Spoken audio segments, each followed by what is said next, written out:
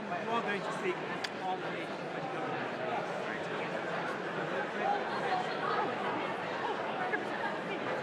I see we are meant.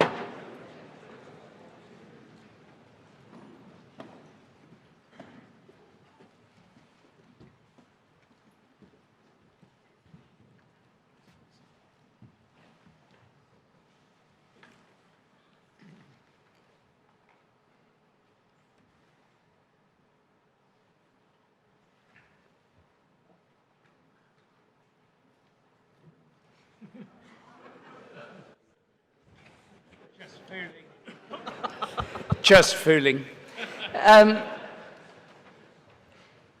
When we get to the worship where it says, please stand, or whatever else it says, that is obviously where it is convenient and comfortable and possible. And if you want to ignore those instructions or are not comfortable with them, please do so. We've got to find a better way of doing that. The chaplain will now lead us in worship.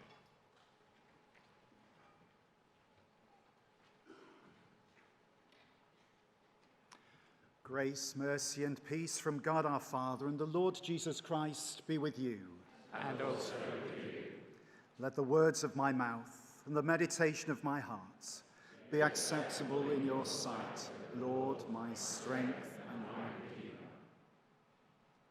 Brothers and sisters, we gather for this synod in Christ's name. Welcome. We've come from many places, bringing all that unites us and seeking common ground where there is difference.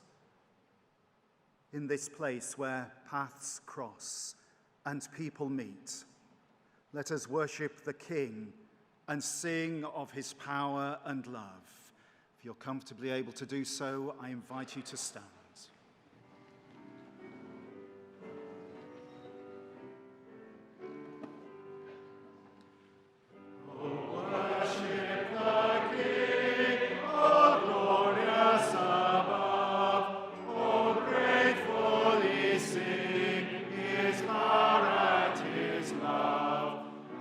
Shield and defense.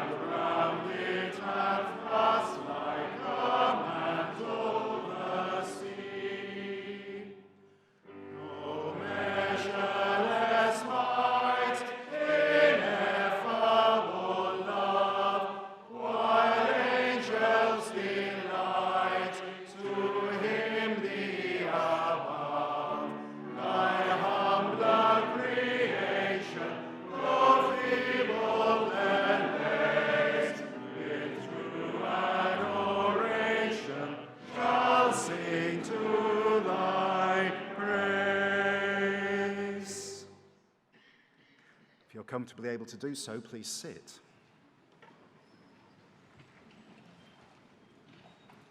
Psalm 121. At the diamond, I invite you to pause, to say in your heart, Alleluia. When the Lord restored the fortunes of Zion, then were we like those who dream.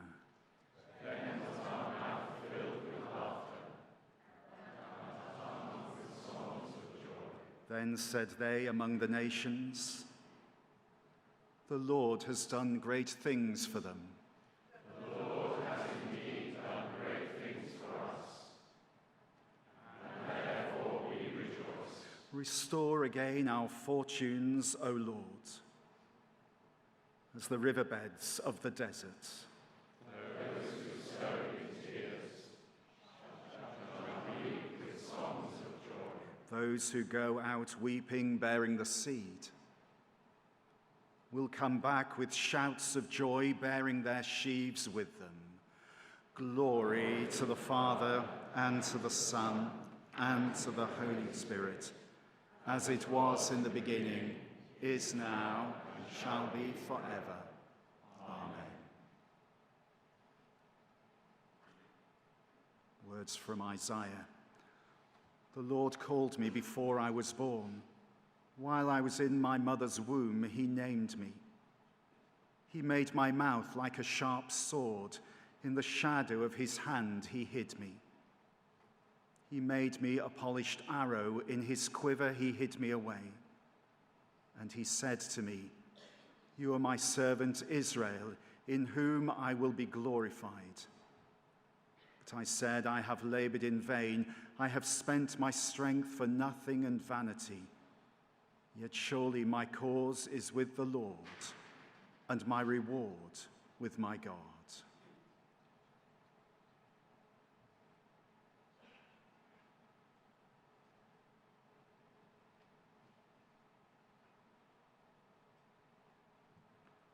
Jesus said, "I am the true vine. My Father is glorified by this, that you bear much fruit."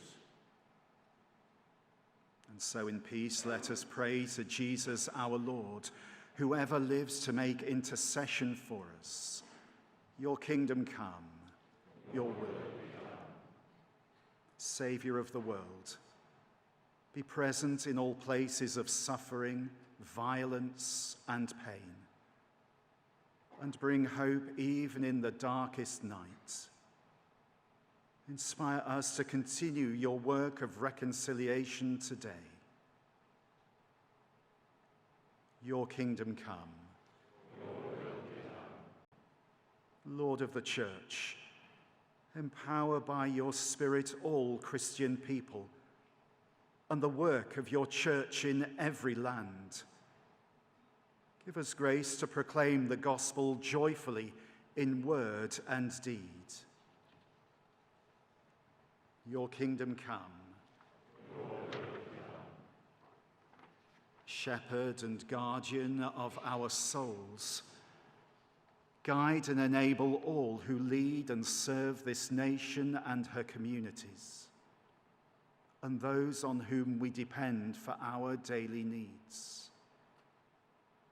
Grant that we may seek the peace and welfare of this nation. Your kingdom come. Great Physician, stretch out your hand to bring comfort, wholeness, and peace to all who suffer in body, mind, or spirit. And here we bring to mind those known to us who have asked for or are in need of prayer. Fill us with compassion, that we may be channels of your healing love. Your kingdom come, your will be done. Conqueror of death, remember for good those whom we love but see no longer. We pray especially for those who must walk this day through the valley of the shadow of death.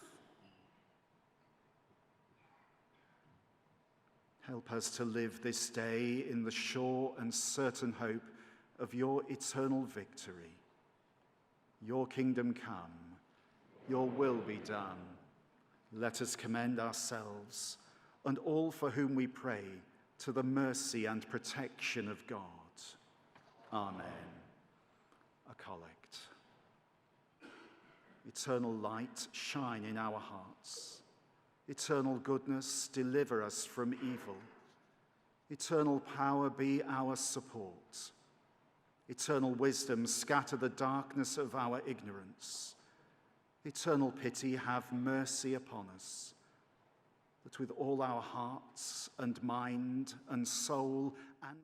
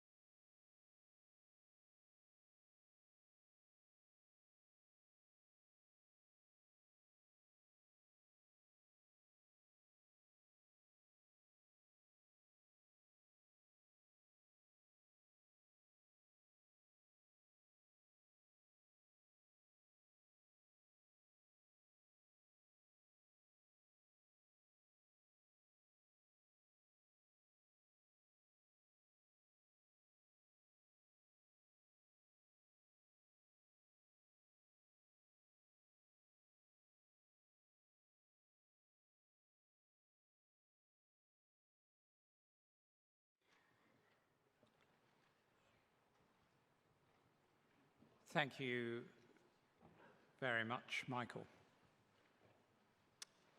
We very much appreciate the work you do in the preparation of the worship here. In a moment, I'm going to read out the names of new members of Synod. Please would they make themselves known either by standing or raising a hand so that we can greet them all with applause at the end. The Right Reverend Richard Jackson, Bishop of Hereford, House of Bishops, replacing the Right Reverend Richard Frith. Stay standing, if you wouldn't mind. Or keep your hand up, whichever. Right Reverend Rose Hudson Wilkin, Bishop of Dover, House of Bishops, replacing the Right Reverend Trevor Wilmot. Thank you. The Right Reverend David Williams, Bishop of Basingstoke, House of Bishops, replacing the Right Reverend Jonathan Frost, formerly Bishop of Southampton, now Dean of York. The Right Reverend Stephen Corbett, Diocese of Blackburn, replacing the Venerable the Reverend Stephen Corbett. I do apologise. Replacing the Venerable Michael Everett. Reverend Alicia Dring, Diocese of Derby, replacing Canon Dr. Simon Taylor. Venerable Philip Andrew, Diocese of Gloucester, replacing Reverend Jackie Searle.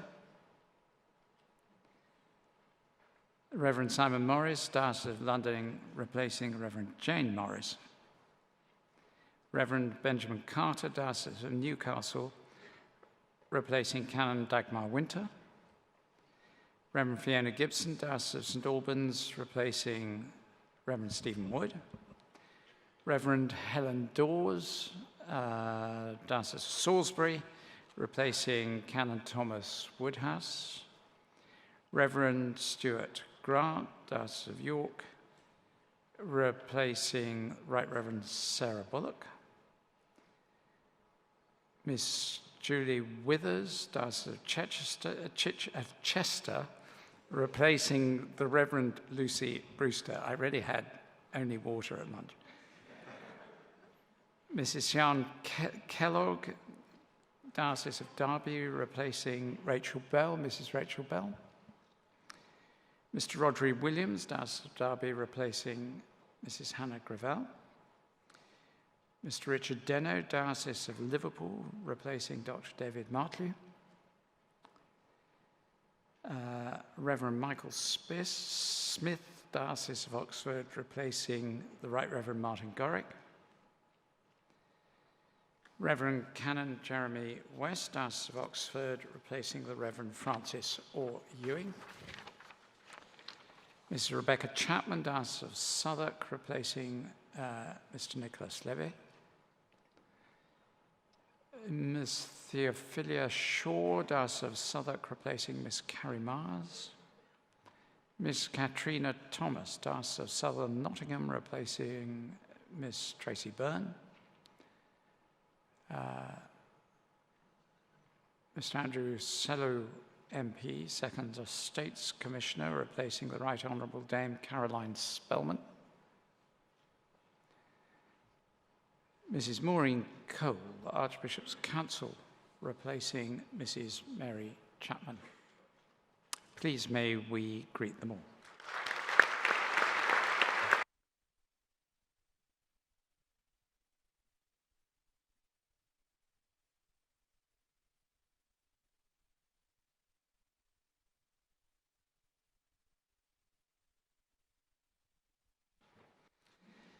I'd like to welcome the ecumenical representatives attending for the first time and the Anglican Communion representatives. Reverend Graham Sparks of the Baptist Union, replacing the Reverend Professor Paul Phillies. Father Patrick Fitzgerald Lombard, Catholic Bishops' Conference of England and Wales, replacing Canon John O'Toole.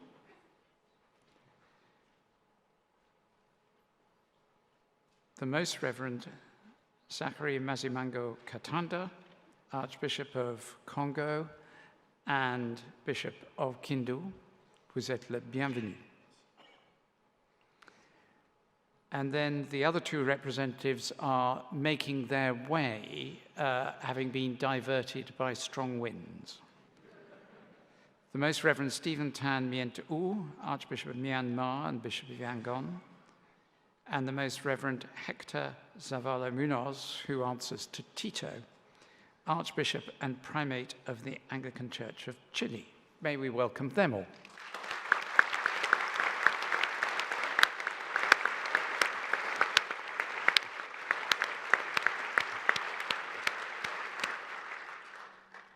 I'd also like to welcome the following. Mr. Gareth Mostyn, newly appointed Secretary of the Church Commissioners. No idea where he is, but it's very nice. Oh, he's right up the top there. Canon Chris Newlands, newly elected Prolocutor for the province of York. Louise Conacher, Provincial Registrar and Registrar of the Convocation of York. And though it's not on my list, the community of St. Anselm. Please may we welcome them.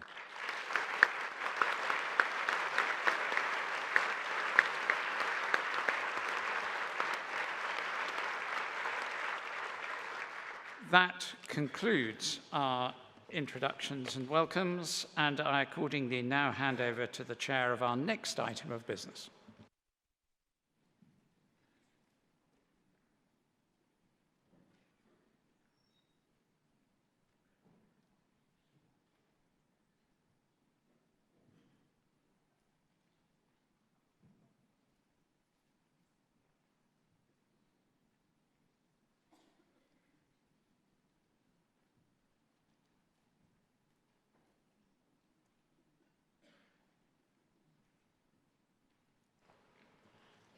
Good afternoon, Synod. We come now to item 2, for which you will need GS 2151, the report by the Business Committee.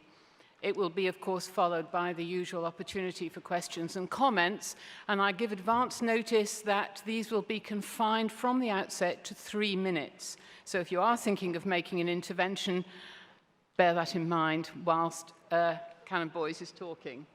I call upon the chair of the Business Committee now to move the business report, and Canon Boyes may speak for up to 10 minutes. Thank you.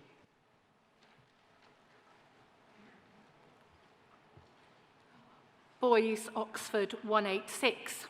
Welcome to London for the last time in this quinquennium, and a particular welcome to those who have joined us for the first time, perhaps especially baby Jediah, who I can see straight in front of me. We hope that you'll begin to find your feet and that your experiences will be an encouragement to stand in the elections later this year. We are at the beginning of a group of sessions in which the Business Committee has scheduled every type of business it is possible for us to consider. I anticipate that the forthcoming debate on the agenda and questions later this evening will more than fulfil their purpose in this particular group of sessions, giving members the opportunity to challenge and question decisions and actions relating to the work of the Synod. I welcome this kind of accountability. One of our primary purposes when we meet together is to pass legislation, and we have several significant items on our agenda. I should mention in particular the Channel Islands measure, which the Business Committee has agreed will be taken in its entirety at this group of sessions. First consideration later this afternoon, the revision stage and final consideration on Tuesday and Thursday respectively. If things proceed as we have proposed, it is unusual to handle legislation in this way, but the committee was persuaded that this expedited procedure was in the interest of all concerned. Since it's important that members of the Synod understand this business fully, the committee has agreed that a presentation by Bishop Richard Charteris, who chaired the commission, will precede this item of business. Other items of business bearing on the way we lead our lives together include first consideration of the cathedrals measure, the allocation of seats in the next quinquennium, and the Act of Synod for the Clergy Covenant. Legislation focused on diocesan boards of education and a debate on children and youth ministry ensure that we have a proper focus on the young people of our communities and churches. As ever, motions from our diocesan synods and from private members will help us to focus on a range of issues about justice and care for the communities in which we live and in our global community. They range from paupers' funerals to calls for our commitment to issues around climate change and the Windrush legacy. When the Business Committee met to arrange this agenda, we were clear that we wanted to be able to bring you a wide range of debates from the heart of church people, alongside the legislative business which is our purpose. We had hoped, for example, that the election rules were sufficiently practical to be taken as deemed business. But as there has been a call for debate, I'm expecting to need to ask the chair to vary our business to take account of this, and also we'll need to allow more time than expected for farewells. I hope you will look upon these requests with your customary sympathy. It is possible that this will mean delaying prorogation on Thursday, and if this is the case, I'd like to take this opportunity to apologise, because I will have to leave at the appointed time in order to meet a group of young people at Heathrow Airport. Turning from the agenda to more general items, I should like to express the Business Committee's thanks to the Environment Working Group of the Synod for their engagement with us, and commend to you the excellent paper, Top 10 Tips for an Eco General Synod, which you will find at the top of the flyers section of the app.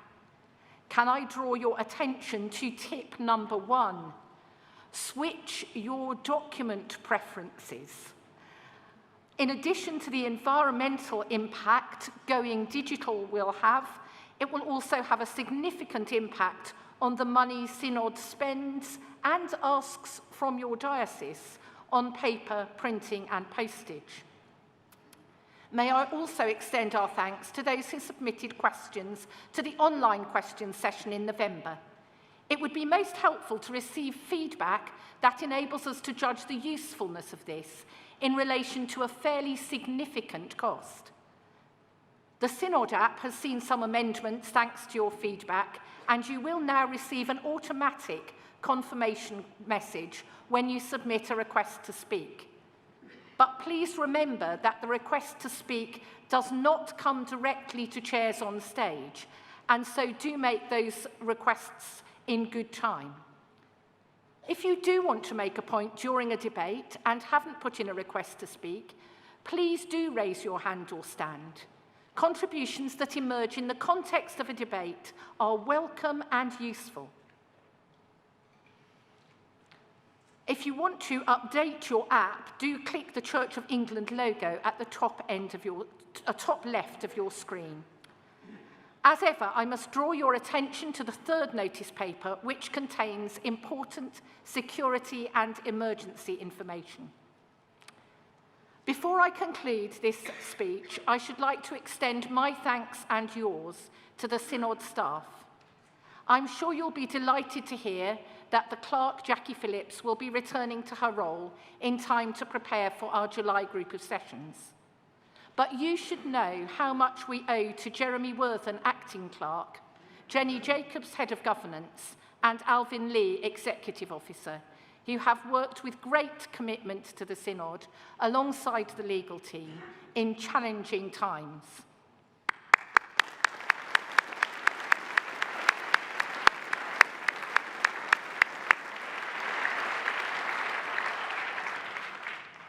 Those thanks recorded, it simply remains for me to extend my thanks to my colleagues on the Business Committee and invite you to take note of our report standing in my name, GS 2151. Thank you very much. It's now open to members of Synod to make comments, ask questions. May I remind you that the purpose of these questions and comments should be in dealing with the ordering of the agenda and not mini debates on issues that we haven't yet reached on the agenda, or that you wish were on the agenda and are not. So it's very much about the ordering of the agenda. The contributions will have a time limit of 3 minutes. I wonder if I could begin by asking Jane Patterson to speak, please. And then after Jane, who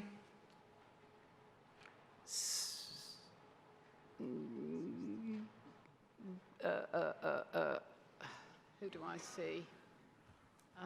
Lisa Batty. Jane Patterson, Sheffield, 406. Thank you for calling me. I want to thank the Business Committee for this report and also for the work they undertake on our behalf behind the scenes to facilitate our meetings. However, I also wish to raise a real practical concern about the late final confirmation of actual dates for this and other groups of sessions.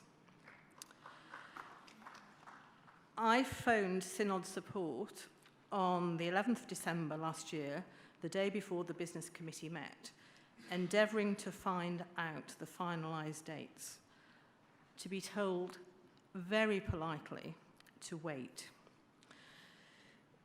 In recent years, we have debated changing the pattern of dates, and I thought the actual dates might be towards the end of this week rather than the beginning. Why does this matter? Well, I suspect, like many members, I juggle synod commitments with the rest of life. I happen to work in the public sector, the NHS, where there is a mandatory minimum notice period for leave.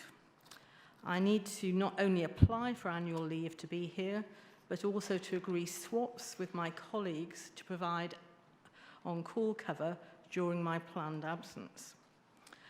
The less notice there is, the more challenging the conversation is, particularly when we could know the precise dates well in advance, unlike the death of a parent or illnesses that happen, with which my department is also juggling.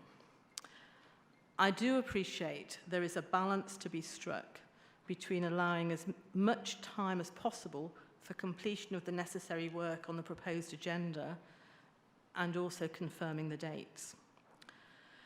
The current situation may give the impression that our administrative processes do not belong in the century in which we live and are not a good advert for the Church of England to colleagues. Setting God's people free was not intended to liberate the laity from serving on this synod. But the way the system seems to work may mean that some of us come very close to not being here.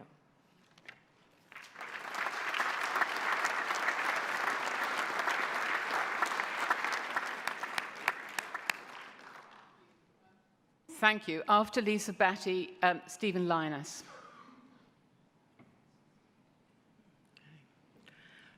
Lisa Batty, Manchester 169. I wish to ask Business Committee why no airtime is being given in this chamber to the recently published Faith and Order Commission report entitled God's Unfailing Word, Theological and Practical Perspectives on Christian-Jewish Relations. It is a hugely important equivalent in our denomination to the Roman Catholic Nostra Aetate of 1965 that dealt with the relationship of that church with Judaism as a whole. It is hugely important with regard to prevention of anti-Semitism and also of our own self-understanding. And it conforms to two of the categories of synod's business, the ordering the life of the church for us and the church of the world. And because I see nowhere it being endorsed at this higher level, I wish to ask, please, can we give this very important thing some airtime, some discussion, some debate in this chamber, if not obviously in this session, but in future sessions.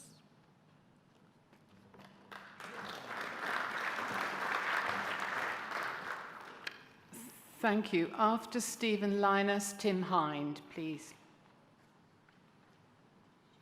Stephen Linus, Bath and Wells, number 60. I'm aware that not all of us, members of Synod, manage to read all our notice papers when they get sent to us. So I just wanted to thank the Business Committee, but also draw our attention to notice paper number 7, much rustling of papers and fiddling about with computers, where the Business Committee have set out some modified rules about photography during Synod. You may recall at York we had a bit of an upset about whether we were allowed to take pictures during sessions or not. I'm aware of certainly half a dozen members of Synod who blog about what we do, and many, many more who tweet. And since these things became common currency, taking photographs is very easy. So I just want to draw your attention, if I may, whether you blog or not, whether you tweet or not, to the notice paper number 7, which in the centre has 2 pages of very practical advice from the Business Committee about how you can take photographs and various things you should try and avoid doing. I was thinking during our worship about the worship, of course, but also about what an interesting picture it would make of the screen and everybody singing and all that.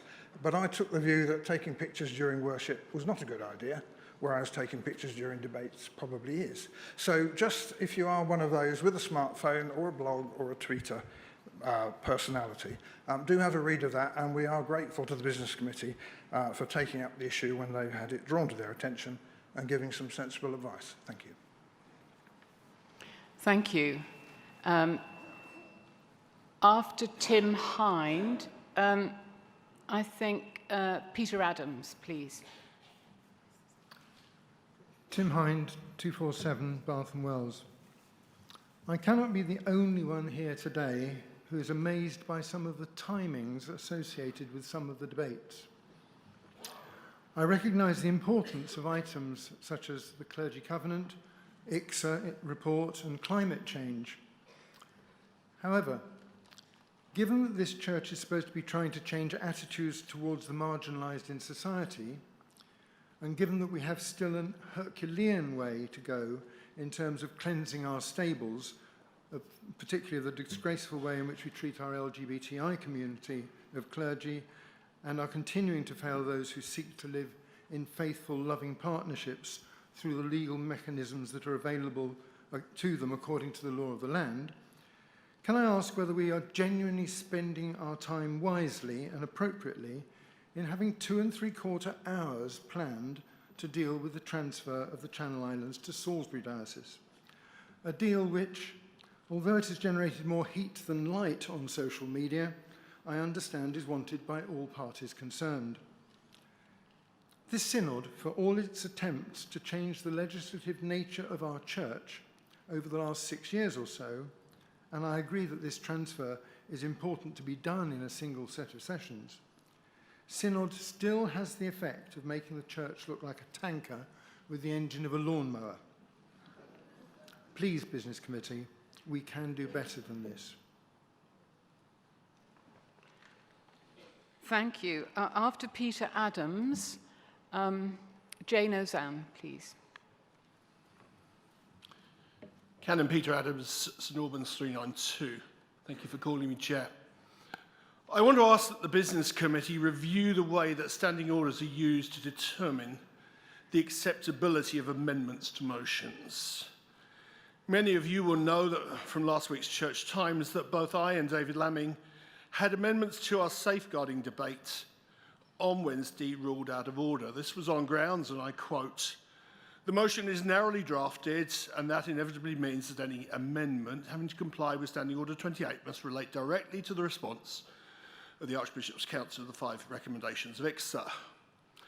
Let me first say I'm very grateful that an amendment close to my heart and to David's, I understand, has been accepted. But I do believe we need to learn a lesson here. I accept the need for good governance and the role of standing orders and the chairs of our debates to conduct our affairs by them. However, my concern is that this ruling reflects what both lawyers and theologians will regard as the prioritization of law against spirit. These are times when the views of lawyers, or there are times when the view of lawyers needs to engage with the view of pastors. As with so much of the engagement around the massive failings of the church in regard to sexual abuse in its midst, I'd suggest we are faced with 2 realities. In essence, the church's establishment and the church as the redemptive, reconciling community of God's people.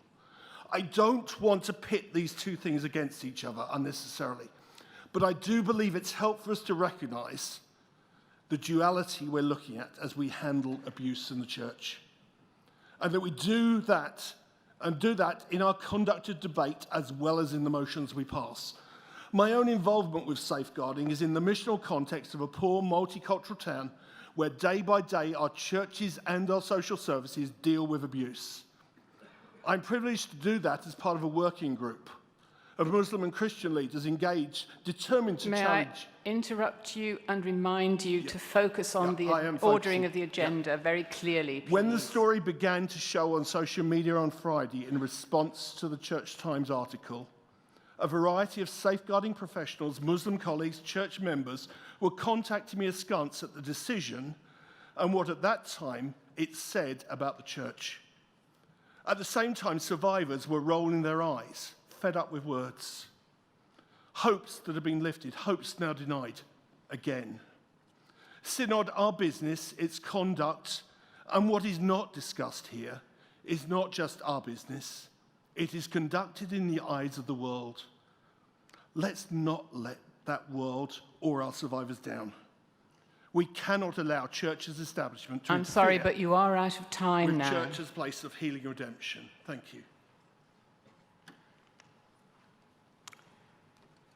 After Jane Ozanne, Adrian Greenwood, please.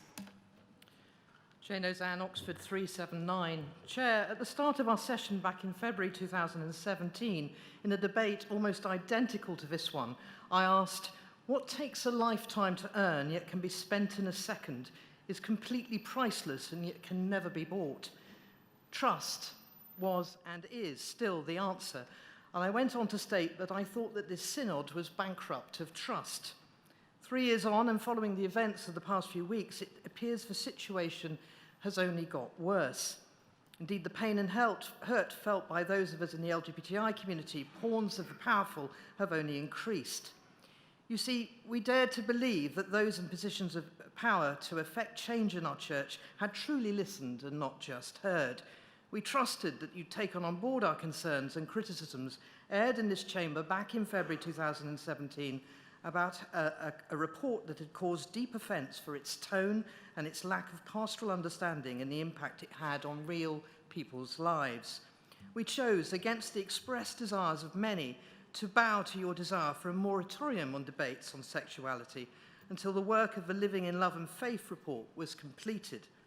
We have instead been served presentations such as that we'll have tomorrow, with minimal opportunity to question or debate together here, and have felt managed and muzzled throughout. It's been a costly wait.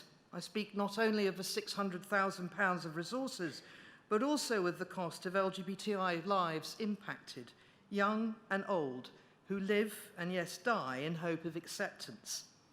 Chair, we need to urgently address the question of our broken trust in this chamber. We now need actions, not just words. We need open debate, indeed a take-note debate in our July Synod as a minimum, for without that it will be difficult to see how we, the Church, can move forward. For we need to be able to scrutinise and discuss the report together to look for any bias presented as balance. So we await with interest the publication of Living in Love and Faith and the hard evidence of a radical new Christian inclusion to replace the tired fig leaf of calls for more understanding and discussions.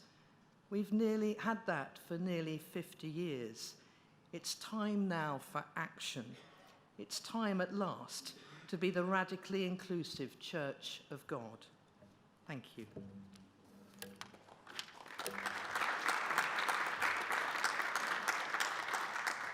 Thank you. After Mr. Greenwood, David Lamming. Adrian Greenwood, Southwark 411, thank you for calling me. I want to draw Synod's attention to item 6 on the agenda, which will be debated tomorrow, term limits for Deanery Synod lay representatives.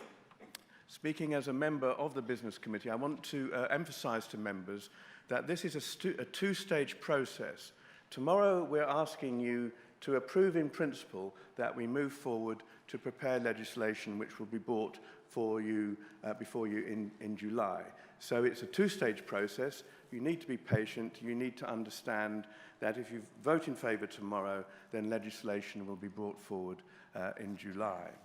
The reason for bringing this is because there was a very significant consultation with the wider church last summer, which produced a massive response, 928 responses.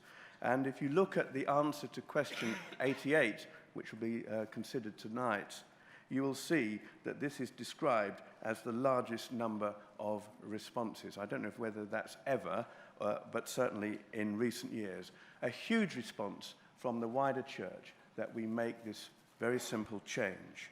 2/3 of those who responded wanted the new rule amended or reversed completely.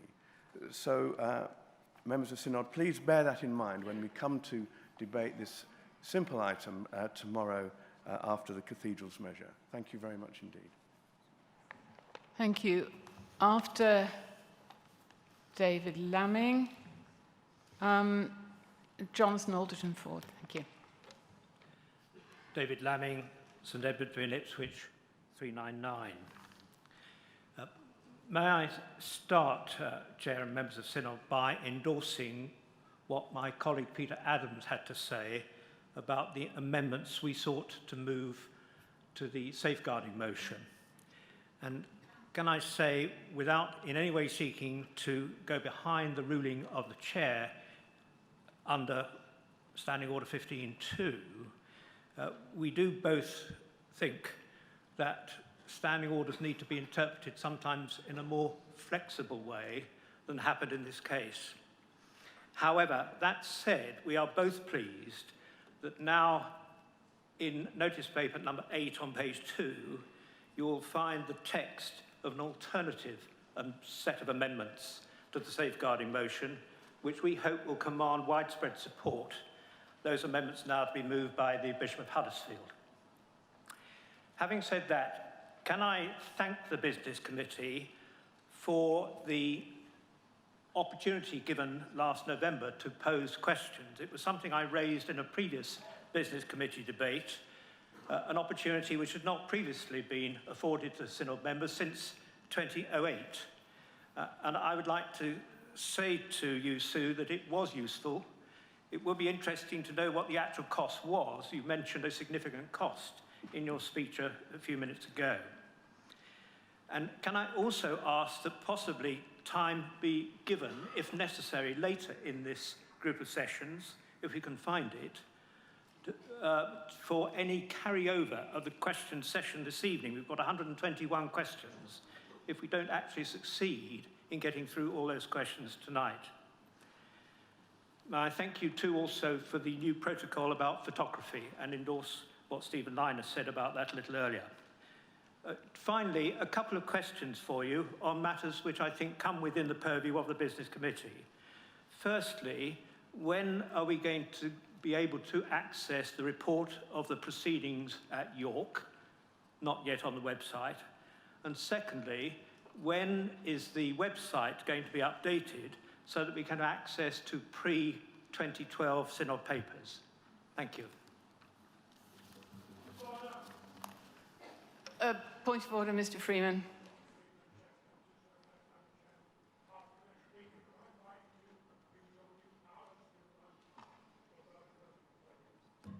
That has my consent. Let's hear the next speaker, and then we'll test the mind of Synod. Thank you. Jonathan Alderton Ford, St Edward's in Ipswich, 207. I'm very pleased to be following the previous speaker, because what I draw attention to is one of the papers that was sent out, GS MISC 1214, I think, which listed the number of speakers and who spoke in the last February session. I'm very pleased to draw attention to this because I wasn't there. However, I note with some sadness that St Edmundsbury and Ipswich more than punched above its weight. I hesitate to draw particular attention. However, the point is this. It does seem to me that in many of our debates, the same old faces get up every time and say the same old things. If we are trying to listen to the spirit and not be bound by the lawyers,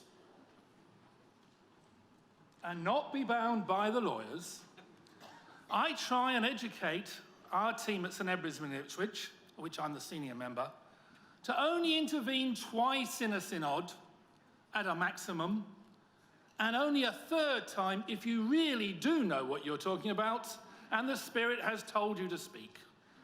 I would like to introduce this as not a rule, but perhaps a safeguarding for both the synod, its humour, its content, and its ability to listen to what God is saying and actually share it amongst ourselves. Thank you very much.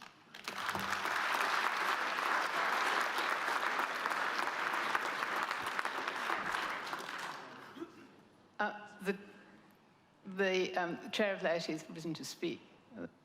Elizabeth Paver, Sheffield 407. Madam Chairman, I do apologise for standing at this particular moment, but I do think there is a point that has already been made by Jane Patterson that must not be lost on this synod. We are in the year when a new synod will be elected. And I'm sure in all the dioceses, you are looking around for people who may well make up the next synod. We all want that to be truly representative. And particularly, we want the young people who are probably in full-time work at the moment to be able to come here and make their contribution personally. It's very, very important that when dates are decided, actual days and times are given at the very earliest opportunity. So please, I do hope the Business Committee will take that particular point very seriously. Thank you.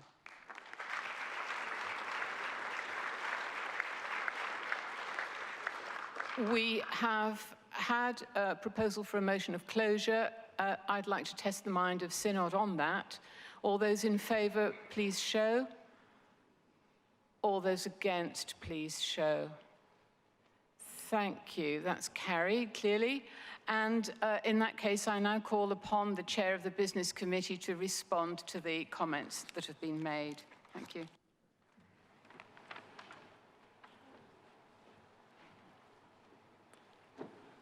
You have 5 minutes. Thank you. Which might stretch to 6, but 5, really. 5 is fine. Thank you, Synod. I think if this were a school report, I would need to take away a could do better, despite some of the thanks people have offered us.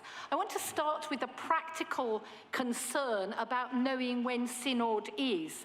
And I have to tell Mrs. Patterson that actually, if she had been answered on the 11th of December, the answer would have been the wrong one, because the draft agenda that we considered the following day was substantially changed, and you wouldn't have been able to hear, you wouldn't have been here to make your point. If we'd taken that agenda. We do our best, but we are one in a pecking order of meetings that have to happen before we do, and we get the information to you as soon as we can. We have looked at this before. If we can find another way, we'll do our best. Lisa Batty, thank you. We have heard what you've said, and doubtless those who might bring it to our attention as Business Committee to schedule that debate on the agenda have heard as well. Tim Hind, a could do better. We have done our best with the timings associated with debates and the need for being both a legislative body and bringing a variety of items of business to the agenda. I'm sorry that you were disappointed. Mr. Adams, in some ways it's hard to know how to answer you because the standing orders are not in the purview of the Business Committee, and so I can't comment on that, but I would say that I hope we will all take your advice to send a strong message about our care and concern during Wednesday morning's safeguarding debate. Jane Ozan, you asked for a tape note debate in July, again boringly and not necessarily happily. This is out of my hands. We would all love to be able to wave the magic wand and have the synod we personally would love, but there is a difference for all of us between what we would like to happen and what we are able to achieve. Adrian Greenwood, thank you for your helpful commentary on tomorrow's business. Mr. Lamming, I'm afraid I can't answer your question about cost, which is mostly in staff time, but I'm sure that if you send a message and it doesn't take too much of the same staff time, we can give you an indication of the cost of that November question time. As far as the report of proceedings is concerned, our apologies. We had a quick look at the website. Pre-2012 papers are on the website. I can certainly see some from 2000. But we will just check on that, and if you could give us more detail, we'll try and make sure that's put right. As always, Stephen Linus and Jonathan Alderton-Ford, my friends, you give us words of encouragement. Jonathan, I believe you have one more speech to go this synod. I shall be counting. Thank you. The motion before the synod is that the synod do take note of this report. All in favour, please show. All those against, please show. Then that is clearly carried. Before we move on to the next item of business, I invite the chair of the Business Committee to address the synod on a detail of the ordering of the agenda.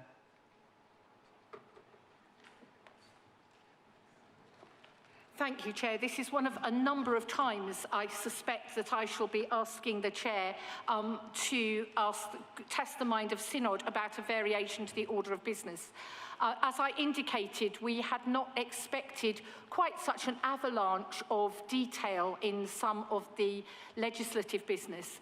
And we note that tomorrow, item 506 on the church representation rules has attracted, is likely to crash into an important debate on the Windrush legacy.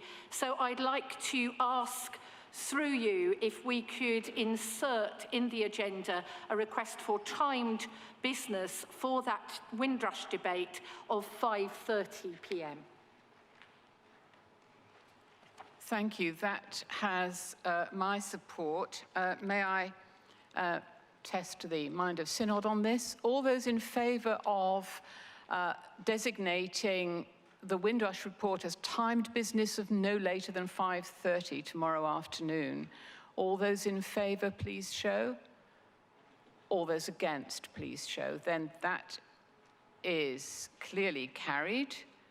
Thank you very much for your attention during this item of business. Please do remain in the chamber for item 3, which is the presidential address.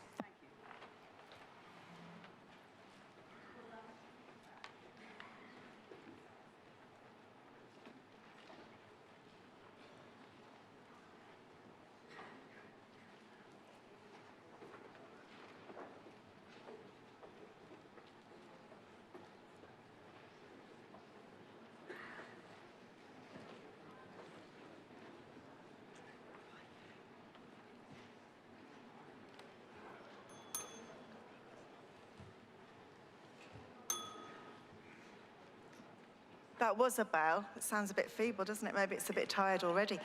So, good afternoon, everyone. We come to item 3 on the agenda, which is the presidential address given by Justin Welby, the Archbishop of Canterbury. Thank you.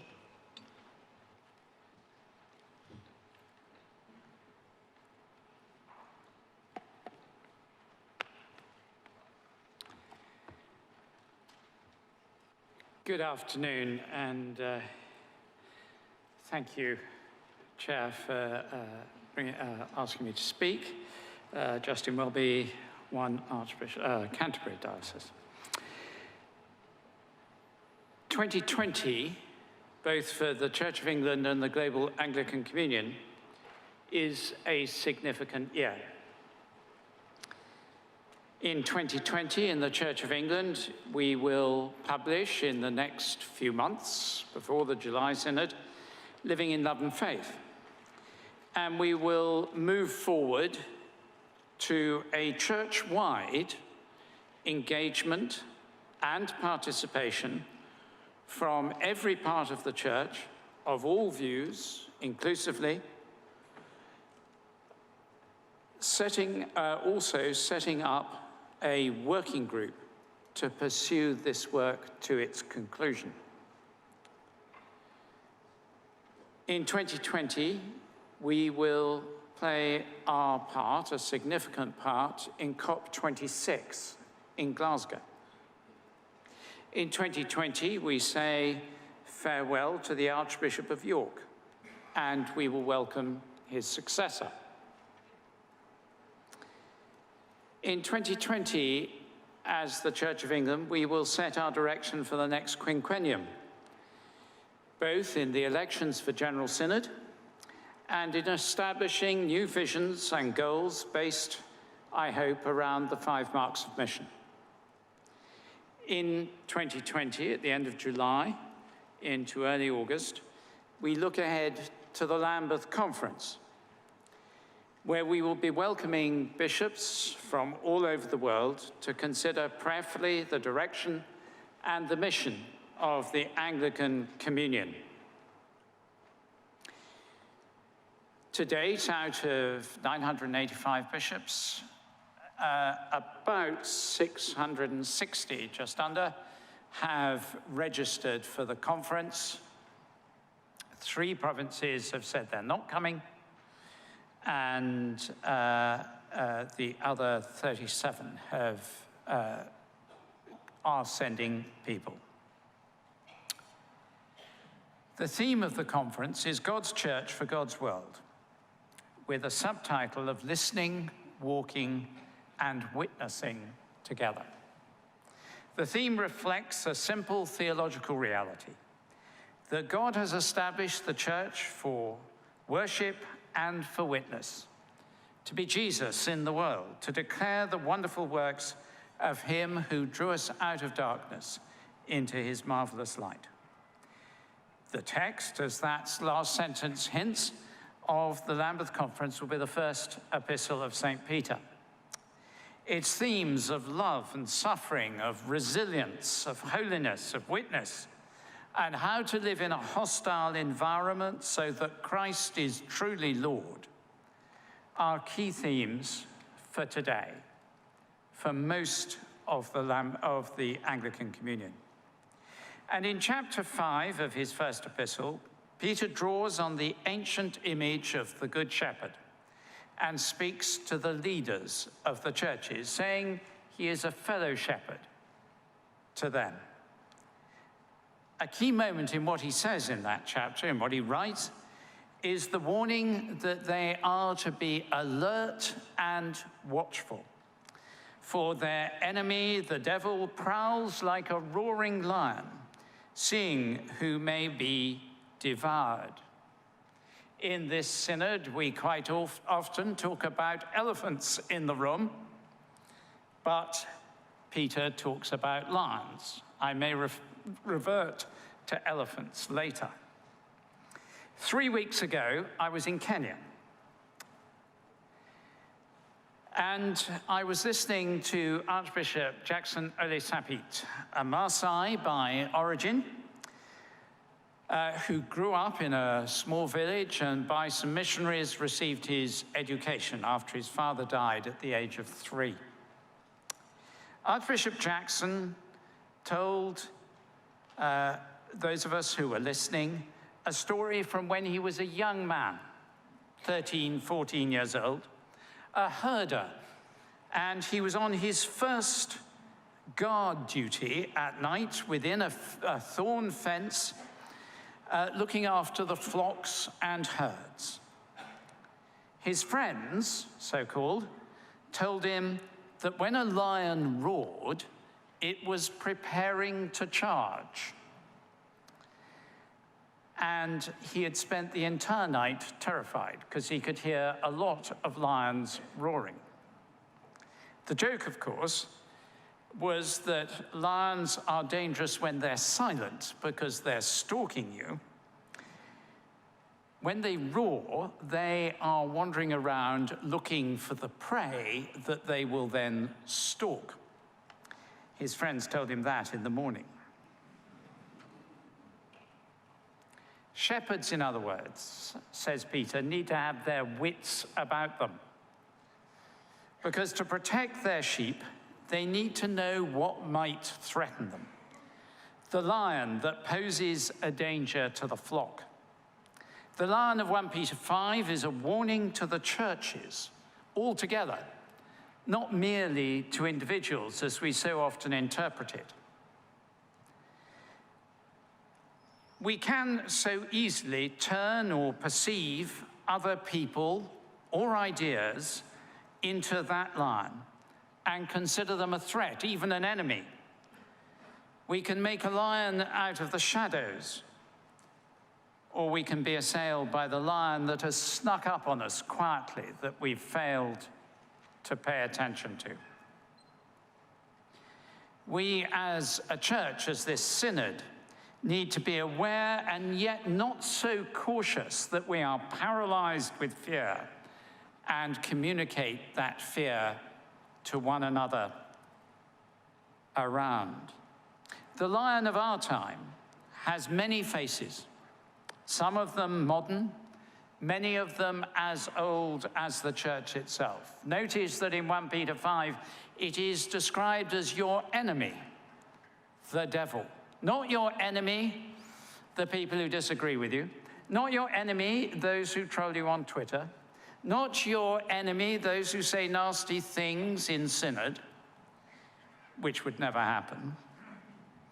Not your enemy because they are of a different church or form of churchmanship. It's your enemy, the devil. It echoes Paul in Ephesians, saying, we do not fight against flesh and blood. Our enemy is the principles and powers in the heavenly places, says Paul.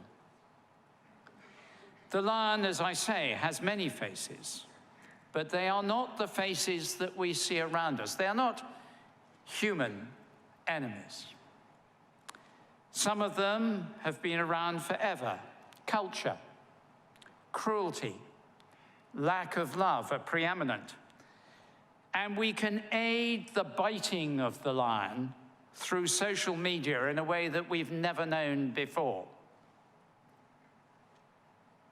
The Lambeth Conference will be an opportunity for the bishops as shepherds to reflect on the world in which we Christians find ourselves, to refer to 1 Peter 1, as resident aliens, aliens and strangers, and how we have to learn to live as aliens and strangers that faces up to the reality of that status boldly. Perhaps the events of the last 3.5 years have taught us something about being aliens and strangers, something where we see those we know and love becoming aliens and strangers, or feeling they are.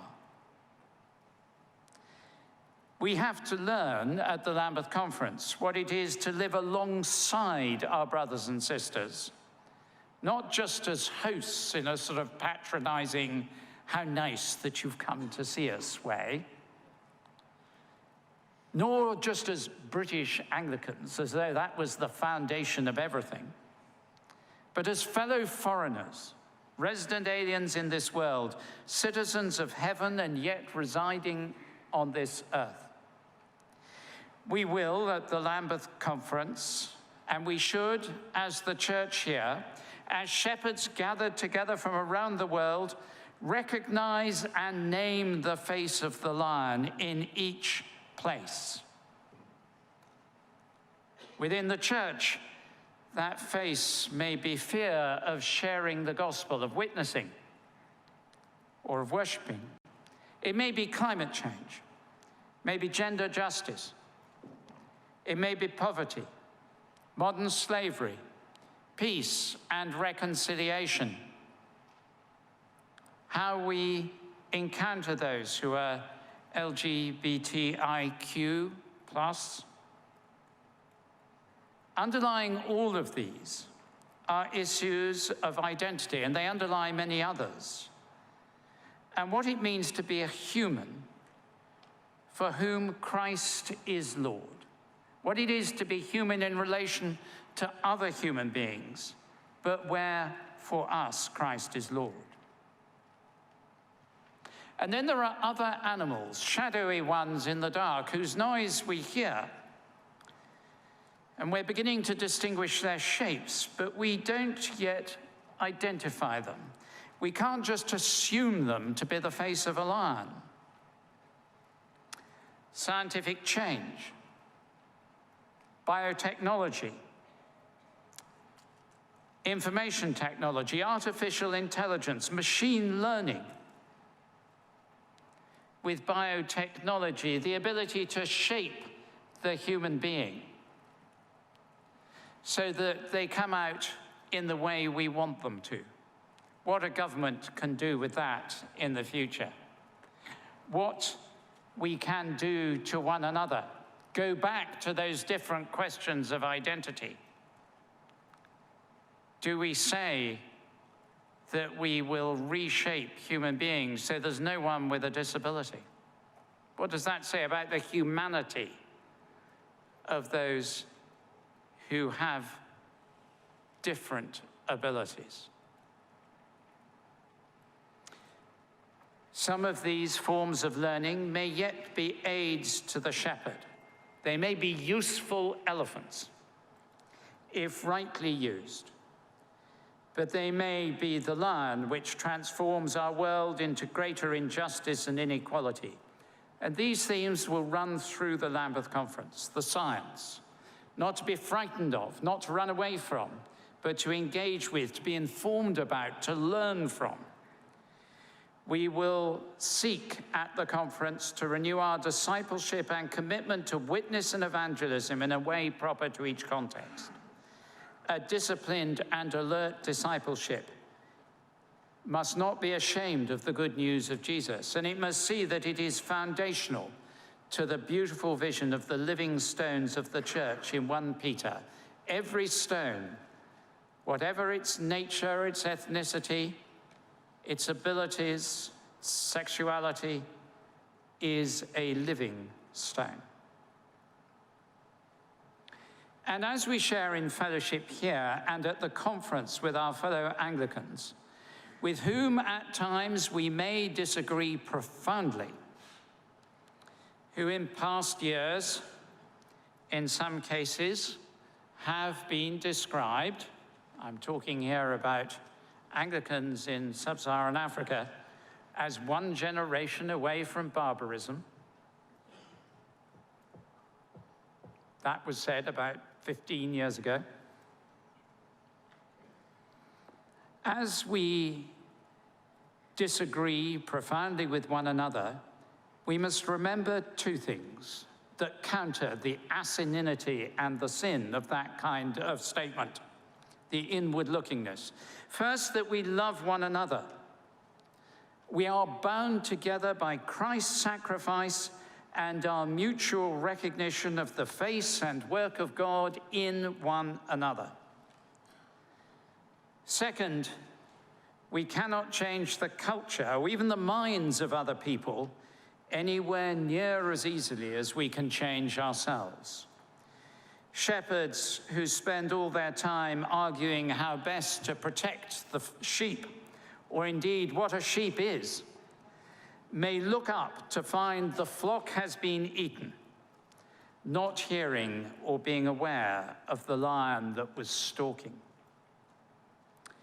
If we are going to expect much of the shepherds, lay and ordained, we must express our love towards them. Love is seen in 1 Peter as assuring, making sure of hope and resilience, and it is expressed in integrity and with forgiveness and mercy. I have to say, I'm not sure that in our social media age that forgiveness is a word that features often in messages of 100 or 240 characters. The ordinal is worth going back to. I speak as one who never really read it properly until I had to use it.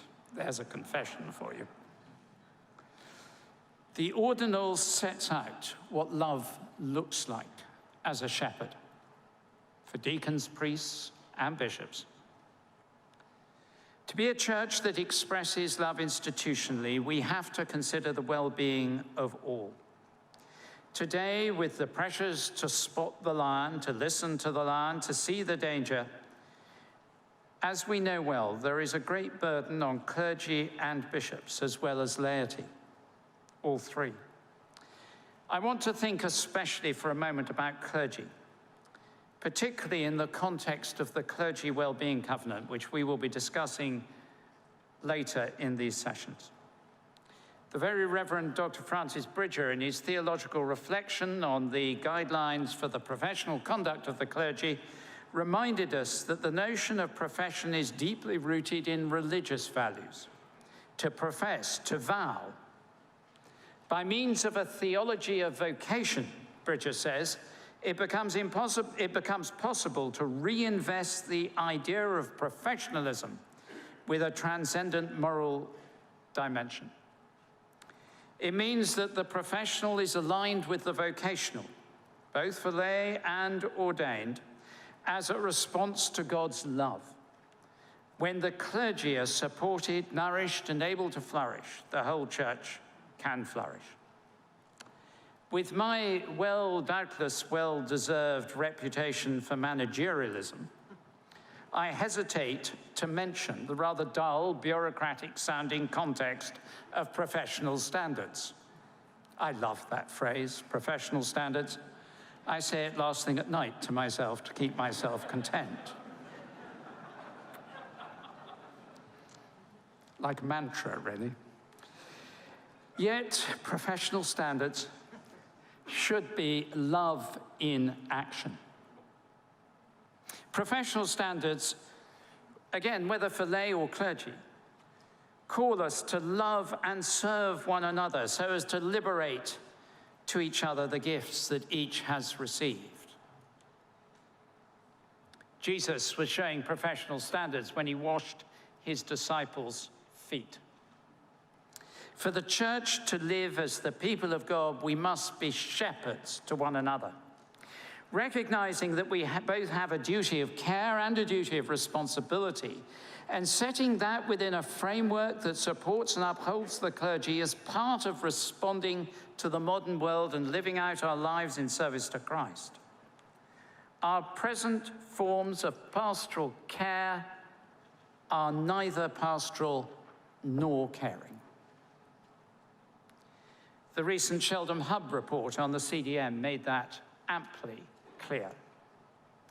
It does not help reconciliation. It is weaponized. It is stressful for complainant and the person complained about. It does not aid safeguarding. In changing the way we do things like clergy discipline, clergy must feel as though they're treated fairly, complainants must feel that they are heard, and all need to be provided with the resources and support they need, while holding those accountable who fall short in their duties of care. In establishing the covenant for clergy well-being, we emphasize that a covenant is more than a contract with one another. It is a promise based in grace and gratitude. It's about going beyond the minimum, in good faith, acting out of love rather than legalistic obligation.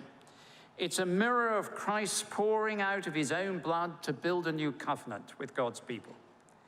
We must be willing, as Jesus did, to do the unthinkable out of our love for one another. We still set boundaries. We are loved children of God who signal the arrival of God's people by the way we live and the standards we uphold for ourselves. The covenant is one aspect of seeing the culture of the church. The job of the clergy is by its very nature an impossible one. So also is the call of the laity, and indeed of every single Christian of any age and type. It can only be lived in the grace of God. Our baptismal covenant sets out for us our ordination as laity. I know all too well that that covenant is one that we cannot carry out on our own. It is easy to wake up weary when the work of a broken world seems so great and God's kingdom seems so far, and feel sometimes that this is just burden. When you're on the front lines, as so many of you are, of hurt and loss, doubt and pain, confusion and sorrow, being pulled thanklessly in every direction, it is so easy to feel disheartened. However, there is something about being a Christian that is about changing that attitude. We must say we are not going to let this be done to us. We are not going to let the darkness overwhelm us. We are going to take hold of the gospel of Christ together and use it to make his light known to the whole world. Together, not biting and snapping at one another. If we all, lay and ordained, look at ministry as a gift that God has given us to make his word known to everyone, perhaps on those dark mornings we can unwrap a little more of his limitless gift, and in so doing discover new depths of God's unconditional love for us. Perhaps then we can find the strength to be more united, more alert to the lion roaring, and less inwardly focused. As a church, Anglicans, all Anglicans, but particularly the Church of England, always have been and always will be prone to shoot ourselves in the foot, quite often while the foot is firmly in the mouth.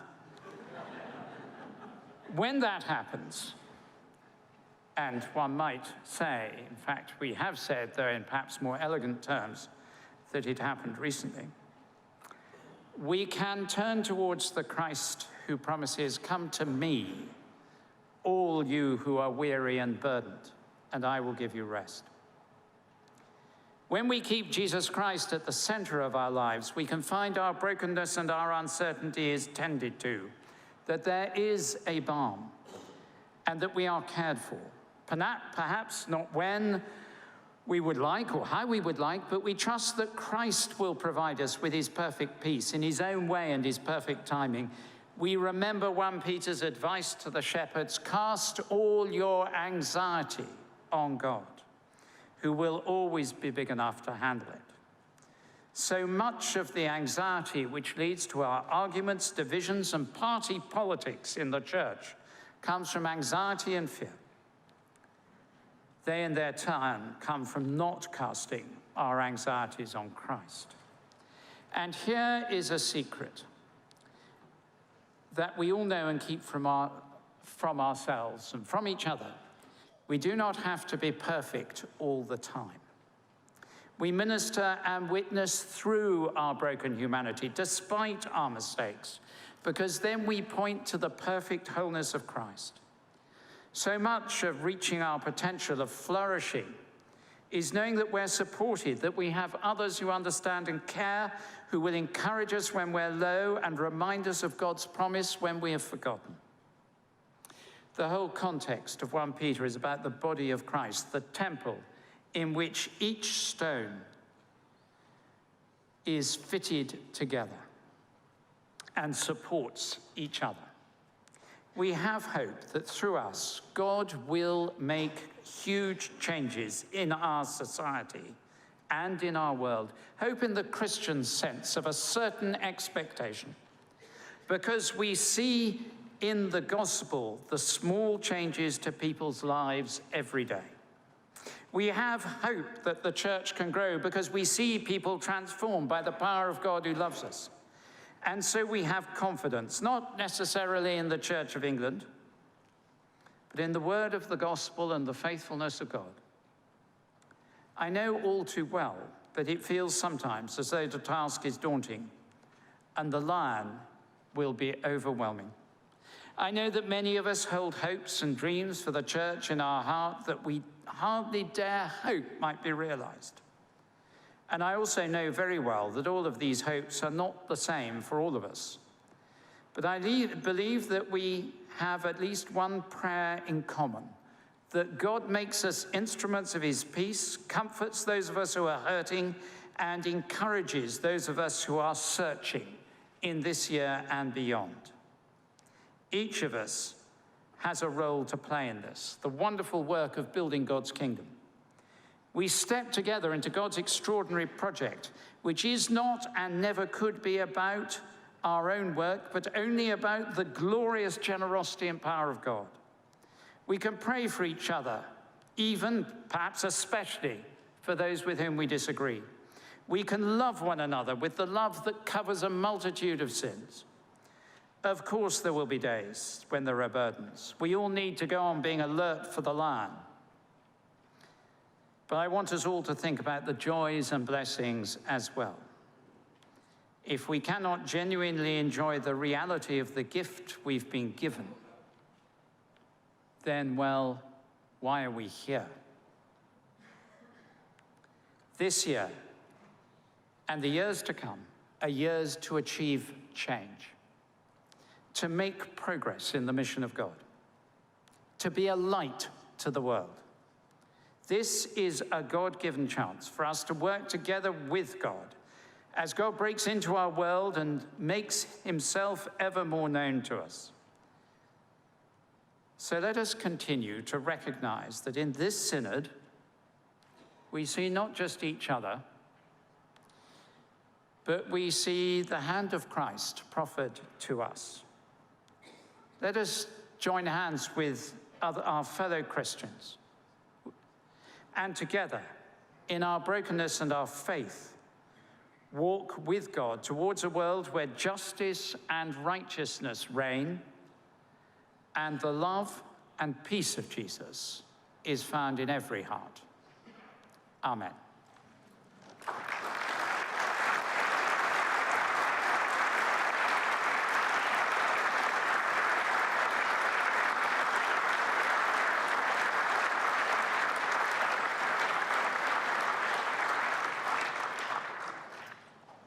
Thank you very much indeed.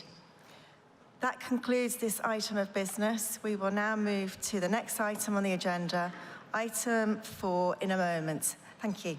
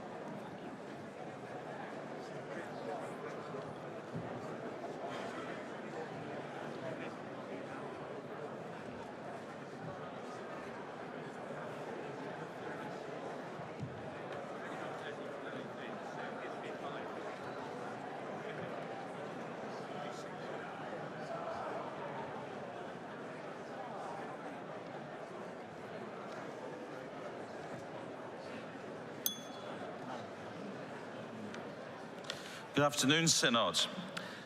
We now move to item 4 on the agenda, which is the report of the Archbishop of Canterbury's Commission on the relationship of the Channel Islands to the wider Church of England. I hope that you've all read and enjoyed GS MISC 1241, which is got lots of lovely historical and interesting facts in it. I'm now going to invite the Right Reverend and Right Honourable Lord Charters, the former Bishop of London, to give his presentation to Synod. Bishop, you have up to 10 minutes to make that. Thank you very much indeed. It's virtually 40 years to the day that I first found myself seated in this chamber as Archbishop Runce's chaplain. And now, courtesy of the Business Committee, I'm here again in the springtime of my senility. So I had very little knowledge of the Channel Islands when the Archbishop asked me to chair the commission, and I suppose that was one of my qualifications. Fortunately, I had fellow commissioners with greater experience, and I'd like to pay tribute to them. Baroness Judith Wilcox, distinguished parliamentarian, and Sir Christopher Clark, who as judge and former member of the Court of Appeal in the islands, brought invaluable insight into their unique legal arrangements. And we're also very fortunate to have the assistance of our local legal advisors, Mark Temple, Solicitor General in Jersey, and Sir De Vic Carey, sometime bailiff of Guernsey. Sir De Vic drives a car whose number plate proudly displays the numbers 1066, just in case we'd forgotten. They've guided us through the complexities of Norman customary law and much else. The composition of the report and the careful recording of the views of witnesses owes a great deal to our able secretary, Jonathan Neil Smith. The ambition of everyone involved in this exercise has been to achieve a structured relationship between the Church in the deaneries of Guernsey and Jersey and the rest of the Church of England, a relationship conducive to mutual flourishing.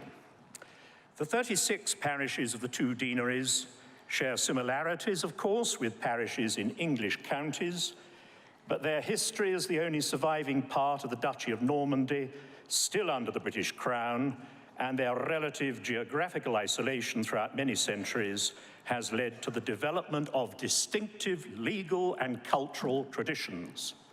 They are self-governing crown dependencies. Church and civic life are more intertwined than is the case in most of contemporary England. Many churches and rectories are maintained by the ratepayers. There are no PCCs or church schools, and the deans of Guernsey and Jersey, whom I'm delighted to say are present among us this afternoon, have an acknowledged status as leaders of the Christian community beyond the Anglican Church. The Dean of Jersey is indeed an ex officio member of the state's Jersey's Parliament. There's an understandable determination that the distinctiveness of island culture should be recognized, and the consequences of not doing so is described in a delightful novel entitled Bedlam in the Bailiwicks, a fictional but realistic account of the fatal attempt by a government minister to merge the islands with an English county. But just as the distinctiveness of the Channel Islands should be acknowledged, it is also vital to recognize the extent to which the responsibilities of bishops have been recently enlarged following the General Synod's very proper response to the safeguarding issue and to other aspects of clergy discipline. In these changed circumstances, it was inevitable that relations between the deans and their diocesan bishop would have to be clarified and revised. The Commission's terms of reference didn't include any responsibility to apportion blame in the sequence of events which led up to the breakdown of relations between Winchester and the two deaneries. It was evident, however, from the weight of evidence that we received, that the break with Winchester was extremely painful for all involved. So painful, in fact, that we came to the conclusion there was no realistic possibility of embarking on any discussion on the reset of relations with the degree of mutual confidence necessary to achieve a positive result. We heard many calls for reconciliation, which is, of course, what any Christian must desire.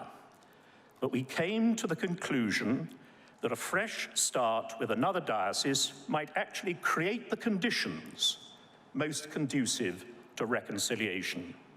In time, I very much hope that it may be possible once again to celebrate the historic partnership between the Diocese of Winchester and the deaneries.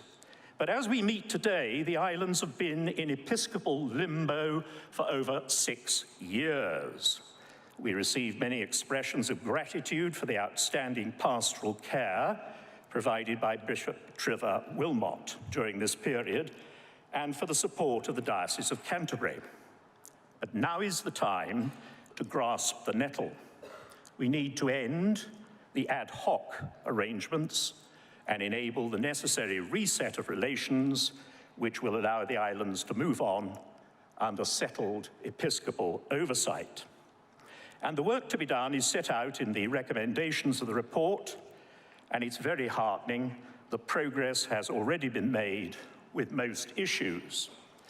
There is a readiness to learn the appropriate lessons from a very painful breakdown and to enable oversight to function in a way that both respects the proper role of the diocesan bishop, especially in the light of recent synodical legislation, and at the same time recognizes the pastoral context in the deaneries and a long tradition of legislative self-determination.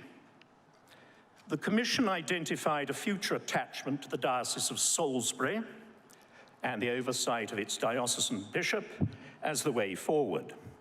We were not the first to propose this link. Pope Alexander VI issued a bull to this effect in, well, I think it was 1496, and the very first post-Reformation bishop to visit the islands to conduct confirmations was Bishop John Fisher of Salisbury in 1818. Our case, however, is not based on gossip from the muniment room. There is relatively easy access by sea and air, and we heard suggestions in the islands that a link with the facilities of Sarum College, in particular, would be beneficial. And with 2 suffragans, the Diocese of Salisbury also has the episcopal capacity to undertake the new work. This proposal has already received the unanimous backing of the islands, 2 deanery synods, and also the support of the Salisbury Diocesan Synod. And this consequential legislation is being promoted by the Archbishop's Council, and I very much hope that Synod members will feel able to support the measure before you later this afternoon. Although the proposed link with Salisbury has attracted most attention, members of Synod will also be aware of the other recommendations designed to ensure that synodical measures passed here, notably in the fields of safeguarding, clergy discipline, are applied in the island deaneries. The island authorities have already initiated the necessary steps to adopt these measures through their own established mechanisms. And there are also discussions at an advanced stage to clarify the crucial relationship between the diocesan bishop and the deans, and to produce a memorandum of understanding setting out the situation in an unambiguous way. To conclude, one of the many things which impressed the Commission on our visits to the islands was the minimal support for any going-it-alone solution, and the affection we found for and loyalty to the Church of England, and the desire of parishes in the islands to contribute to our joint mission. I share the concern of those who are hostile to excessive legislation, but I am convinced it's necessary to take this modest but significant step of establishing a new connection with Salisbury so that the Church's mission in the islands can go forward and we can all benefit from a renewed partnership in the gospel. Thank you for your patience.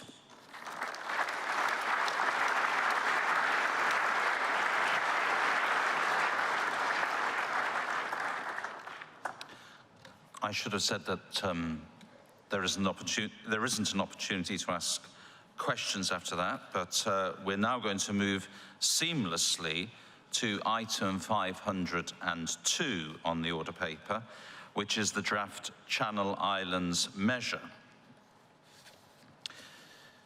This is the first consideration stage for the draft measure. For this, members will need the draft measure GS 2152 and the explanatory notes GS 2152X. There is also a financial memorandum, and I draw your attention to the comment on this item at paragraphs 6 to 7 of the financial memorandum that you've received. I therefore call on the Bishop to the Forces, Bishop Tim, to address us on the Channel Islands measure to be considered for revision in full synod. The Bishop may speak for not more than 10 minutes, please. Thank you very much indeed. Good afternoon. Thornton 44, Bishop to the Armed Forces. Isn't it wonderful to hear those dulcet tones again, members of Synod? Beloved, I'm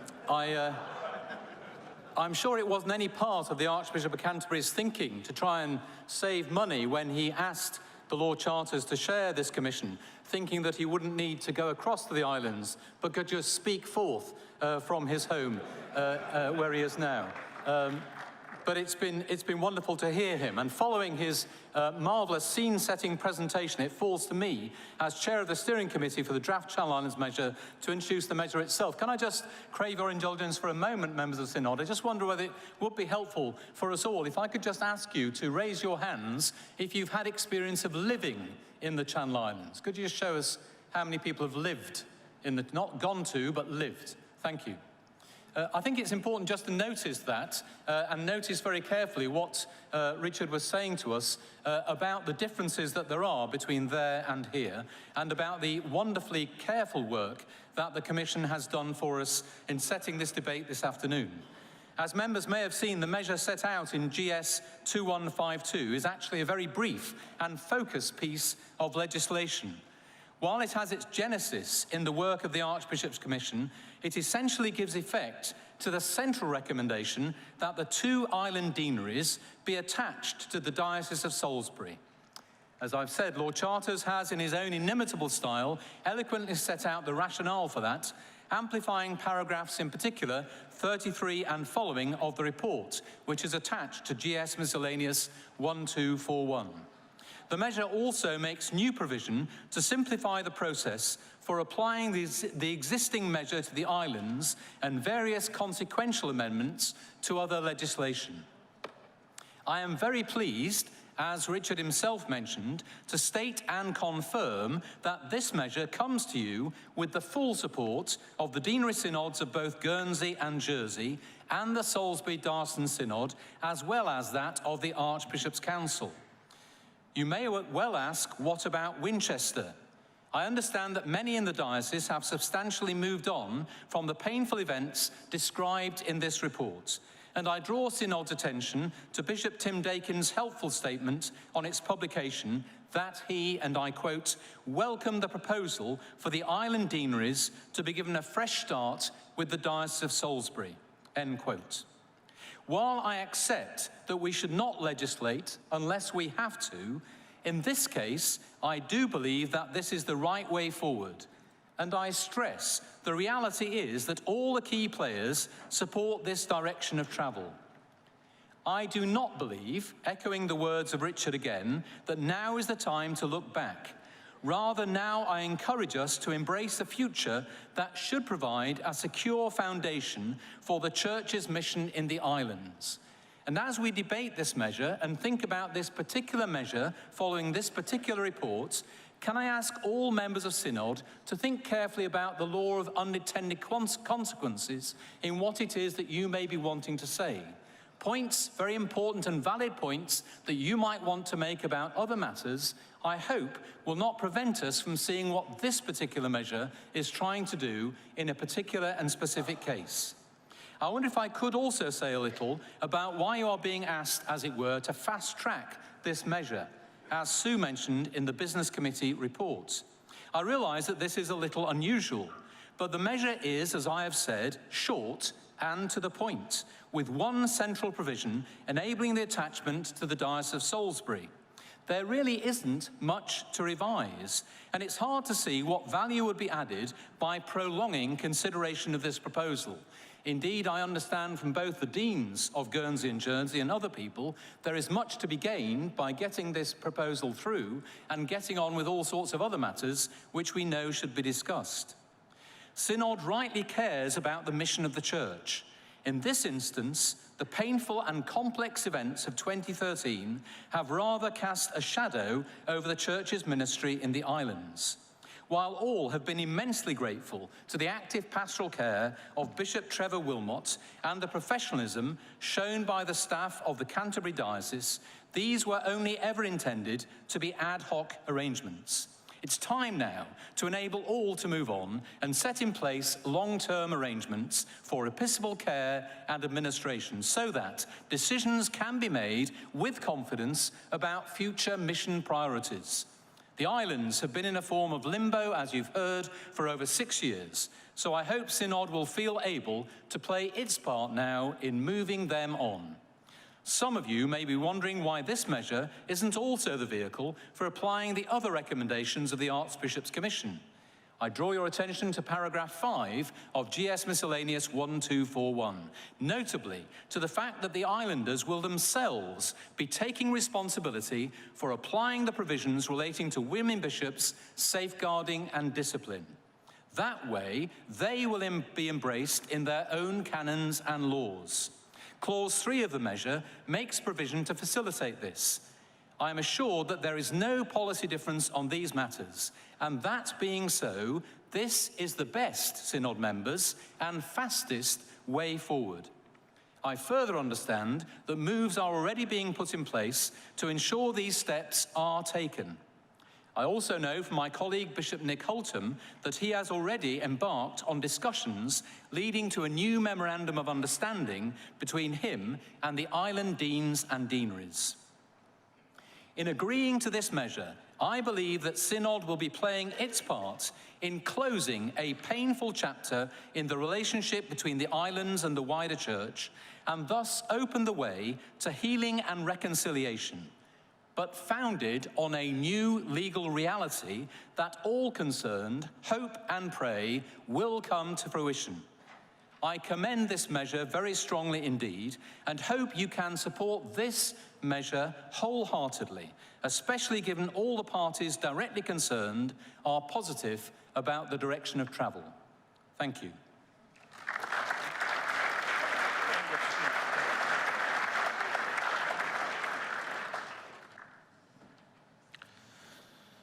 This motion synod is now open for debate. I remind members that under Standing Order 51, speeches must be directed to the general purport of the measure rather than to points of detail. I call the Bishop of Salisbury, first of all, followed by Mr. Simon Cordell, Reverend Simon Cordell. A 5-minute speech limit is in place at the moment.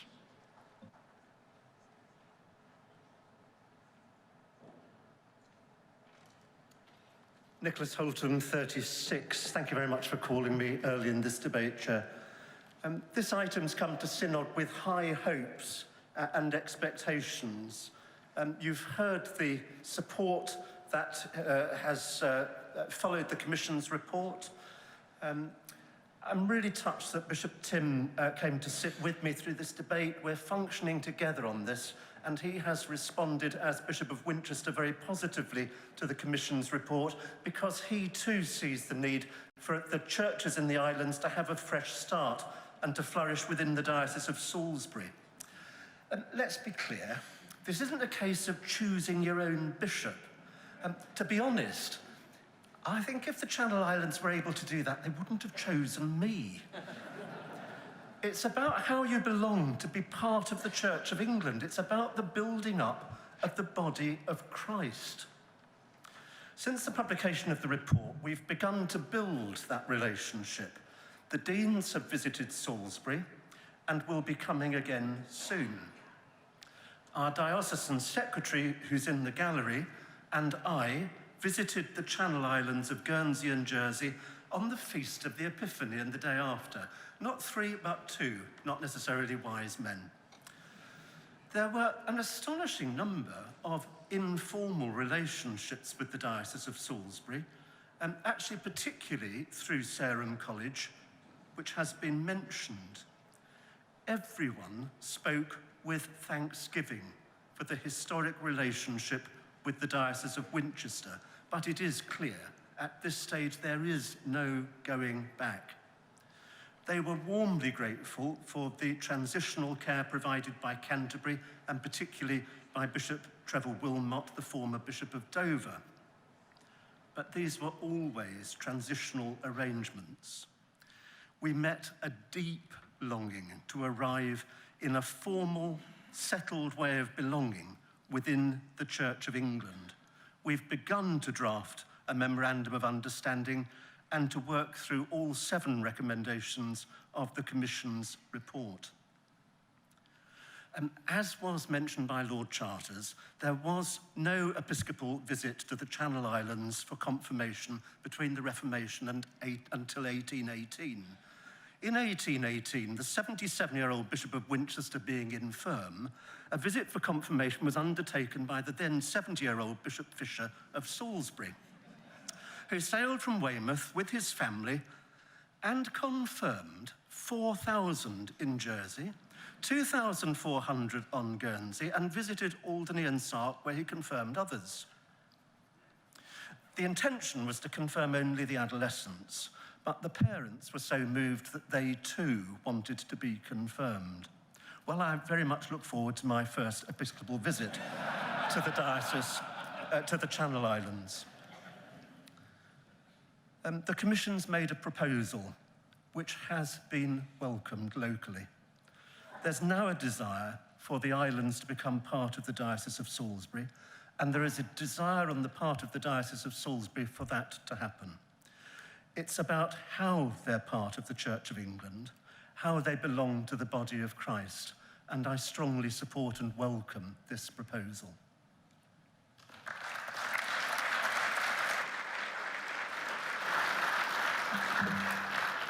Simon Cordell, followed by Peter Rauch.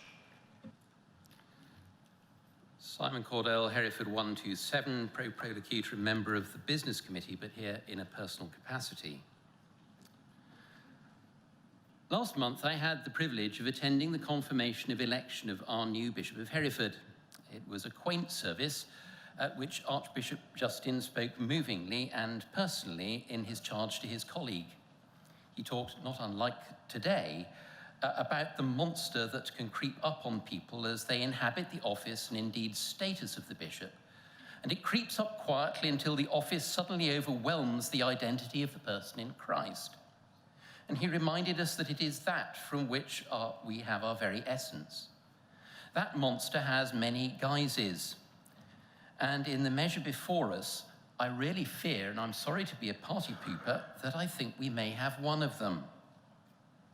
The monster appears when we face a solution that is so immediate, so pragmatic, and so obvious that we cannot but agree to its course.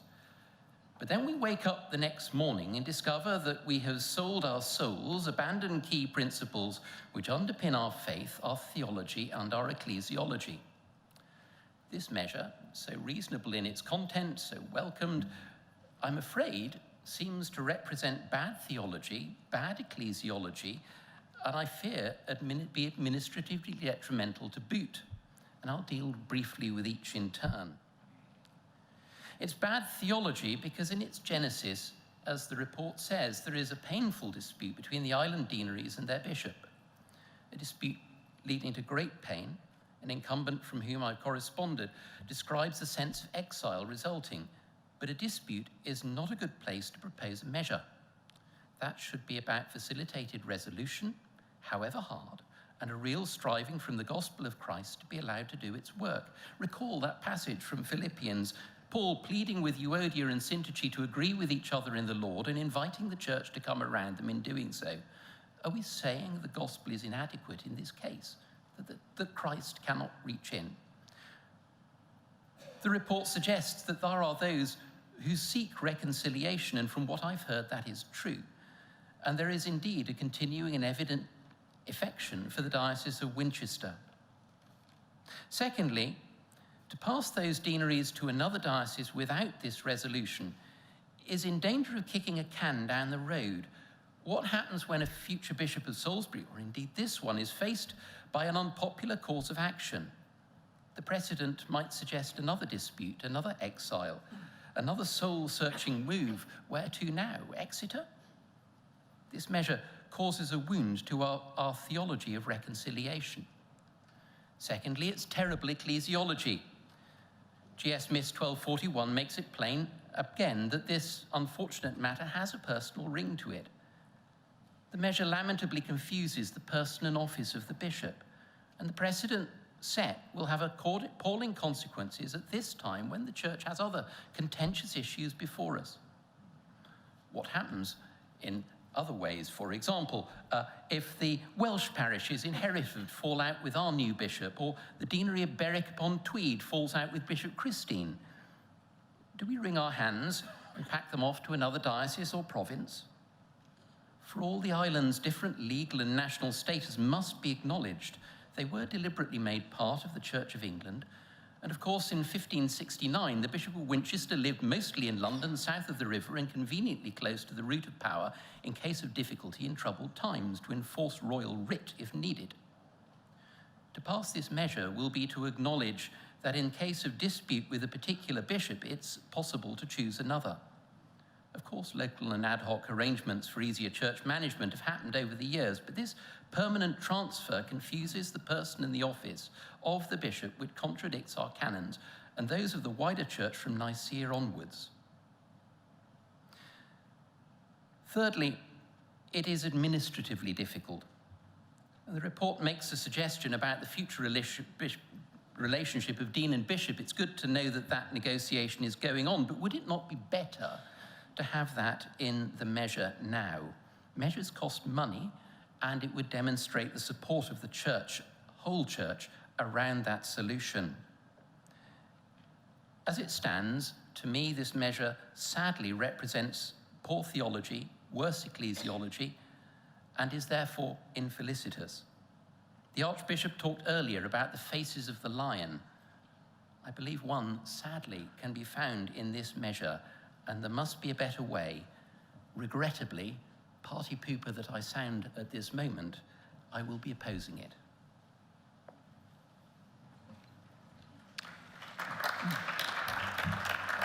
Peter Rauch, followed by Ian Lamarcand.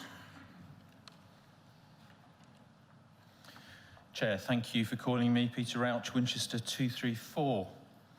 Bishop Tim asked and partly answered the question, what about Winchester? And I've served as Archdeacon in the Diocese of Winchester through the entirety of the precipitating events that have brought us to our measure today.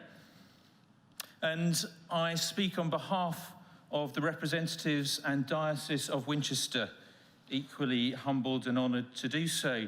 And I do so to welcome and thank Bishop Richard and the Commission for their work, and to welcome also and to urge your support for the measure that is before us today. Many in this house will have lived with broken relationships, either as a personal experience or as a pastoral privilege of ministry and accompaniment. And you will have recognized in that work and in that experience that reconciliation at its heart is not our work, but the work of Christ. As we are reminded in 2 Corinthians 5, Christ stands at its heart. We may be handmaids to that work, but we do not make it. Only Christ makes it. And as we journey through times of difficulties in relationships, there is prayer, there is conversation, and those things have happened between those most deeply involved in the painful events of our recent past. But there are also important structural steps.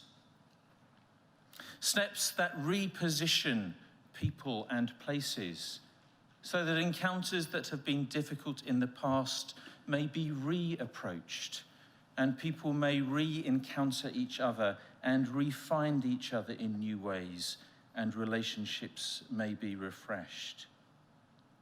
In our view, to pass this measure is to provide such a crucial structural step in which we may encounter one another again, to find reconciliation and redemption.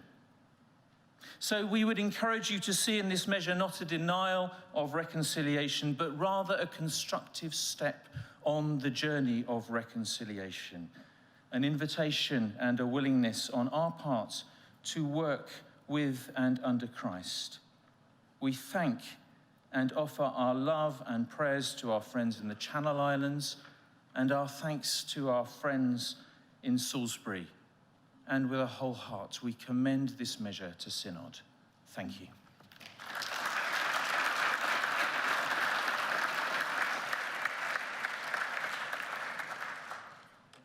Ian Lamarcand for a maiden speech, followed by Clive Scowen.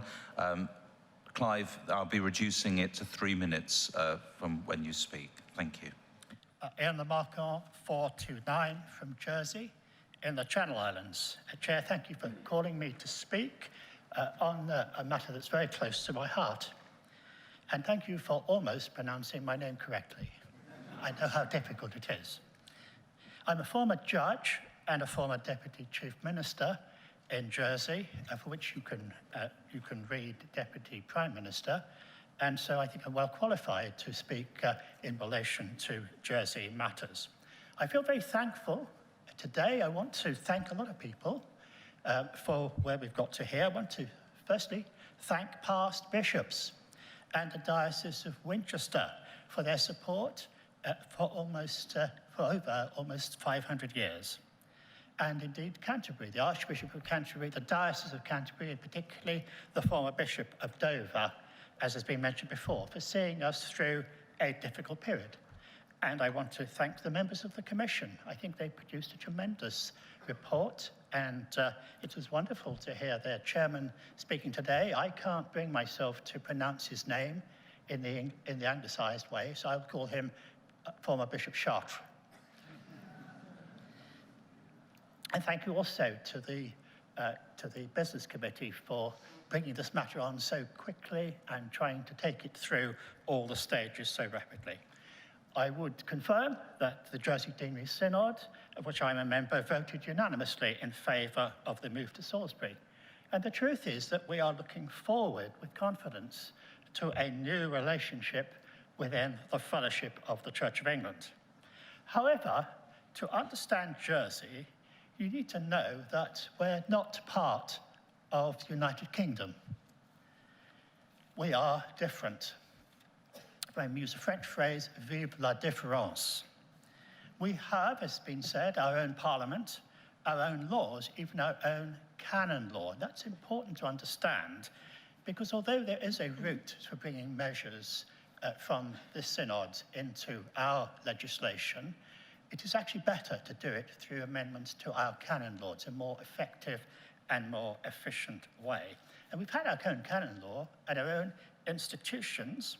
We have 12 parish churches which are owned and maintained by the secular parish, and tremendously close links between the secular parish and the ecclesiastical parish. And in more recent years, the Jersey Deanery has even been managing its own finances. We also have in our dean a Crown appointee with an unusual set of responsibilities and powers, which are set out in his appointment letters patent, they're called, and that was necessary, of course, historically in the past for the reasons set out, the distance from England, the difficulties of travelling, and so on. It's important to note that we have never been part of an English diocese. Now, it has been said before, and it's painful to remind you, of course, that we were, of course, on the winning side in 1066. But, notwithstanding that, we chose to remain with the English crown. We were part of the Diocese of Courtauld in Normandy until the early 1500s, when it's been said the Pope decided that as we had an English king, perhaps we should have an English bishop. So we were moved to be attached to Salisbury for a short period. In fact, nobody did anything about that at all. And so it was changed, and we were attached to Winchester and ended up staying there for a much longer period.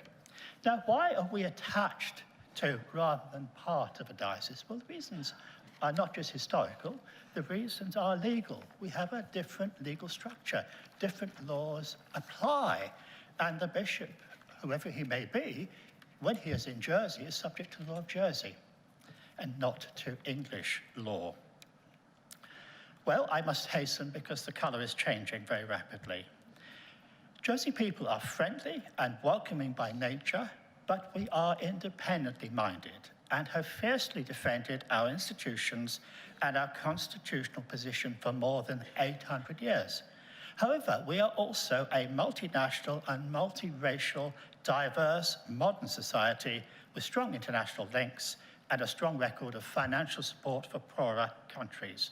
Which brings me to Salisbury. We are profoundly grateful to the Bishop and the Diocese of Salisbury that they want to have us. We believe they're the right place, that with 3 bishops they can provide for our needs as well as their own. Please help us to move forward today by voting for this measure. Thank you.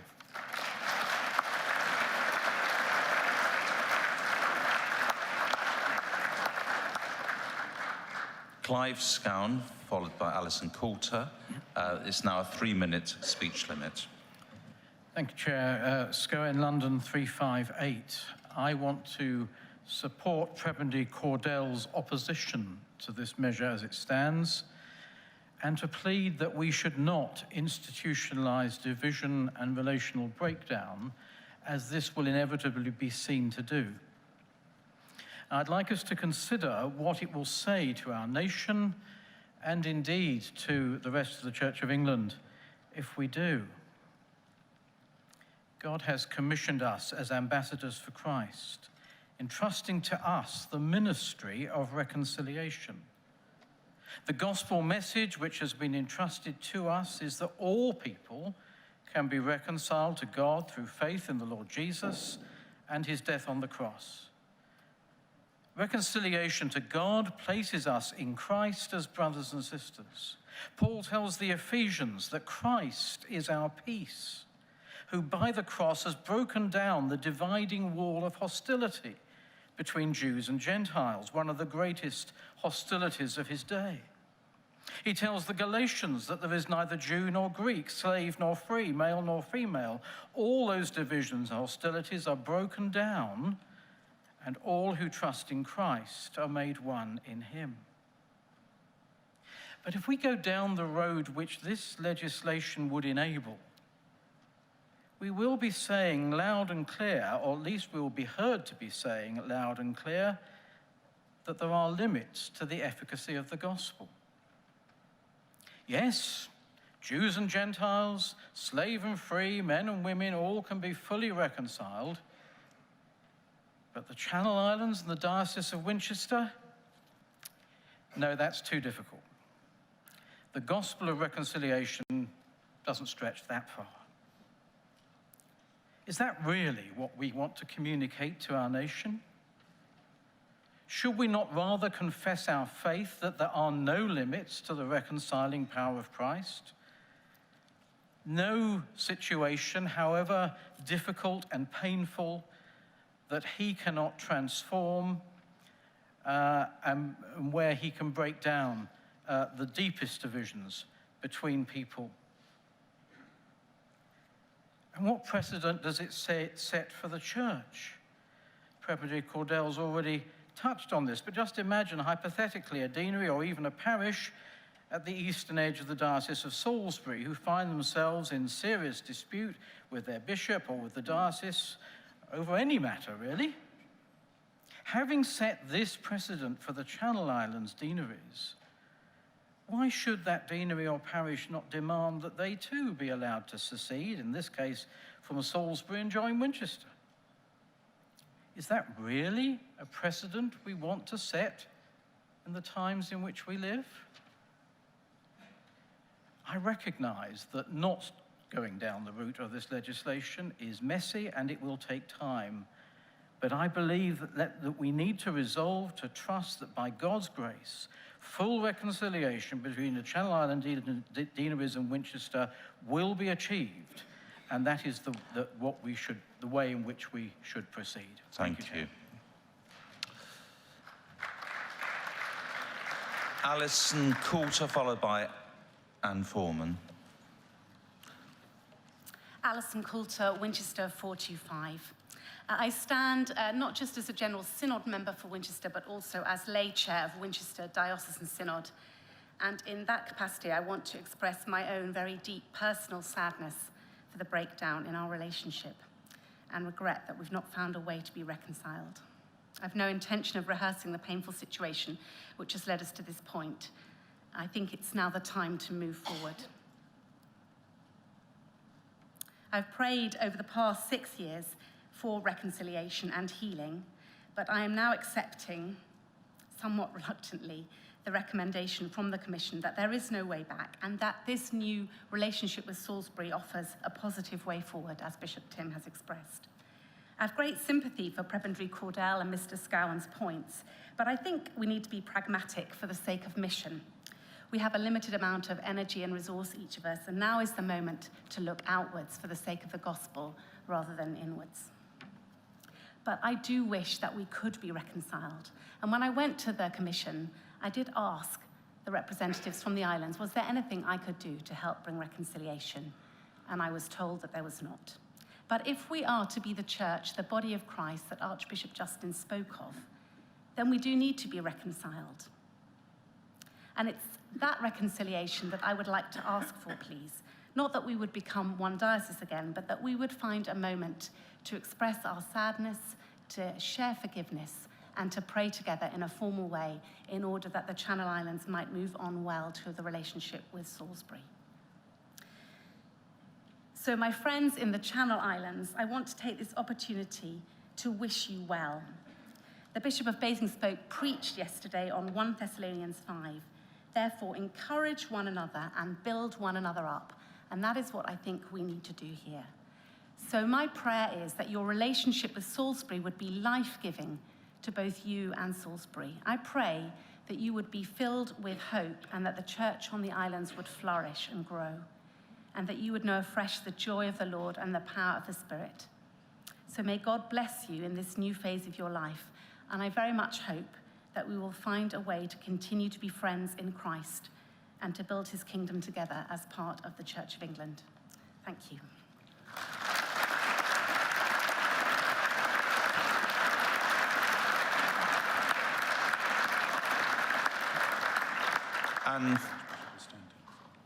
Anne Foreman, then the Archbishop of Canterbury. Thank you, Chair. Justin Welby. No. Oh, sorry, Foreman, but yeah. No. I must get new hearing aids. Thank you. Thank you so much. Anne. Anne Foreman, Exeter 308. Gosh, that's designed to make you nervous, isn't it? You mean me? I speak as a member of the Business Committee and understand the need for the fast tracking of this measure.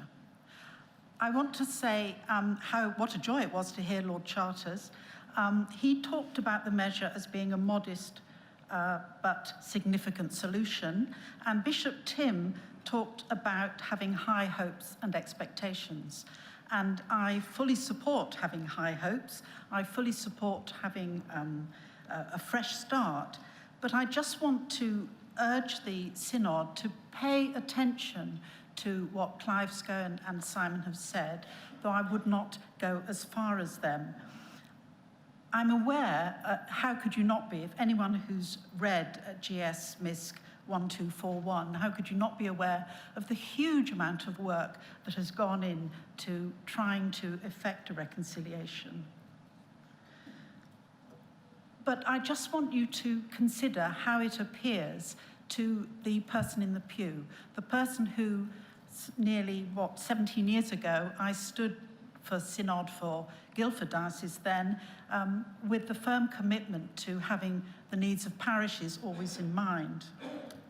It appears to the people in the pew, I think, and people that I've discussed it with, is that we've come to have this measure today. It's necessary because with all the best efforts, reconciliation has not been possible. And very sadly, it seems to me that that's another example to lay people of the church protecting the institution and its senior leaders of that institution. And that is dispiriting. But having said all that, I recognise too that the measure has the full support of all those people who will be affected by it. And so I will be supporting this. But I just urge Synod to consider how this looks to the people in the pew. Thank you. His Grace the Archbishop of Canterbury, followed by Tim Barker. At Lambeth, I'm only called Your Grace when I'm in trouble. It's like calling your children by their full name. I'd like to begin by thanking all those who've been involved in this. The Bishop of Winchester, Bishop Tim, Bishop Nick of Salisbury, Lord Charters and his whole commission, and Bishop Trevor. Particularly Bishop Tim and Bishop Nick have made a point of working very, very closely together and with great graciousness and kindness. And Lord Charters and his colleagues have worked immensely hard and with thorough and painstaking care. I was a little worried at one point that we were going to end up having to make a decision on whether the bull of 1479 was valid or the subsequent one which went to Winchester, but Lord Charters resisted that temptation, I think with some difficulty. Bishop Trevor has worked extraordinarily hard and will come to the end of his time this year, before Easter. So we owe him a great debt of thanks, as also to the staff at Canterbury Diocese. I want to say a very brief word about reconciliation. Reconciliation is very seldom, except as a long-term outworking, institutional. It is relational. It is often necessary, in fact, almost invariably necessary, to find new ways of relating in order to rebuild relationships that have suffered from severe and destructive difference. We find that in the scriptures, in the Council of Jerusalem, where there was need to reshape how the working of the church was done. Once you have reshaped and created space, you can use that space to find a new relationship. Picking up something that was said in the debate on the agenda of the Business Committee, this is a case of grace over law. Law says we apply the system as it's been for 500 years, regardless of what the outcomes are. Grace says, let's make space to find a new way of relating to one another.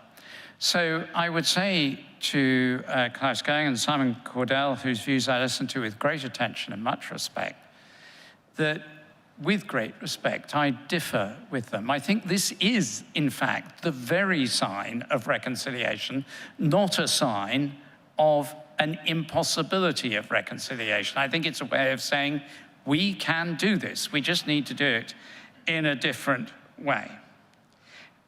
And when you change your relationships, you don't forget the previous way. You refound the former relationship in a new way. And this is what we're seeking to do now. And I think Alison Coulter got it absolutely right in the way she described this and in the hopes she described for a process of reconciliation. Therefore, I hope very much that the Synod will vote for this, that it will support the quick process of getting it done, and in doing so, it will support both the Channel Islands, all of them, and also the Diocese of Canterbury, Winchester, and Salisbury. Thank you.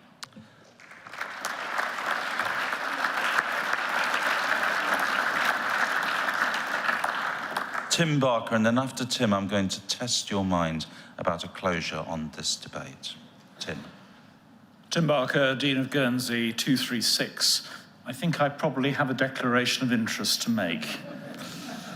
Much of what I might have wanted to say has already been said, and I will not repeat it. Suffice it to say at this stage that I'd like to quote from a letter to the Archbishop of Canterbury, which the Channel Island Deans and our lay chairs wrote to the Archbishop in January 2018, asking for the establishment of the commission. We wrote this: "We look forward to finding a resolution of the current and interim arrangements that will best allow the flourishing of the deaneries of Guernsey and Jersey and their parishes, and an appropriate relationship with the wider Church of England, so that we can be places of growth in discipleship and life-enriching engagement with God, whom we know through Jesus Christ. It is our belief that the measure before us is the best way of allowing that, and we hope that it will have the support of Synod, so that the Channel Island deaneries, all our islands, can flourish and grow and contribute and be part of the life of the whole Church of England. I hope that you will support this measure. Thank you.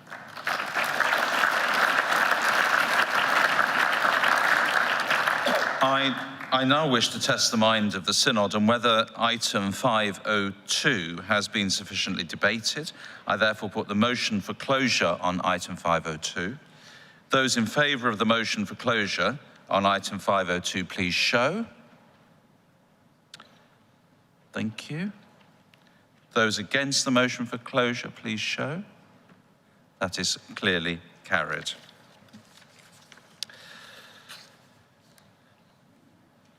I therefore call upon the Bishop of the Forces to reply. Bishop, you have up to 5 minutes. Thank you much indeed, and can I thank all members of Synod who've taken part in this debate. Can I also, through you, Chair, repeat the thanks that the Archbishop of Canterbury gave on behalf of Synod to, in particular, Lord Charters and all the members of the Commission, and to Jonathan Neal-Smith for the extraordinary work that they've done in putting this report together. I don't intend to go through all the speeches, as so many of them, I'm pleased to say, were very helpful and supportive, and I think spoke for themselves. Suffice it to say that we're all looking forward to the report of Bishop Nick Holtom's first visit to the islands and the 4,000 people he's going to confirm. So that's very good news. It would be, I think, right for me to focus perhaps on what Clive and Simon were saying, and also the point that Anne Foreman made about how does this look from people in the pew. If I may say so, I was helped in what I might say, probably for the first time in my life, by what the Archbishop of Canterbury said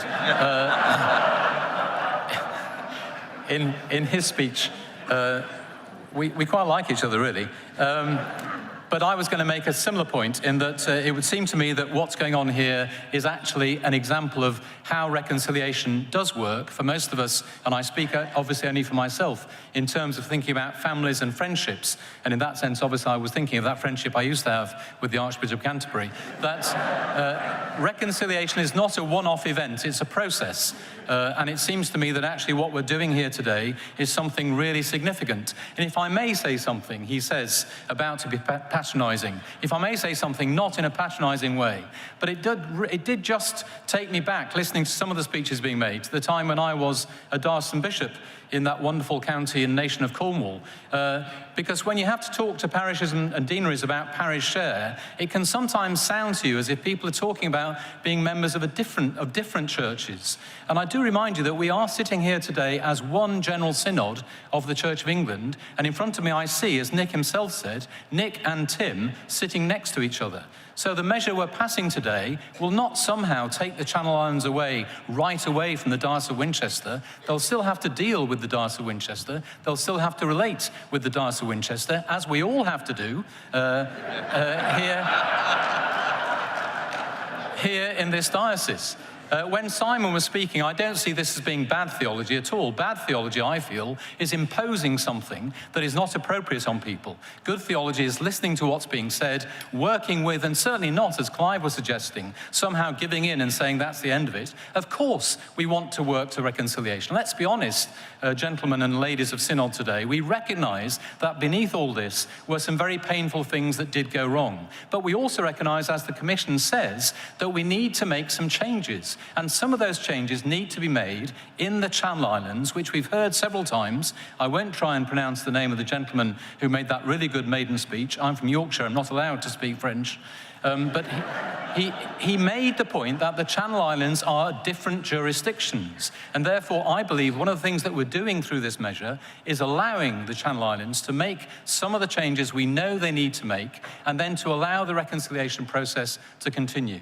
As Alison Coulter said, I do hope and pray also that the time will come when we can have that proper reconciliation.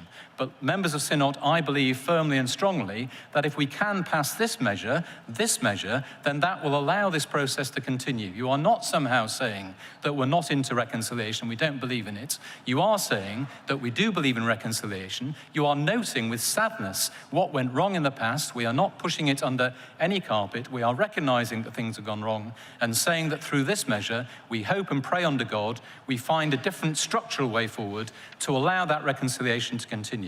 So I'd like, therefore, to propose that this measure, entitled the Channel Islands Measure, be considered for revision in full Synod. Thank you.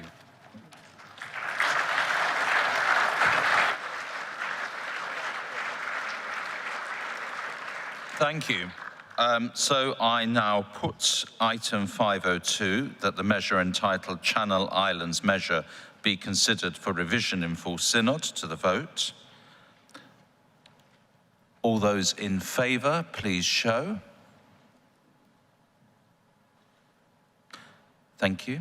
All those against, please show. Thank you. That is clearly carried. The measure now proceeds to the revision stage in full Synod. This will take place during tomorrow afternoon's sitting. That completes this item of business, and I'd encourage you to remain where you are for the next item. Thank you.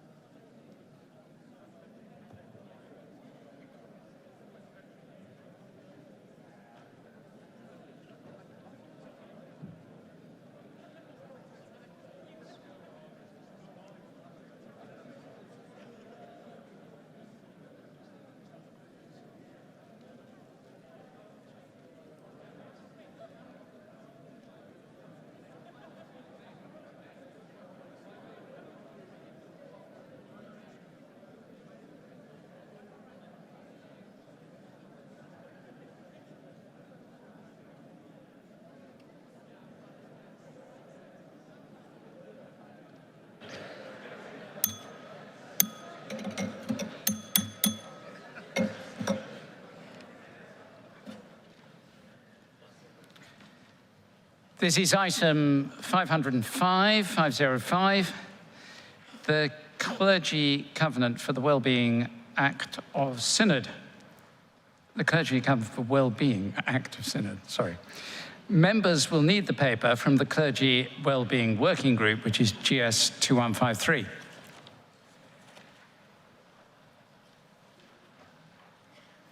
With the concurrence of the Archbishop of York, who has indicated his concurrence in writing to the registrar, I move that the Clergy Covenant for Wellbeing, set out at paragraph 20 of GS 2133, be solemnly affirmed and proclaimed an act of Synod. I'm now going to open the motion for debate, and I'm first going to ask the Reverend Canon Simon Butler to speak. And I will give him 6 minutes.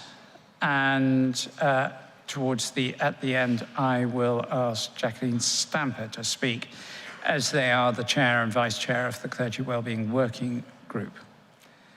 After the debate, item 505 will be put to the vote, and a simple majority of the whole synod will suffice. Simon. Thank you. I was going to say Your Grace, but I better not, really. No. Simon Butler, Southwark 219. The Archbishop of Canterbury has already mentioned lions. Members of Synod, acts of Synod are rare beasts in our jungle.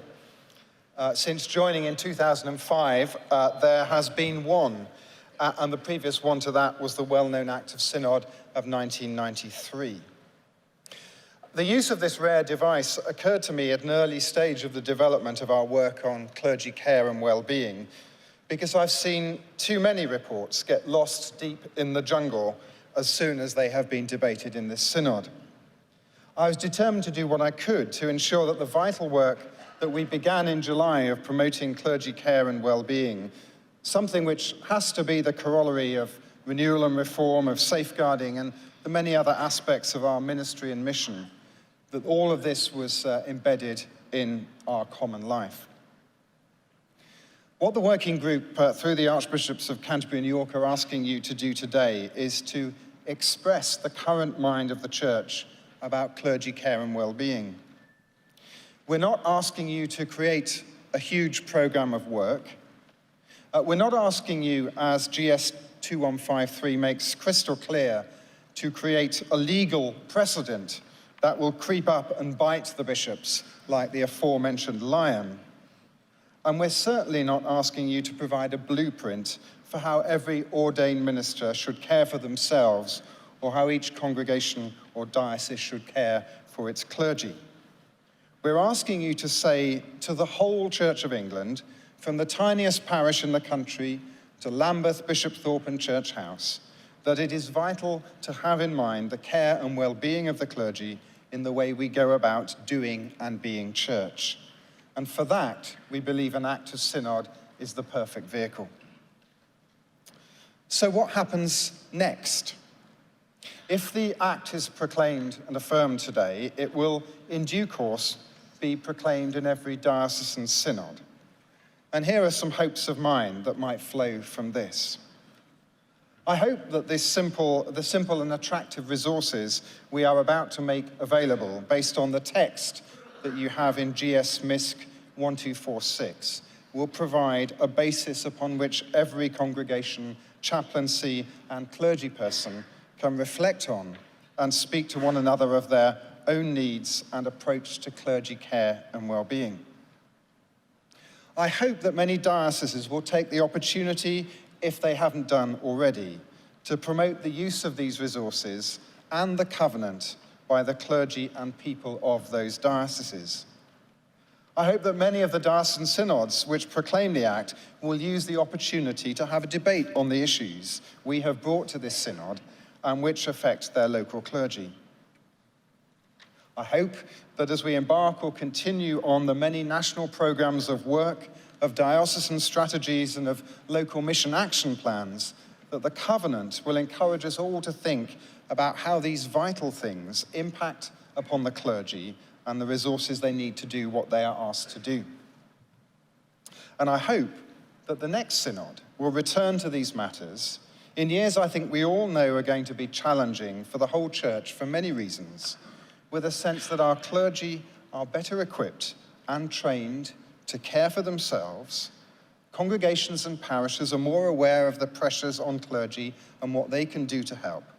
And dioceses ask for the right questions to provide the right resources for their clergy. And I think I'd also pick up from the Archbishop's presidential address that I hope that that sort of reflection on what it means to profess may mean that the covenant, sitting alongside the guidelines for professional conduct, may add a basis for further thinking and reflection in a number of different areas.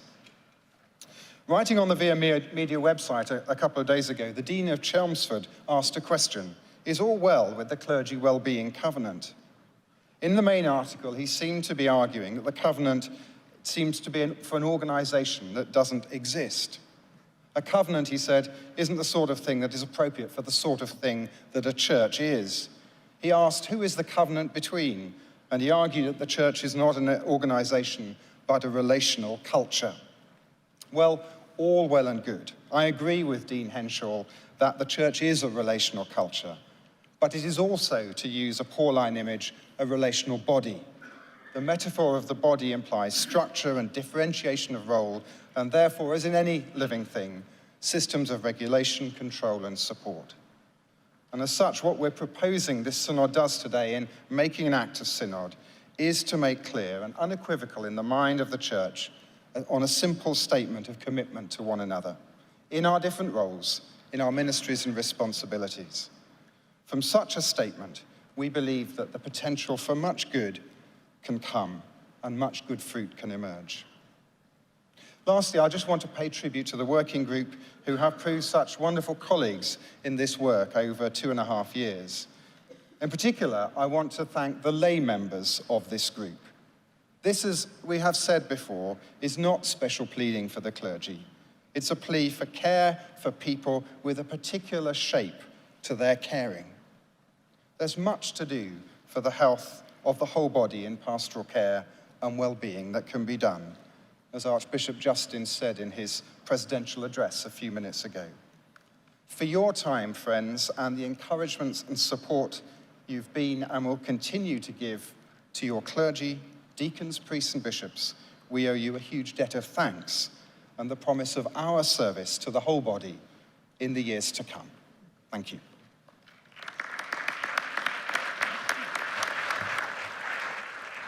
This item is now open for debate.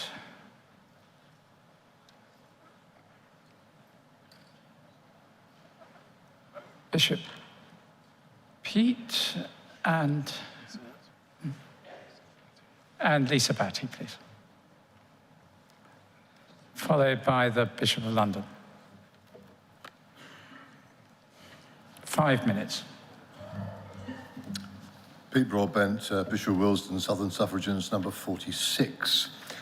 Chair, I'm very grateful to the Working Party for what they've produced, and want to pay tribute to Simon Butler, who has really championed this and steered it through Synod in a very helpful way, it seems to me. He's done it out of his own experience and some of the personal costs in his own life, and I think we ought to pay tribute to him for that. This is something which is deeply in him as something that he believes in and something which he and the Working Party have championed. I raised a couple of points in July about the questions around this, and I'm grateful that the legal office in paragraphs 5, 6 and 7 and 8 have tried to address the question of the legal obligations that are laid on us. I still have a worry, because I know how many legal cases are coming to us these days, and employment tribunals seem to me to be rife in the life of the church. I'm very glad that there's a very robust legal objection, which I'm sure our legal advisors will put when this covenant is first prayed in aid at any employment tribunal. We know the arguments, we believe that that's what they should say, but I'm still concerned that we teeter in our understanding between the different sorts of ways in which clergy are not employed, office holders, not employed, and all the rest of the things that go on. And I do worry that the Act of Synod, as we proclaim it, will sound as though we're adopting something which isn't necessarily true. So there's a legal question there, which I know we've addressed. And there's an underlying question, which is about whether common tenure really works. And actually, adopting this flashes out the question that probably common tenure isn't really fit for purpose either, but it's all we've got. Secondly, I do think that there is a question of it promising more than it will fulfill. The guidelines for the professional conduct of the clergy are much quoted, but very seldom referred to. And the worry is that this will be the same. Now, actually, we're all in a big discussion across the church at large and in our diocese about clergy well-being. The covenant will help us with that. But what do we think we are promising to our clergy? I hope if you ask the clergy in the Willesden area whether I am someone who believes in their well-being, they'd say yes, but they might not. The question about what we think we're putting out there has been very starkly raised by the research done by Sheldon on the CDM, that was alluded to earlier. And we need to say, we probably can't get all this right straight away. Let's not pretend that we can. Let's be very humble in the way in which we implement this. And then the last thing, I think I agree with the Dean of Chelmsford's concerns that he raised. I'm still not sure that something based on the Armed Forces Covenant is quite right and fit for purpose for what we're doing in the church. I would prefer the ordinal. I would prefer the sense that we are basically a spiritual body and a body where there are problems about how we order our life together, but this may not be the right way of doing it. However, we've gone this far. I'm not going to draw back now. I'll vote for it. But I think we ought to put on the table our concerns that this may not help us forward as much as we think it can. But let's try and make it work anyway.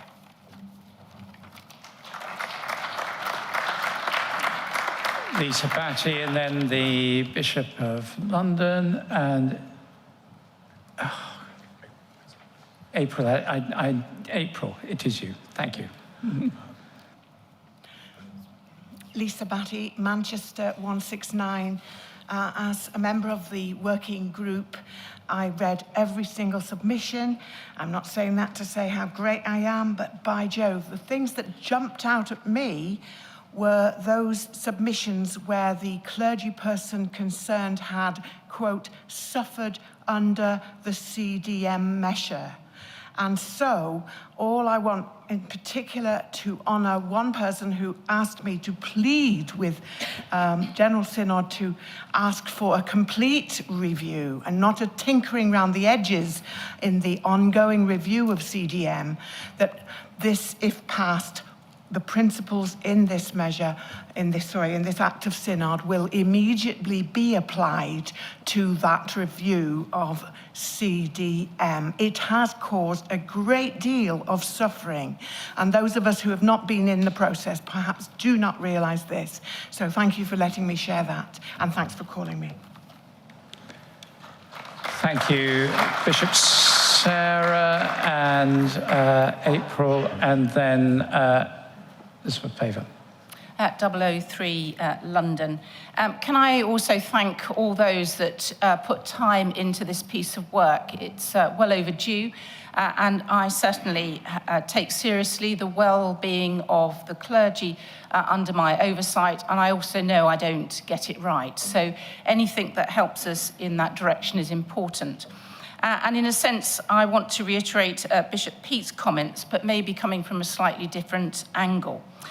Research demonstrates that occupational stress is reduced when there are clear role expectations, clear lines of accountability, clear boundaries, a clear appraisal and feedback system, and there are clear expectations. And therefore, we should probably not be surprised that clergy are particularly vulnerable to accumulating excess stress levels because of the nature of their ministry, which often involves multiple roles and responsibilities, unrealistic expectations of others, a lack of boundaries that are associated with the role, and often little collegial or line management support. And last year, many will know that St Luke's Healthcare for Clergy found that around 12% of clergy who responded said they were struggling or barely coping, and 2/3 of those said that they frequently considered giving up their role in the church because of stress. And whilst I support the covenant which we have before us, I do wonder whether something that is based on purely moral provision is going far enough. And I wonder whether it is time for us to really face the issue of our accountabilities and responsibilities, and whether actually what is required is a legally enforced rights and obligations. And therefore I too wonder whether it is time to review or look at common tenure. Thank you. April Alexander, followed by Liz Paver and Andrew Dodge. And I'm lowering from this speech, please, April, the speech limit to 3 minutes, please. I hope that will be far more than enough. Thank you, Chair. What I'm going to say is particularly painful, so I hope you will bear with me. I speak because I have observed bullying of the clergy for 2.5 years. And I'm reminded too of the appalling case in the Church Times of the 24th of January, where a parishioner accused her vicar of having made her pregnant, amongst other things. But in this case, it was he, not she, who was to be disciplined. The CDM may well be remade and rethought to be more appropriate, but it seems to me that clergy well-being in circumstances I have described will only be achieved if there is some way for lay people to be held accountable for their behaviour as well. In particular, for them to be removed from the congregation in question, at least for a goodly period of time. I would beg those who are looking at the CDM to try to achieve this, and I would ask those proposing the clergy covenant to remember that the clergy may not find as much comfort in it as sinners might hope if some redress is not found for the behaviour of the type that I have described. Thank you.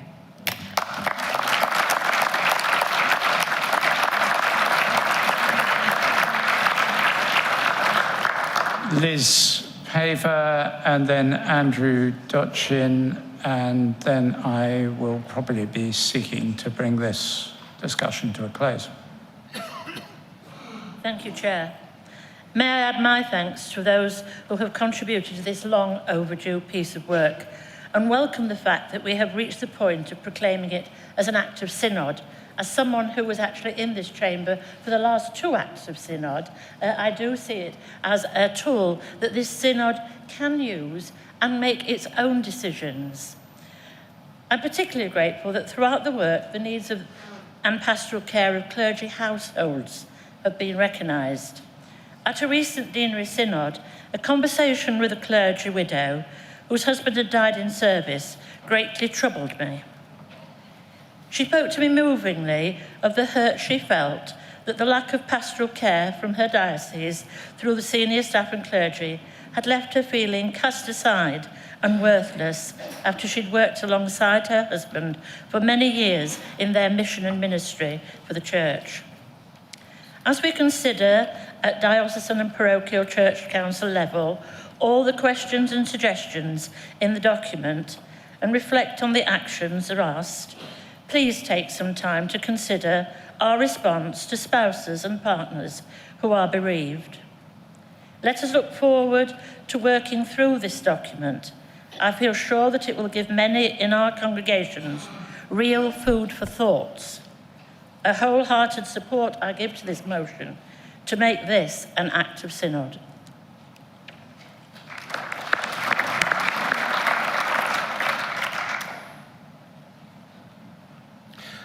Thank you, Chair. Andrew Dochin, please. Andrew Dochin, St Edmundsbury in Ipswich 208. I'd like to limit my comments to the clergy discipline measure and how it will work out in this. The challenge of having only a hammer as your tool is that everything begins to look like a nail. And I think that's one of the challenges of the CDM in its current form. So I welcome this act of synod because it hopes that we will be more pastoral and caring in the future. There are a few things, though, I would ask that those dealing with this go forward. Please do not rush forward without fully receiving and applying the excellent research done by the Sheldon Hub and Ashton University, and my thanks go to them. Knowing that the current CDM process does not serve us well, and we're in a process of revision, please may we ask this only used in its current form in cases of gross misconduct. Please do not go ahead without being as transparent as possible and consulting as widely as possible. Please do not go forward with the presumption that a simple reworking of CDM will be the answer when what may well be needed is a complete replacement. Mr. Dochin, the subject is not CDM, it's the clergy covenant. I see it as part of the process there. Can I finish? Thanks. Briefly, please. Thank you. But please do go forward, because things cannot continue as they are. On Sunday, when talking to newly promoted NCOs in my Air Cadet Squadron, I reminded them to lead means going beyond the rules and regulations. Anyone can follow the rules. Anyone can do the correct thing. Not everyone will go one step further and do the right thing as well. let's decide to do the right thing and replace our hammer with a whole canteen of cutlery which the church may use to help feed the body of Christ.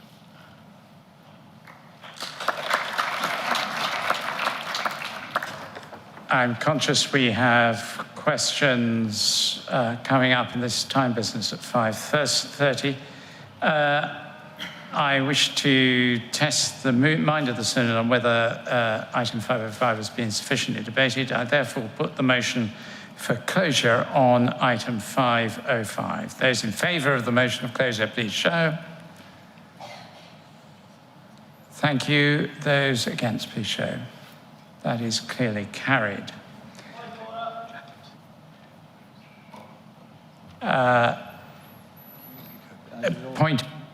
Point of order, yes, and then I'm going to ask Jacqueline Stamper to wind up for us, please. I do this with great hesitation, but I've been very concerned, Neil Patterson, Hereford 128, by the variety of subjects brought in during this short debate, the concern about common tenure, the concern about CDM, and in fact, it's slightly improving, but the relative emptiness of the chamber before we do something solemn that we only do about every 10 years. And so I propose asking whether we might consider an adjournment until these things can be considered together, rather than passing this and laying one part of a complicated picture into an act of synod. Thank you. Wait one while I take advice, please.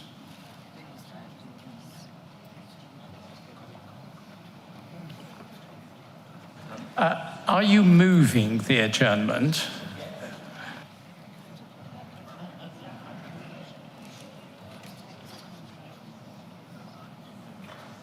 Would you like to give a date for resumption?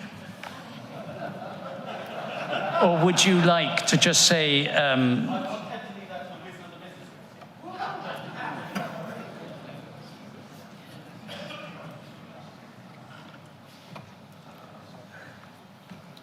He's already spoken, so you should ignore the bit about holding him and say you're not allowing us. I think given the time and the importance of questions, the motion has been moved that the debate be now adjourned. I do not consider that the motion for the adjournment of a debate needs to be debated further. I therefore put the motion to the Synod. Those in favour of the motion that the debate be now adjourned, please show. Thank you. Those against the thank you. That's clearly defeated. Jackie Stamper, please, to close the debate. Oh, there she is. Thank you.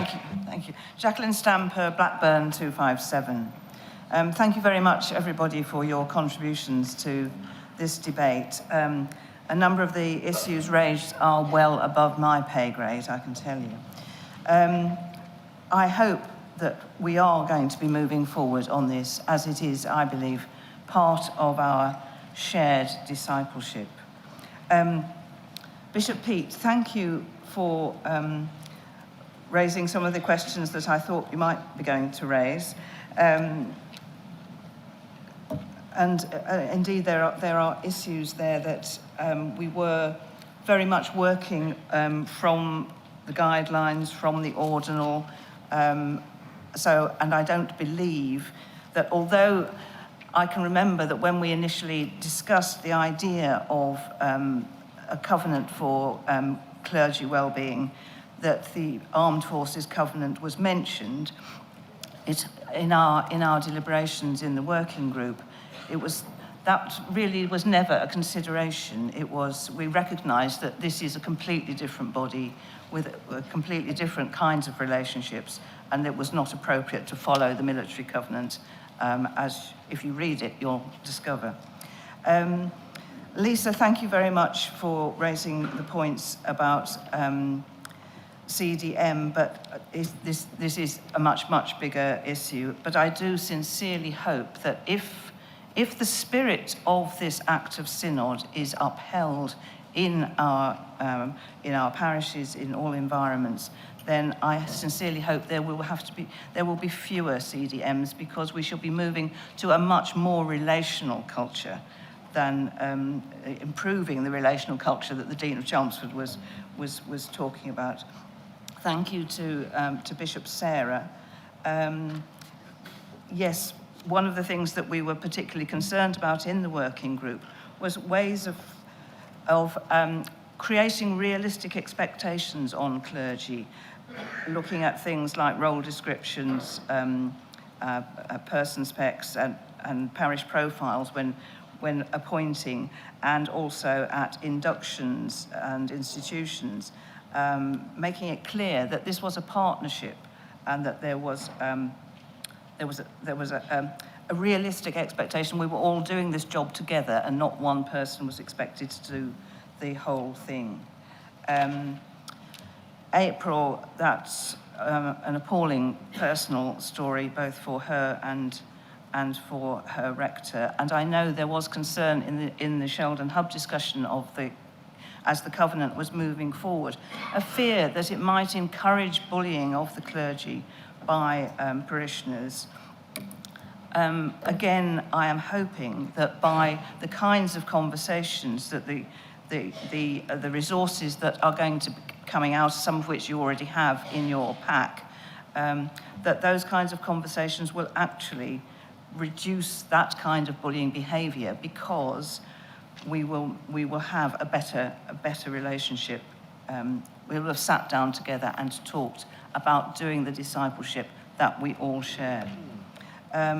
Liz, thank you for mentioning clergy households. That was a major concern in our deliberations, that the importance of clergy households to the well-being of the clergy.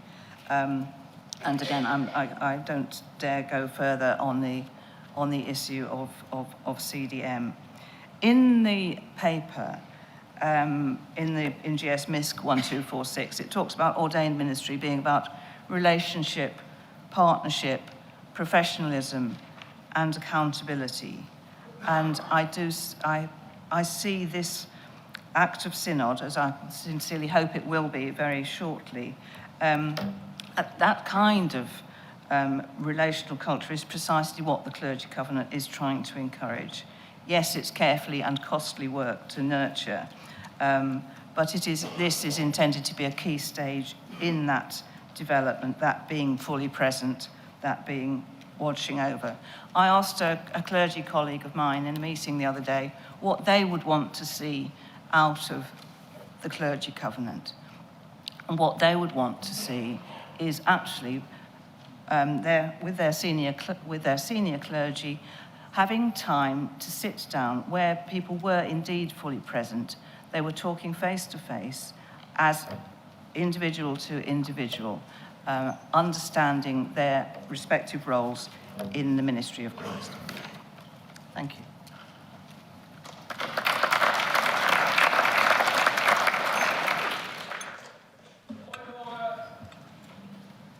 Point of order.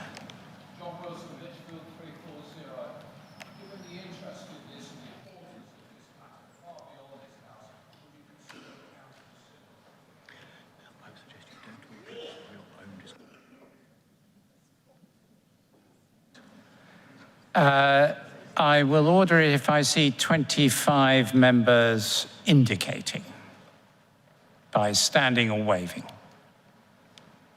No, there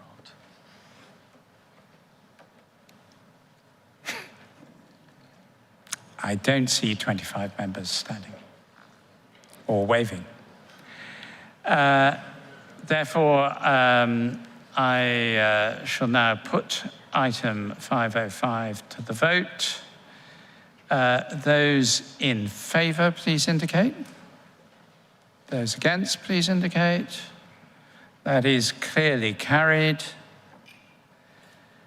The motion having been carried, I shall now ratify and confirm it for the province of Canterbury. That's done. The Archbishop of York, as I've said, has already indicated his ratification of the for the province of York, subject to it being passed. And I have signed the instrument of proclamation, and please read it.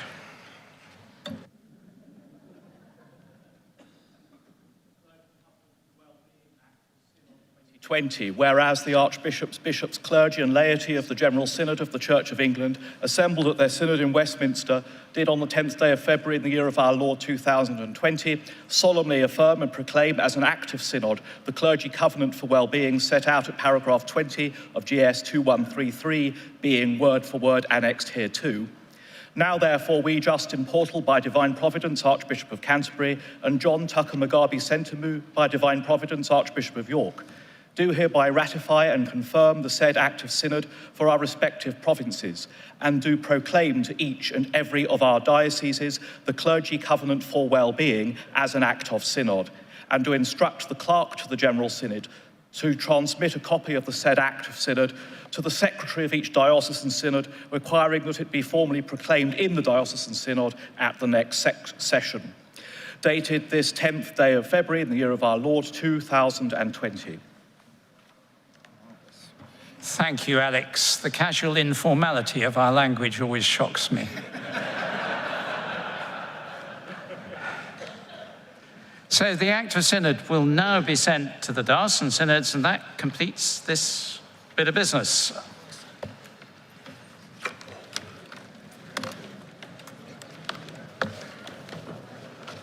Thank you. I didn't expect them to debate it quite so long.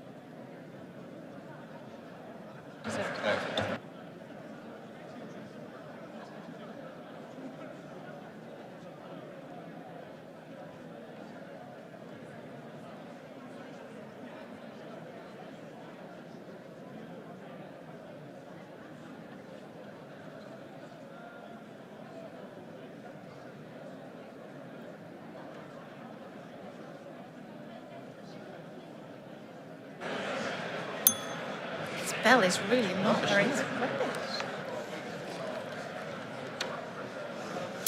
Synod, we now come to item 5, questions, for which you'll need your full questions notice paper and the 10th notice paper with the errata on it.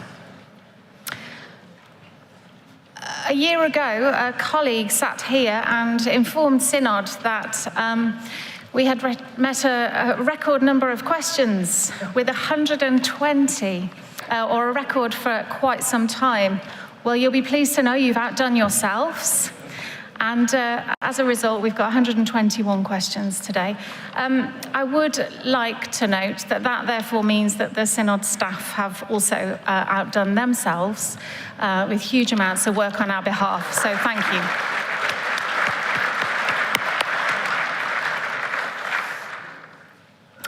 Please, may I remind Synod that this is an item not for speeches, but for questions only. there is opportunities for you to ask supplementary questions to the answers that are given. In order to cover as much as we can by 7 o'clock, and there is a large range of topics upon which we have questions, can I ask you to be as brief as possible in your supplementary questions? I shall ask you to be as gracious as I shall be strict on making sure that happens. Could you please be ready at the podiums if you have a supplementary that you would like to ask ready? And can I remind members to please state your name and synod number when you get to that point? Can those members who have been waiting for this item with supplementary questions ready to listen really intently, because it may be that you are able to hear the answers to the questions, perhaps posed by other members, and that might enable us to get a little bit further through the booklet of questions and answers today. And so we begin with question 1 to the Remuneration and Conditions of Service Committee, to be answered by the Bishop of Portsmouth. Thank you.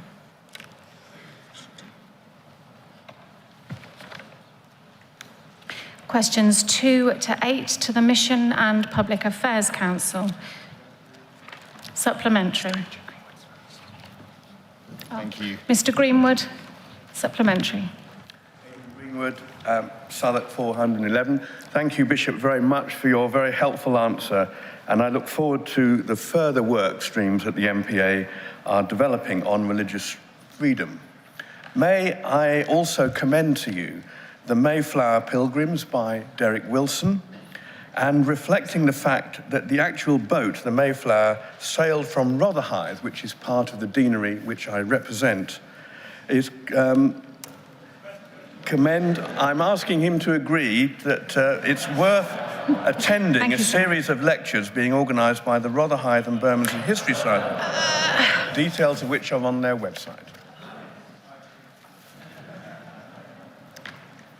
Supplementary.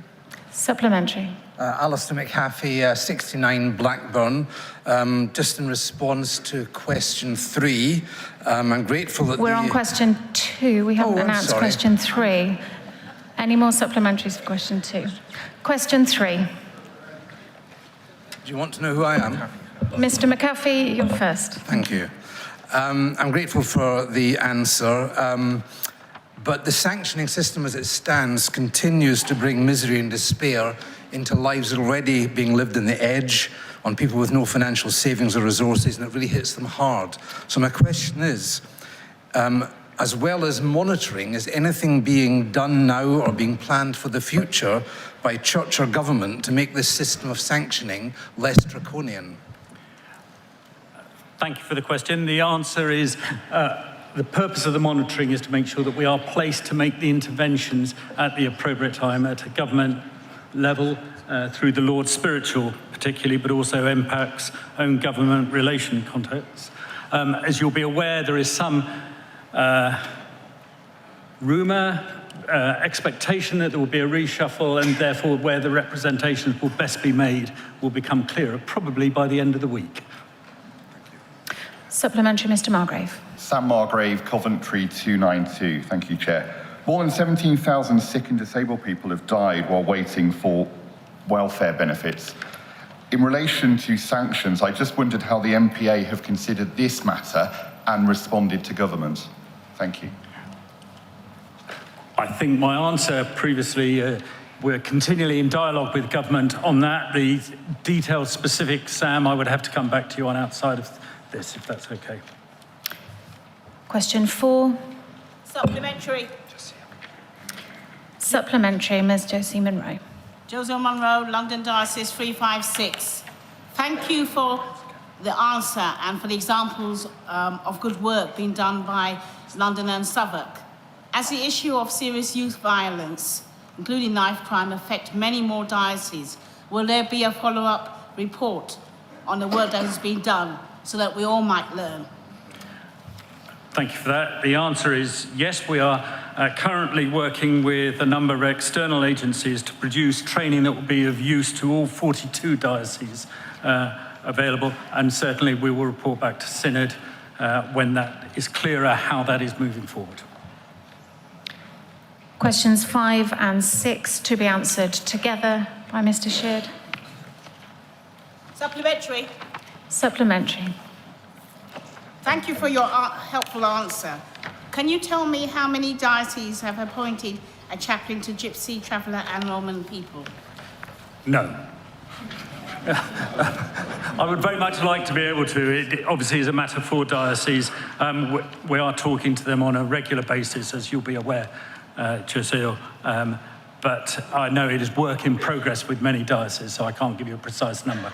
When will you be able to give us a list of people who are chaplains? We will publish a list. I'll give that a priority, and we'll give you a current state of play. And I have no doubt that you will want to bring a question in July, and I will look forward to answering that in more detail then. Thank you. Thank you. Supplementary, Mr. Margrave. Thank you, Chair. Sam Margrave, Coventry 292. Since the decision was made in 2019, we've had a new government elected, and the government has made proposals in relation to criminalising Roma and Gypsy people in relation to unauthorised encampments. I wondered whether, now that this has come about, whether the MPA has considered this and whether there was a response given to the government consultation on this matter. Whether there was a formal response or not, I can't tell you. I know there was an informal response, but once again, with the cabinet reshuffle expected this week, we hope to know soon who in government holds that portfolio, and we can make further representations. Question 7. Question 8. Questions 9 to 12 to be answered by Canon Sue Boyce for the Business Committee. Question 9. Question 10. Supplementary. Supplementary, Mrs. Ann. Ozanne, 379, Oxford.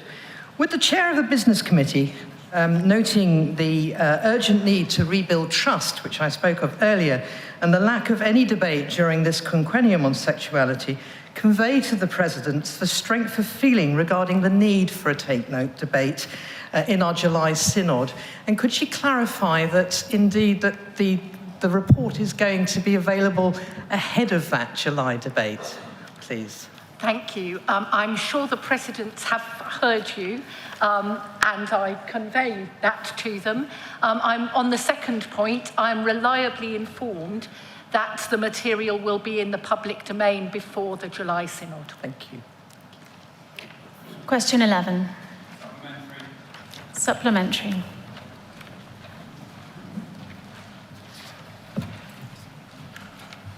Richmond, Norwich 180.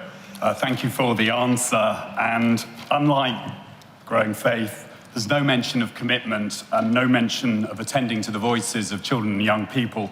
So I ask, even what else could be done so that General Synod could itself practice what we preach, commit to attending to the voices of children and young people, and commit ourselves to growing faith?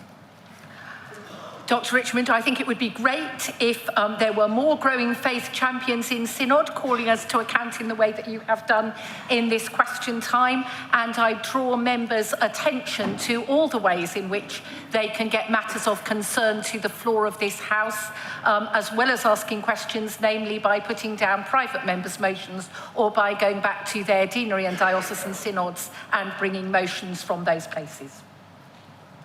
Question 12. Supplementary. Supplementary. Muriel Robinson, Lincoln 343.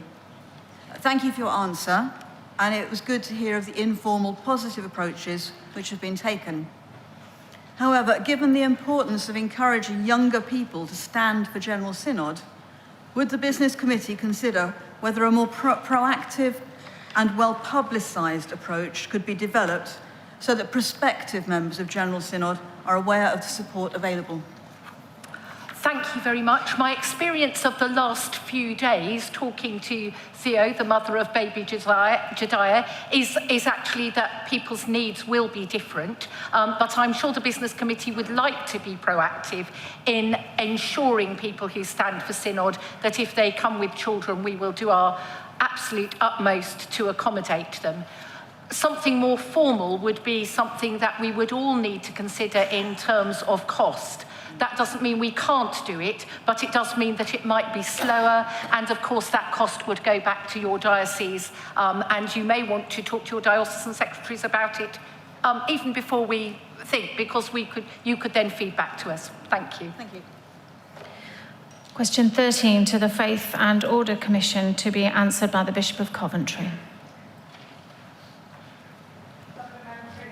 Supplementary. Lisa Batty, Manchester 169.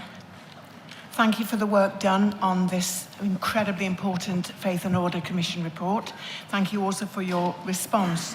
But given the importance of this report for the well-being of millions of Jews, as well as our own self-understanding, as I mentioned before, why do the plans for learning from it not include a determination to embed this new approach in the curricula within our training institutions, as well as provide one-off events for them? Thank you very much, Lisa, for your support of this report. It is a very important piece of work, and I'm very glad that you have asked a question. I think that would be a really good thing if the TEIs would get hold of this. I think that will be one of the most important applications of it. So I'm right behind you. I would hope that that will happen. And I think as TEIs engage with this material, they'll feel that this is really worthwhile and providing a whole lot of useful resource for them. Thank you. Questions 14 and 15 to the Pensions Board, to be answered by Mr. Clive Mather. Supplemental. Supplementary.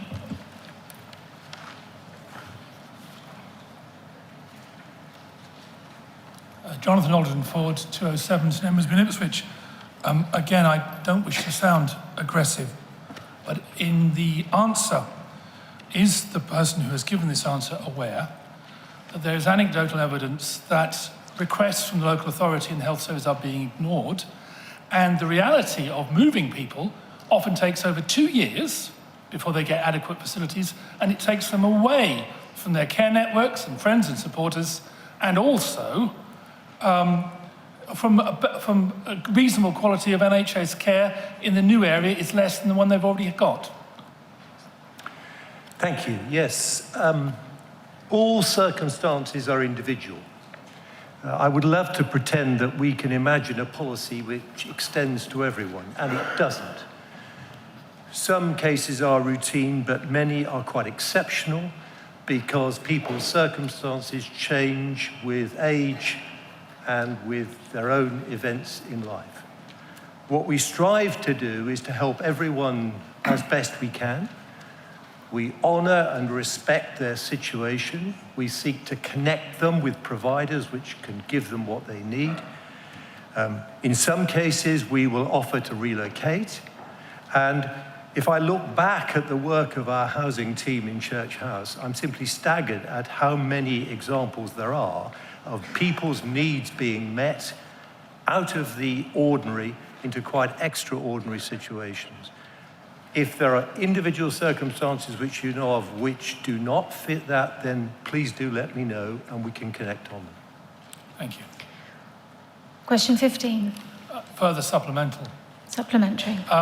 Thank you for the last answer, which fits nicely into my next one, in that could we have some information freely available about waiting times for the inclusion of these improvements and the number of times people have been moved and how long it's taken? Because while I'm sure they're doing a very good job, if one clergy family has to see its partner defecate in a bucket because they can't get to the toilet, that is a shame. and we shouldn't have to burden our retired clergy with extra worries when often they're caring for a mentally ill or physically ill partner. Well, I agree with that, and personal circumstances can indeed be distressing. I share that. I simply don't have that information that you request. I will certainly talk with our housing people as to what information we have to see if there are recurring patterns which require our attention. I think the one thing I would commend to you is that we're in the process of installing an up-to-date, fit-for-purpose digital electronic system which will capture much more thoroughly the individual circumstances. That will not be in until next year. When it does, I think it will be really helpful to us in following through on quality standards in all of our work. Thank you. Would you allow one further supplemental, please? Supplementary. Could they make sure they don't refer to our pensioners as customers, because they find it offensive? Can they be referred to as pensioners, or better, valued members of our clergy? I'm advised that that's a request for an opinion and not in order. I know I do, but I stuck it in anyway. Duly noted.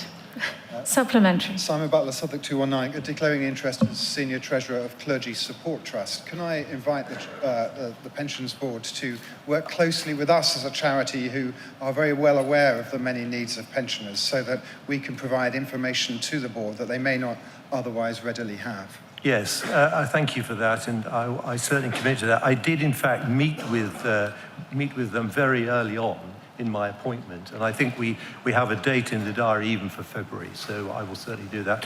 And I would just say, I know titles may seem amusing.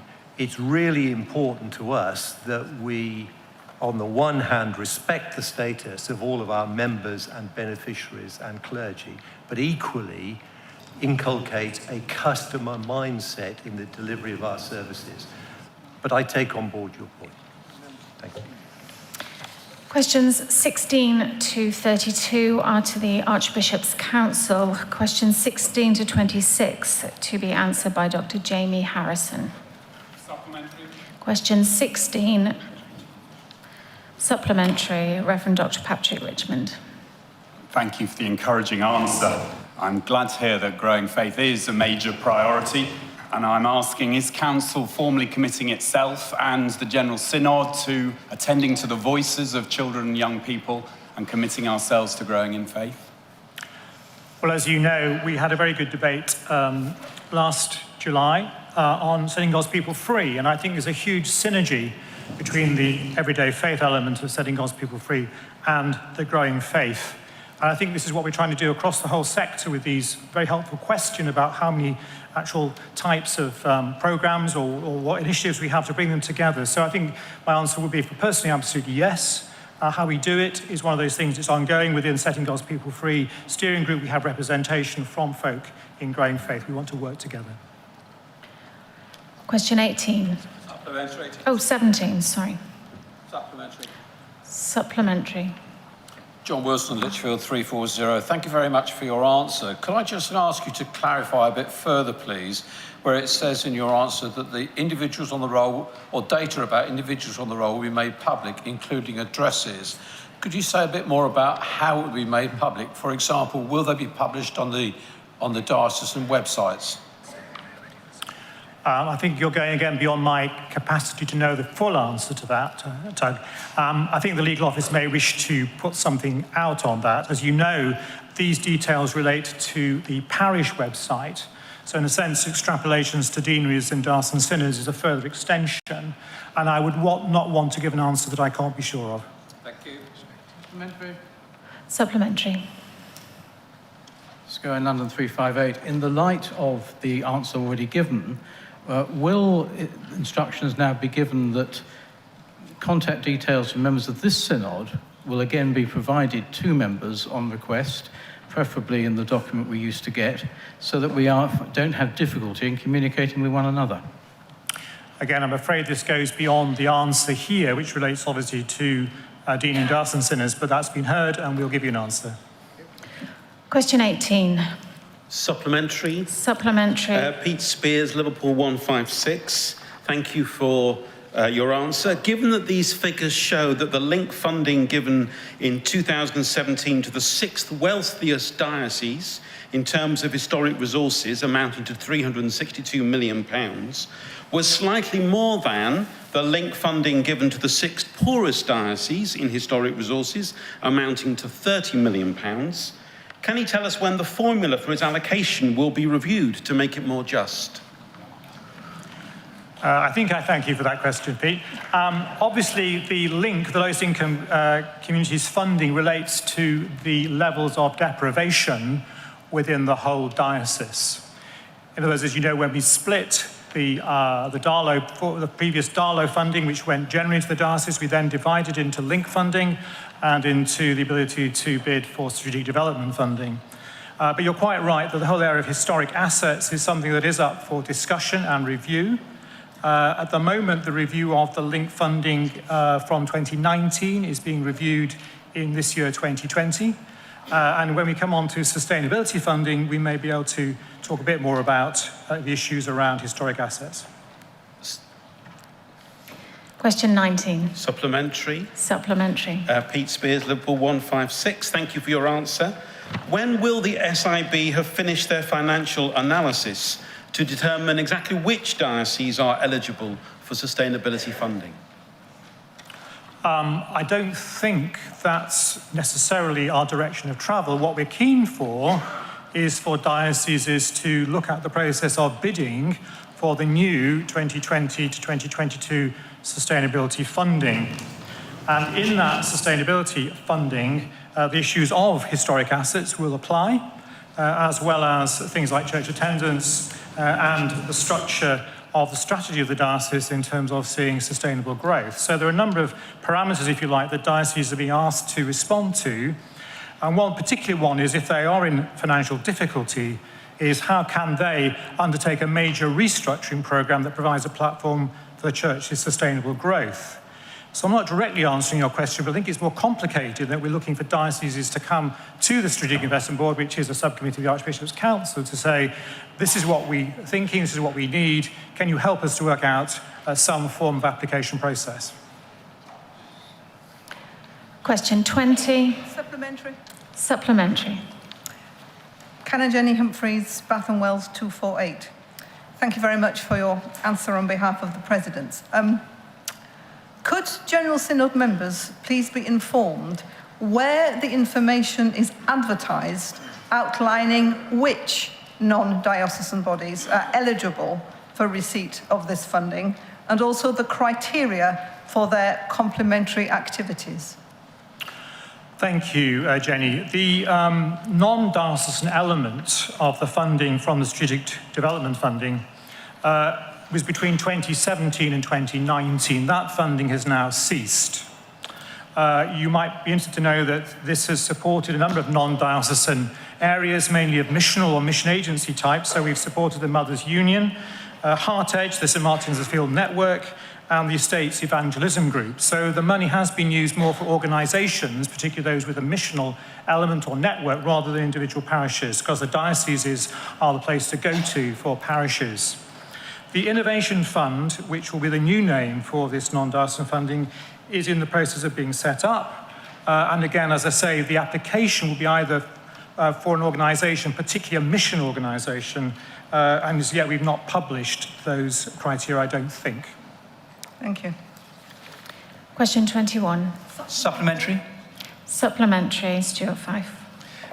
Stuart Fife, Carlisle 079. Thank you for your very helpful response. May I ask, what measurements does the board apply in assessing what makes a particularly strong case for major and ambitious change in rural areas that have deprivation and isolated younger people? I think there are two main issues. One is how will this money be effectively used for that area? Can we see both a growth in the depth of discipleship and the number of new disciples, for instance, and the maintaining of those disciples we have? But also, what difference will this make to the diocese as a whole? I think we've had some applications where it's been clear what the local context will be benefiting from this, but it's been unclear how this will improve or help the whole diocese. And I think that's the two things together as the terms of criteria, what impact it will have locally, but also how can the whole diocese benefit, and also what learning can we take, which we'll use elsewhere. It's quite clear that the rural issue is not the only issue, but rurality is a factor, and we do welcome applications from more rural areas, but with clarity about the purpose. Supplementary, Mrs. Foreman. Anne Foreman, Exeter 308. Thank you, Dr. Harrison, for your reply. But following the earlier speaker, why is it that a particularly strong case has to be made? I do understand that priorities need to be made, but is it simply because there are fewer deprived areas and younger people in rural areas? Because they do exist. Yes, thank you. I mean, obviously, I think is a form of rebalancing, perhaps. If you look at, sorry, for the answer to the next question, in a way where we've looked for prioritisation, it's been where we think it's been less prioritised in the past. So urban areas, generally large urban areas, have not had the same level of ministry input, and also in relation to young people and areas of deprivation. Now, obviously, the link funding, the lowest income communities funding, is meant to be specifically targeted at those areas of deprivation. The 25 dioceses who receive link funding, we're very much encouraging them, beginning to ask them, how are you spending it? Is it going in the right direction? For those dioceses who don't have that funding, that's a more difficult question for us to ask. But no, I don't think we would want to hold that position that you've suggested, but we are conscious that we've got to somehow make decisions against what we're asked to do. Thank you. Question 22.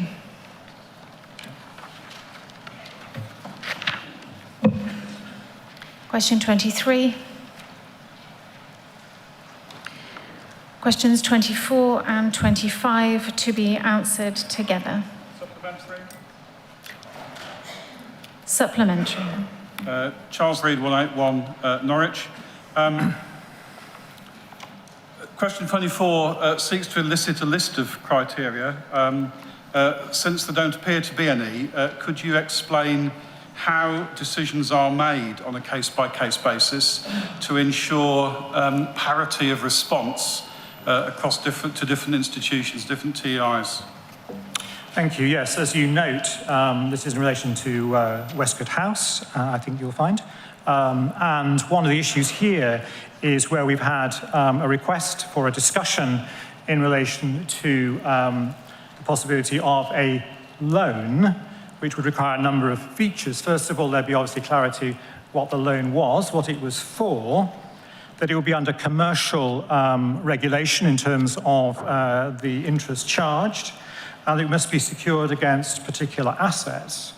So at the moment, as I say, this is a case-by-case basis. We're not putting out a particular pro forma or expectation, and inevitably, when we get a request, we have to take it seriously. Supplementary. Supplementary. Luke Miller, 162 London. I declare an interest as a member of the Council of St Stephen's House, TEI. Thank you very much indeed for your written answer and also for the remarks that you've just made. Can I ask whether the Archbishop's Council has considered the effect on TEIs as they seek to fundraise of the impression that the Council is acting as a bank of last resort for these institutions, and what further the answers that you have given could be done to contradict that view in order to support their fundraising attempts? Thank you. At the moment, there is nothing decided in relation to Westcott House. There have been discussions and they're ongoing. This will come back to the Archbishop's Council should Westcott wish to proceed with this in due course.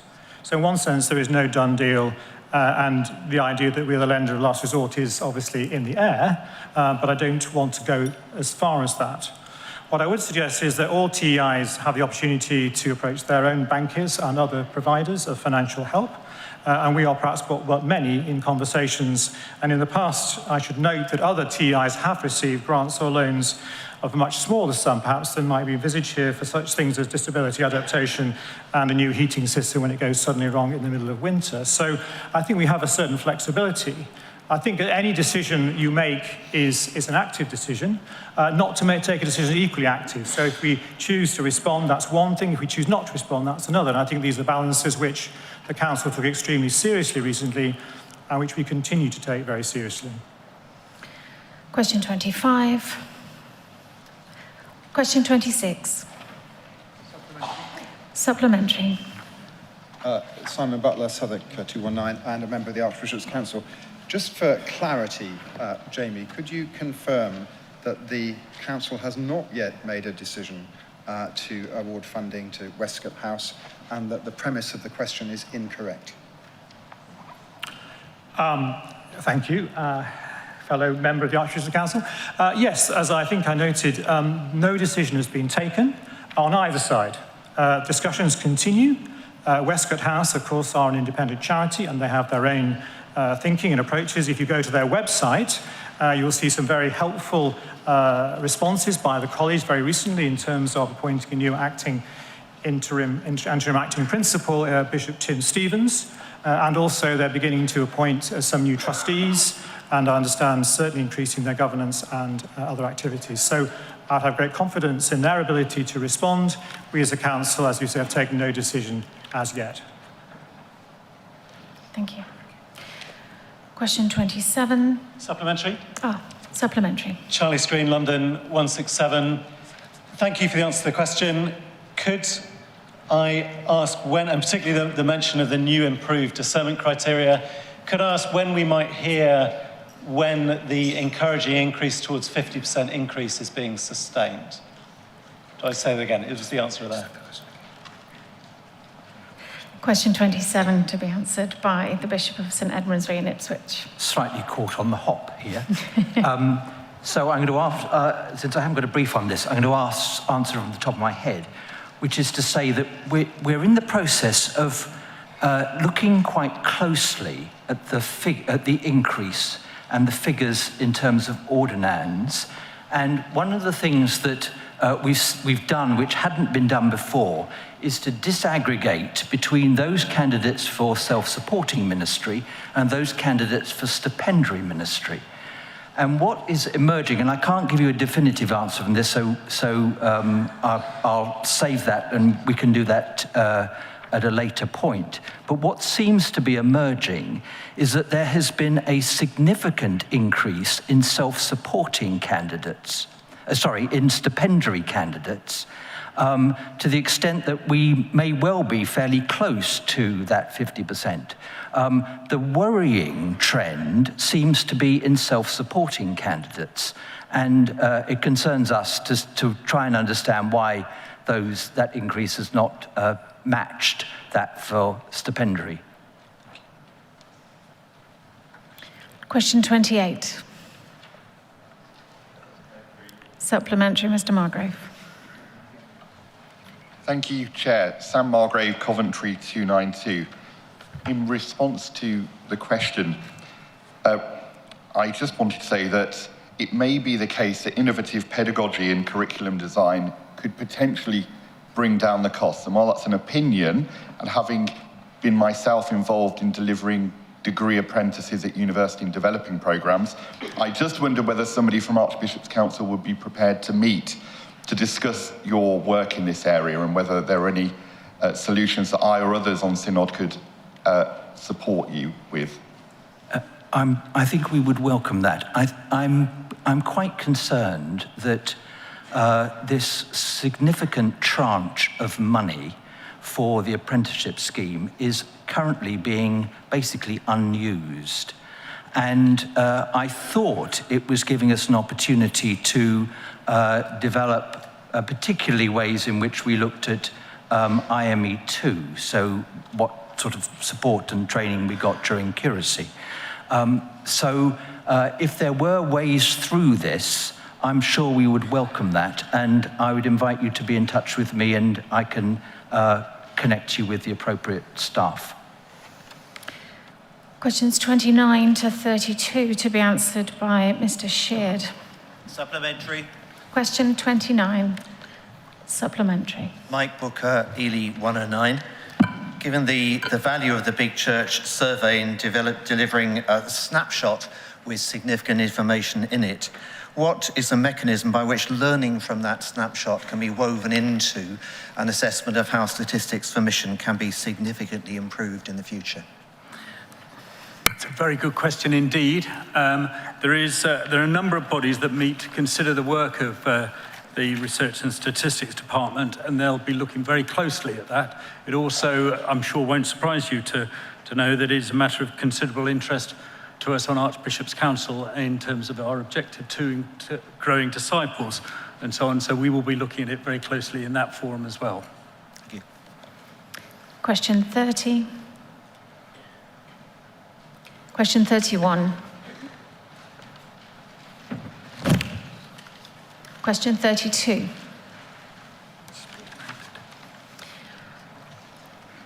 Questions 33 to 84 are to the House of Bishops. Questions 33 and 34 are to be answered together by the Bishop of Newcastle. Supplementary. Question 33, supplementary. SCO in London 358. Can we be assured that the apology as to the manner and tone of the statement does not in any sense constitute a withdrawal of the substance of the statement? Thank you, Mr. Scowen. I can confirm that the teaching of the Church has not changed at this point. But as members, archbishops and bishops, we recognise that in the way this teaching was expressed, in its tone and in its timing, a great deep hurt was caused to many people. And we believe in the House of Bishops that it's very important for us to note this and for us to express the teaching, which has not changed, but to express it with grace, kindness, generosity, and a regard for those it will affect the most. Thank you. Supplementary. So it begins. Simon Butler, Southwark 219. Thank you for your statement about the damaging of trust in your answer, Bishop Christine. It struck me more than any other statement that it's not just the LGBTI community, but the grannies of England that are pretty miffed and fed up with this. So in terms of building up trust, how do the House propose to take steps to rebuild trust with both LGBTI people and the grannies of England? You make a very good point, Simon. Most families in this land and individuals are affected by these deep issues of what it means to be a human being and what it means to be a sexual human being. The LLF project, the Living in Love and Faith project, and the preparatory work that the Pastoral Advisory Group have done, I hope we will all manage to still keep faith with that. And I hope that the approach in the project and we're using the pastoral principles will help us explore these deeply important issues for all of us. Question 34. Question 35. Supplementary. Supplementary. Mary Delacker, Chelmsford 271. Thank you for your answer. It encapsulates the difficulty between upholding the doctrines of the Church of England and leaving a foot in not yet, as you just said at the beginning of your first answer. The difficulty is it's multiple. We're just seeing the reaction to the statements and counter-statements and May we have your question, please? How can we equip those who have to look after the parish when their pastors have gone and the flock are left? It's very difficult on behalf of the grannies of England who love the Lord's words, believe and trust them, seen them upheld across the ages to find challenge and differences. And how do we guard and uphold those doctrines in an age of such change? Thank you, Mrs. Durlacher. Those who have a care for a parish in a vacancy carry a huge burden. And in the Church of England, we owe much, particularly to our church wardens in this regard. In terms of helping a parish, whether it is in vacancy or not, I can only commend the use of the pastoral principles for living well together to help us understand more deeply the complexity of the issues we're considering. In terms of the plea to have a set out doctrine in an easily accessible place, that just isn't the kind of church that the Church of England is. We're not a confessional church in that sense, which has a set of doctrines to which we can assent. Our doctrine is expressed in our liturgy, in our creeds, in our historic formularies. And to set out doctrine in a separate document would be to depart from the very nature of Anglicanism.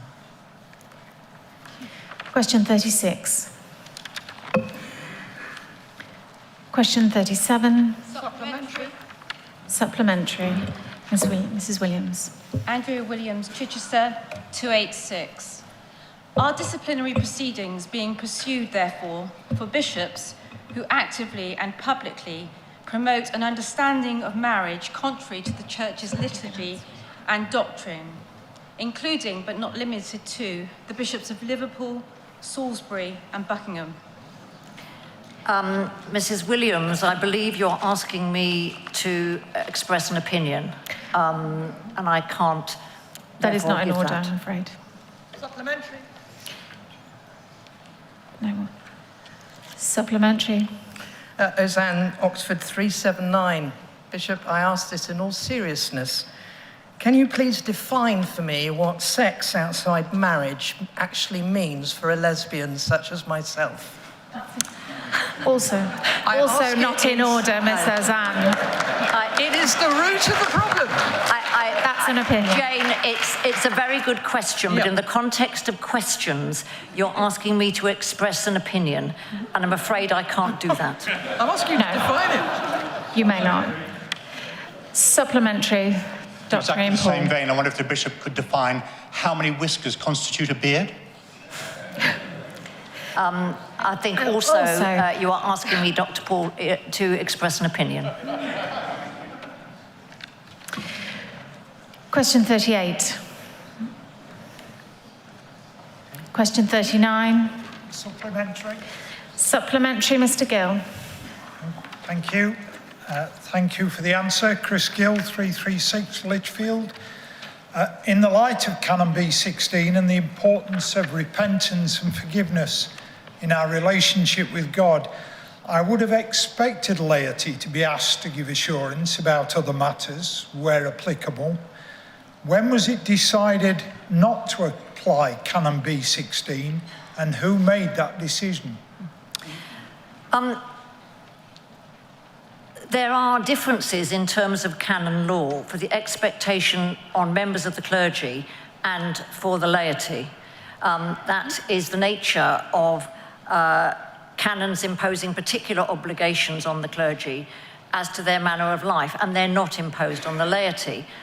Also, if we look at the original Issues in Human Sexuality, published in 1991, there is explicit commitment in paragraphs 5.6 and 5.23 that laity should not be subject to such interrogations, and that should be warmly find an open and welcoming place in the Christian community. Supplementary. James Dudley Smith, Bath and Wells, 59. Thank you for your answer about where Canon B16 does not apply, but does it apply then to those who might be in civil partnerships or indeed in other relationships which are not marriage and who actually don't need to be asked to give assurances because they come to us perfectly open about the fact that their relationship does include a sexual aspect? I'm afraid that is a request for an opinion, and so you need not answer. Questions 40 and 41 will be answered together. Question 40. 41. Supplementary. Supplementary. Priscilla Canon White, Priscilla Birmingham, White. 65. Is it possible to have further clarification from where the original draft of that document originated? I don't believe it is. The document was a document owned by the House of Bishops. And I think it's extremely important that as members of the House of Bishops, we take ourselves the full responsibility for it. Thank you. Deeply regretful. Supplementary. Supplementary. In relation, David Lamming, 399 St Edmunds in Ipswich. Thank you for your answer, in which you say that the House asked for the advice to be published. The House met in early December. The publication was on the 22nd of January, 3 weeks after the law changed. I wonder if you can inform us of the circumstances in which the document came to be published on the 22nd of January and who made that decision. I can't give you the exact answer to that question. I wasn't part of that particular group to which that decision was delegated. Question 42. Supplementary. Supplementary. Rachel Mann, Manchester 172. Given that the pastoral statement seemed to have been dropped in a rather clumsy manner and in an ill-advised way, to what extent is the House of Bishops, in its review, preparing to draw on independent media expertise, such as that provided by TBI Media, to help you review your processes? I think our need to review our processes goes beyond media presentation, if I can be truthful. You know, I think... I do appreciate that answer. Supplementary. Supplementary, Dr. Paul. Ian Paul 227, Southall and Nottingham.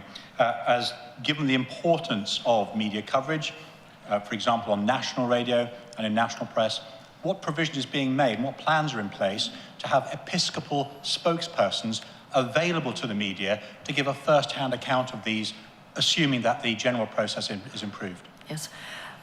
Certainly, with regard to the forthcoming publication of the LLF resources and also the work of the Pastoral Advisory Group, attention is being given to make sure that there are people, including bishops, who are being equipped to make such public representation. Wonderful. Thank you very much. Question 43. Question 44. Supplementary. Supplementary. Christina Barron, 245, Bath and Wells. What use did the Delegation Committee and the House of Bishops make of the 7 pastoral principles produced by the Pastoral Advisory Group and explored by Synod last July? I'm afraid I don't have the answer to that question, Ms. Barron. Question... Could I ask for it to be sent later, perhaps? The answer? The answer. Yep. Is that possible? Question 45, to be answered by the Bishop of Blackburn. Robert Hammond, Chancellor 273. Thank you, Bishop. And when will there be another? The membership of the Delegation Committee is decided by the Archbishops of Canterbury and York, and they appoint the bishops to the Delegation Committee. Question 46. Question 47, to be answered by the Bishop of Willesden. Question 48. Question 49. Supplementary. Supplementary, Mr. Gill, to be answered by the Bishop of Willesden. Chris Gill, Lichfield 336. Thank you for your answer. Does the House of Bishops acknowledge that it may have been insensitive for the December 2018 pastoral guidance to have been issued whilst living in love and faith was still under discussion, and that the publication of the discussion caused significant hurt and offence to many I'm within afraid you're the asking Church? for an opinion again. Question 50. Supplementary. Question 50 will be answered by the Bishop of Coventry. Supplementary.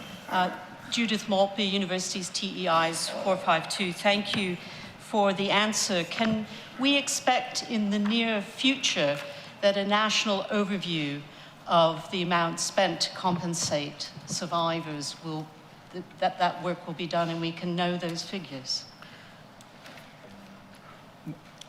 My understanding is that there will be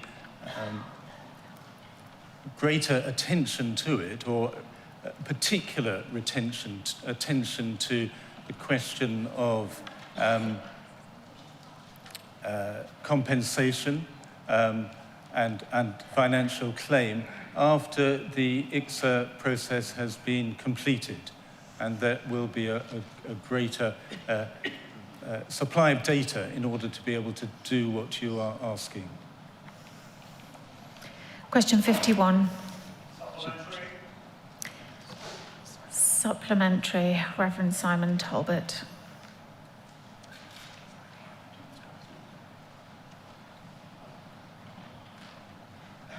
Thank you, Bishop Christopher, for your reply.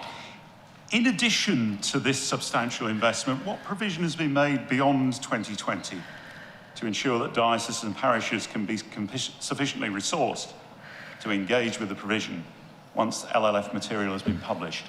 Thank you very much, Simon, for your question and for that supplementary question. That is under consideration at the moment. But I'm grateful for your question because our work at the moment with LLF is to provide these resources that then will need to be used and used well in order to be able to enable the discernment and decision-making process that they have been set up to effect. Thought has been given to it, and it is critical, as you say. Thank Supplementary. you. Supplementary, Dr. Paul. Dr. Ian Paul, 227, Southern Nottingham. Given that the cost of LLF, combined with the previous cost of the shared conversations, is now approaching £1 million, not including all the additional time in kind, what work consideration has been given to the opportunity cost of this whole exercise? In other words, what other things might we have been able to do if we weren't preoccupied with this? I think that's a request for an opinion. I just asked Unless you'd like to ask them. My question was what consideration has been given to the opportunity cost? Okay. My wife is doing quite a lot. My sympathies to your wife. Further supplementary. Supplementary, Mr. Gill. Which charitable trust has contributed to the funding of Living in Love and Faith, and did they have a specific intent?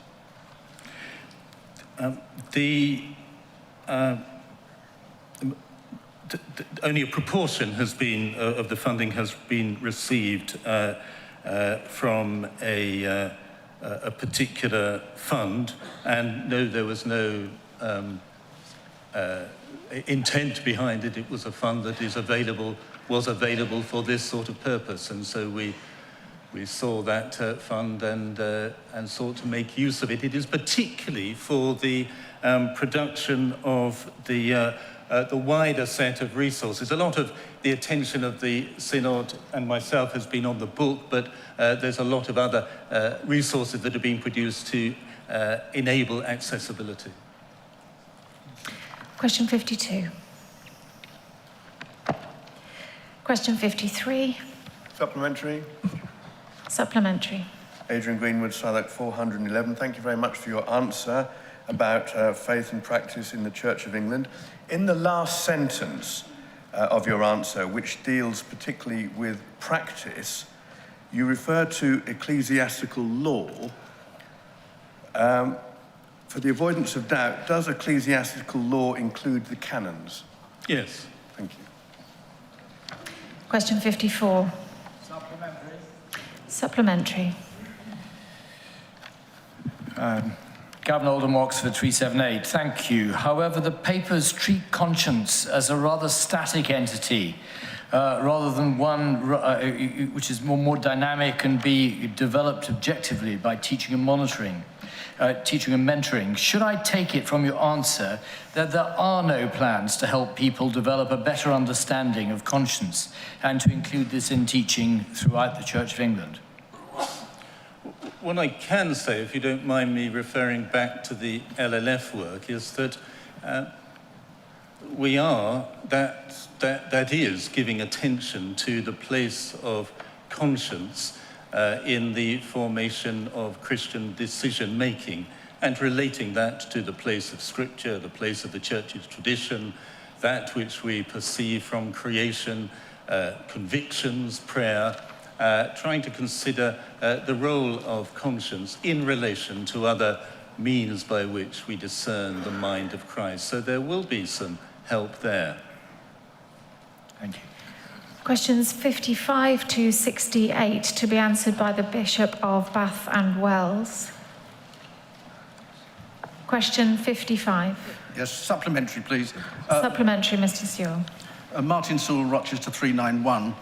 The context of my carefully drawn question was that evidence seemed to arise that Jonathan Fletcher was continuing to engage with those who might be at risk from him. And I wonder if you could tell us what the date was that people were notified, because one needs to ascertain whether people were innocent or whether there are delinquent congregations out there. Martin, your question was indeed very well devised, and I think when you talk about formal and informal, one of the things your question does do is it just shows and exposes the weakness of what the church can and can't do. So I'm grateful for your question.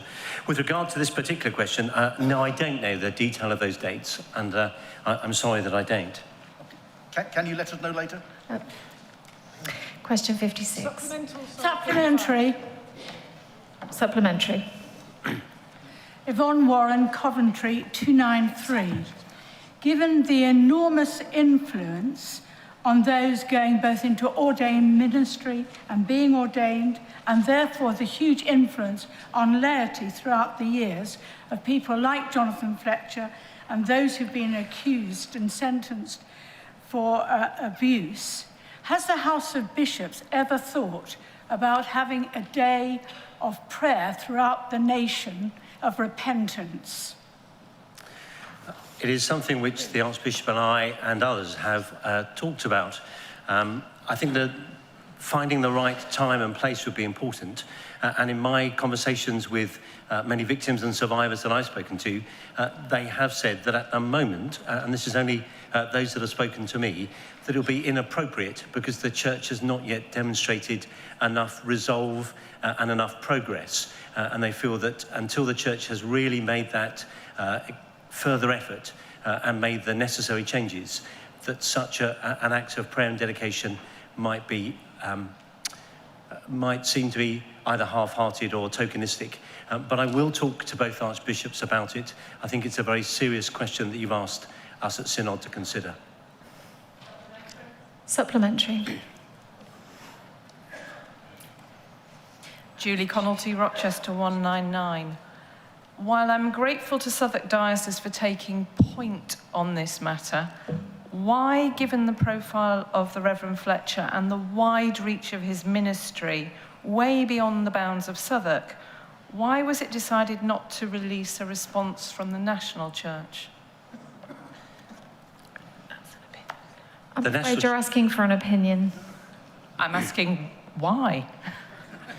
I think if I can try and answer it, and the chair was trying to make sure I answer this properly, is that this hasn't been a national case. It's something that's been led with Southwark Diocese, and the National Safeguarding Team have been fully cooperating with Southwark. There will be lessons to be learned from it. We're grateful to the Emmanuel Church who've taken the responsibility and the initiative, but certainly when that review has taken place, the National Safeguarding Team on behalf of the Church will look very seriously at any findings and recommendations. Question 57. Supplementary. Supplementary. It's Carolyn Graham, Guildford 317. Thank you for your answer. Can you assure us that there won't be any cover-up of any cover-up, and that after the 31H report has been received, we'll be actively holding to account any leader within any of the churches who's either attempted to suppress the story or put the church or a particular part of the church's reputation before the well-being of any victims?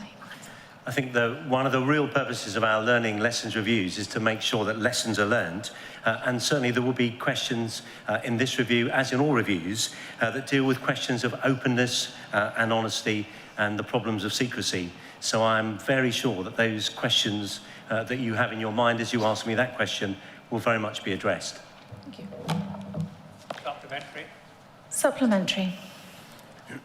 Thank you, Bishop. In relation to the report when it comes, would you or your successor take steps to ensure that the report of what it says by way of recommendations is brought to this synod for debate?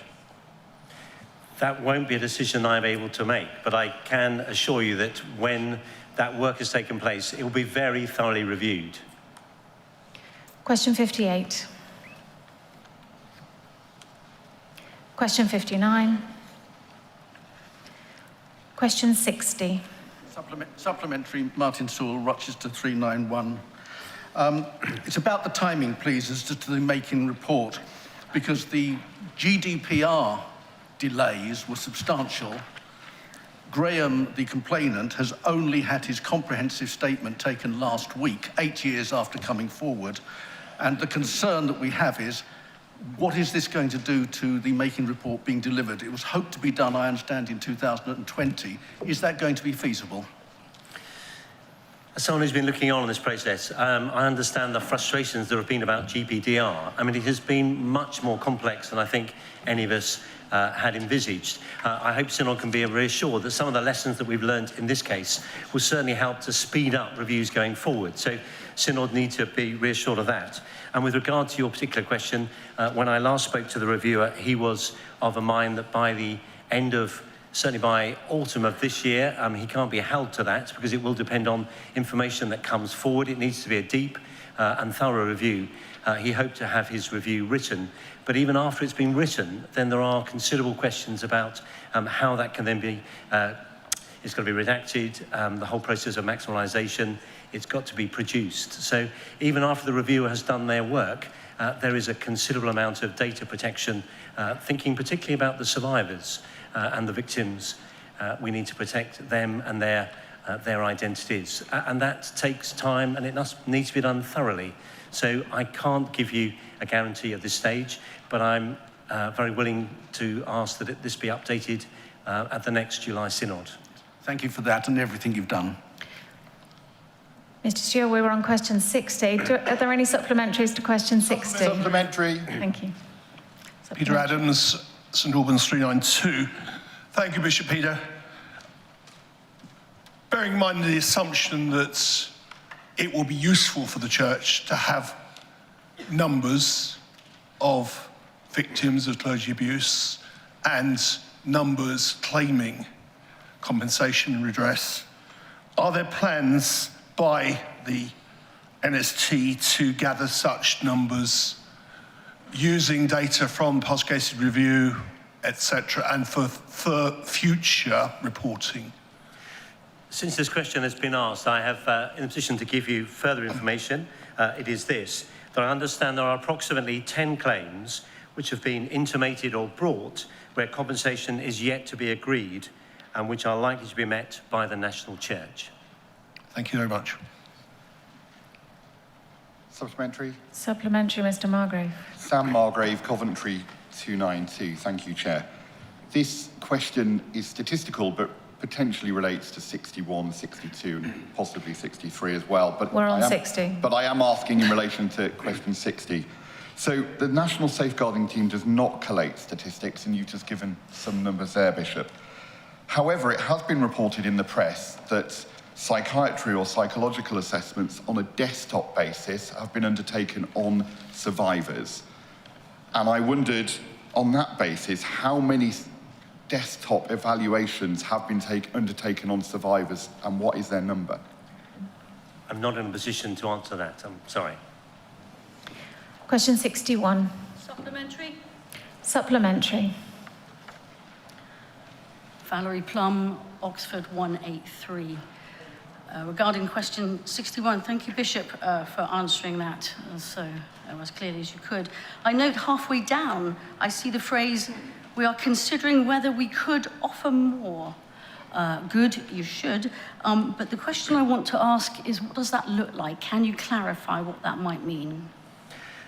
I know I'm trespassing into the answers that I think under question 63 from Rosie Harper, you may recollect there were some indicative, speculative figures that the Bishop of Durham gave. And I think all we can learn from that statement is the Church is taking this very, very seriously. The provision of restoration and redress is a very important matter and a very pressing matter, and the Church is taking this very seriously. Question 62. Supplementary.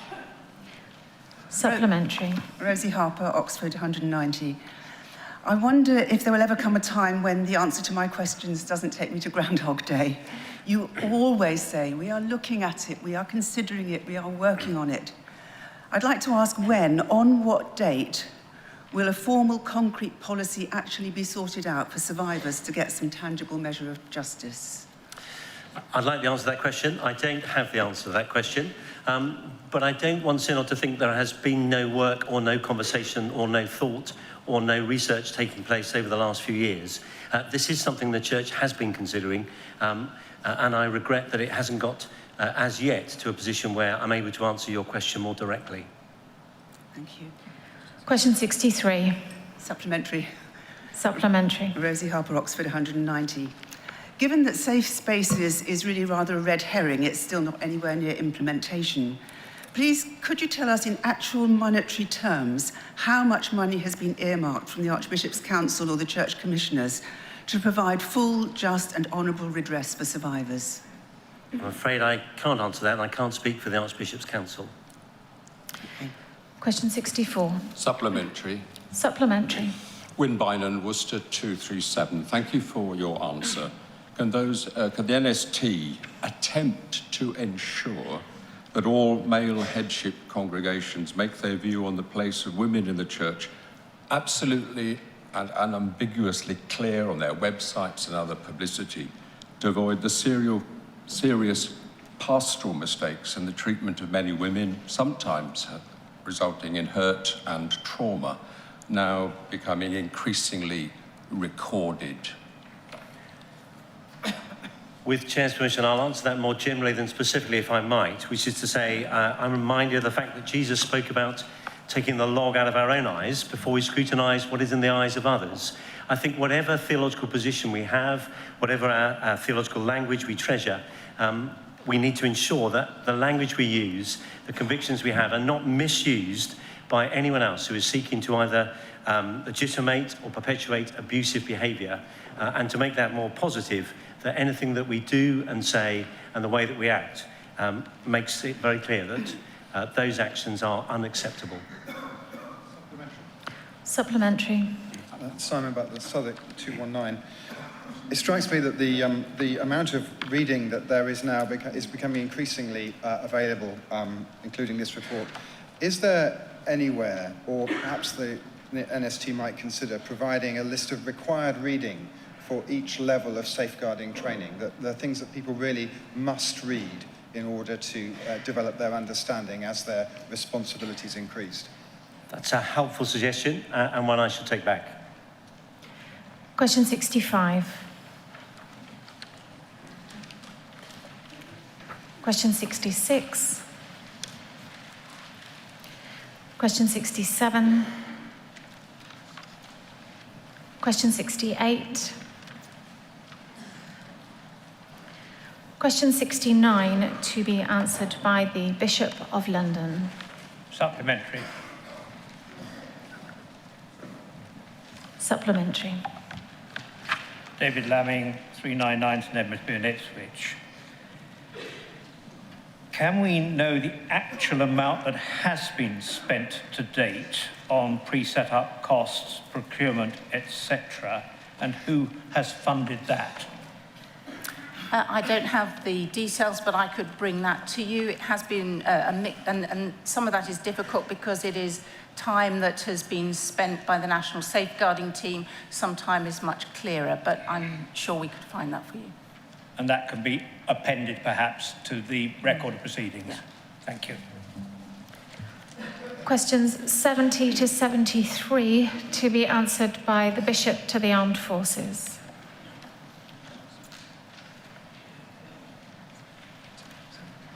Question 70. Question 71. Question 72. Supplementary. Supplementary. David Kemp, Canterbury 262. The terms of reference of the CDM review group require the group to, and I quote, identify amendments to be made to the CDM. In view of the growing demand that the present CDM should be replaced by a new process, Can the Bishop confirm that the review group will seriously consider this option? Yes. Thank you. Question 73. Supplementary. Supplementary. Meg Warner, London 359. Bishop, thank you for your answer. Can you give an account of the breadth of experience of members of the working group, and in particular the proportion of members of the working group having significant expertise in fields other than safeguarding? Off the top of my head, I'd be struggling to give every single person, but there are a large number of people in the working group who have expertise way beyond the safeguarding area. And as well as the members of the working group, we are talking to a wide range of organisations and experts who cover a wider range than that. So there are bishops, legal people, pastoral experts, human resources people, as well as those who have experience specifically in safeguarding, but even those obviously have experience beyond as well. Thank you. Questions 74 to 77 to be answered by the Bishop of St Edmundsbury and Ipswich. Question 74. Supplementary. Supplementary. Simon Friend, Exeter 310. In respect of the last sentence of the answer, my question is, why not? Why not put in place a plan to review the legal basis on which clergy hold office? And I believe I'm in good company now on this, as the Bishop of London referred to common tenure in the last debate. One of the recurrent themes from abuse survivors' stories is a sense of powerlessness when faced with someone who is called by God, who has a divine vocation. This dimension can be very damaging and cause much spiritual suffering. So why not review the legal basis on which clergy hold office? I think we've heard from earlier discussions various pieces of evidence that say that this is a review that needs to take place. And I can assure you that there are various of us who are beginning to be engaged in this process, albeit a hugely complicated one. Question 75. Supplementary. Supplementary. Julie Connolty, Rochester 199. How, by which I mean by what mechanism, if information like this is retained only in individual dioceses, as it were in silos, how will we measure the effectiveness of the House of Bishops' guidance in closing the loopholes that manipulative abusers exploit? I'm not sure I know how to answer that question for the reason that you've given. So I will take that away and we will have a look to see how we can do that. Thank you. Supplementary. Somebody's glasses.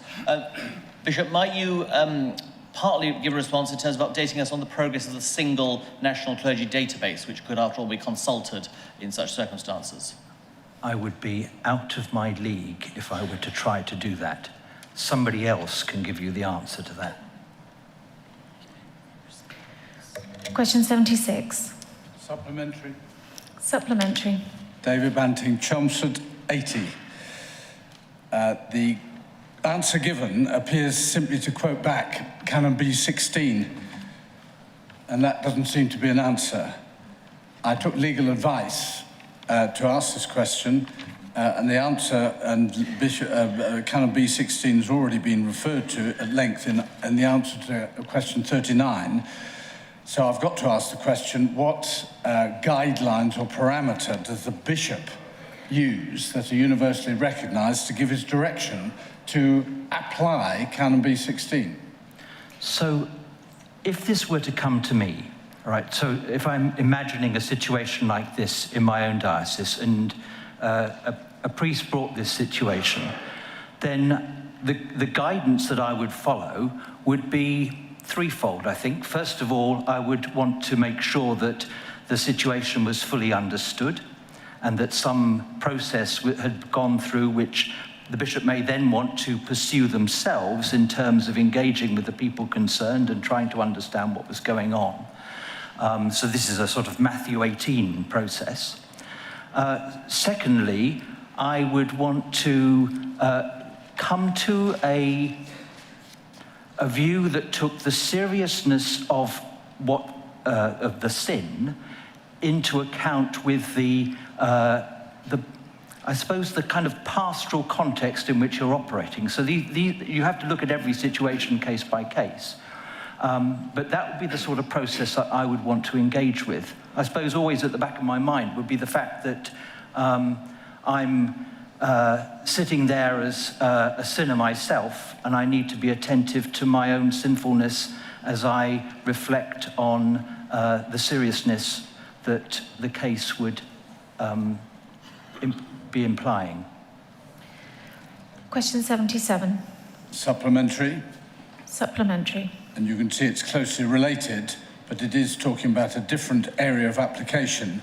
I'm sorry that the answer is so clerically orientated as to ordination or even readers. I'm thinking of membership of the PCC or a teaching role to children or adults, Sunday school, lay education, that sort of thing, within the local church and for lay people. I'm trying to get at what is what Canon B16 talks as a grave and open sin without repentance. PCC membership, teaching within a local church. I would, since this isn't about excommunication, I think this probably resides with the local priest, but I would expect them to have perhaps some conversation with the archdeacon or with the bishop concerned, but I would be following this. I think for me the important thing is to try and understand what's going on, and then to be able to respond appropriately for the sake of both the people concerned and for the congregation concerned. I'm sorry I'm giving you a word, but I think without a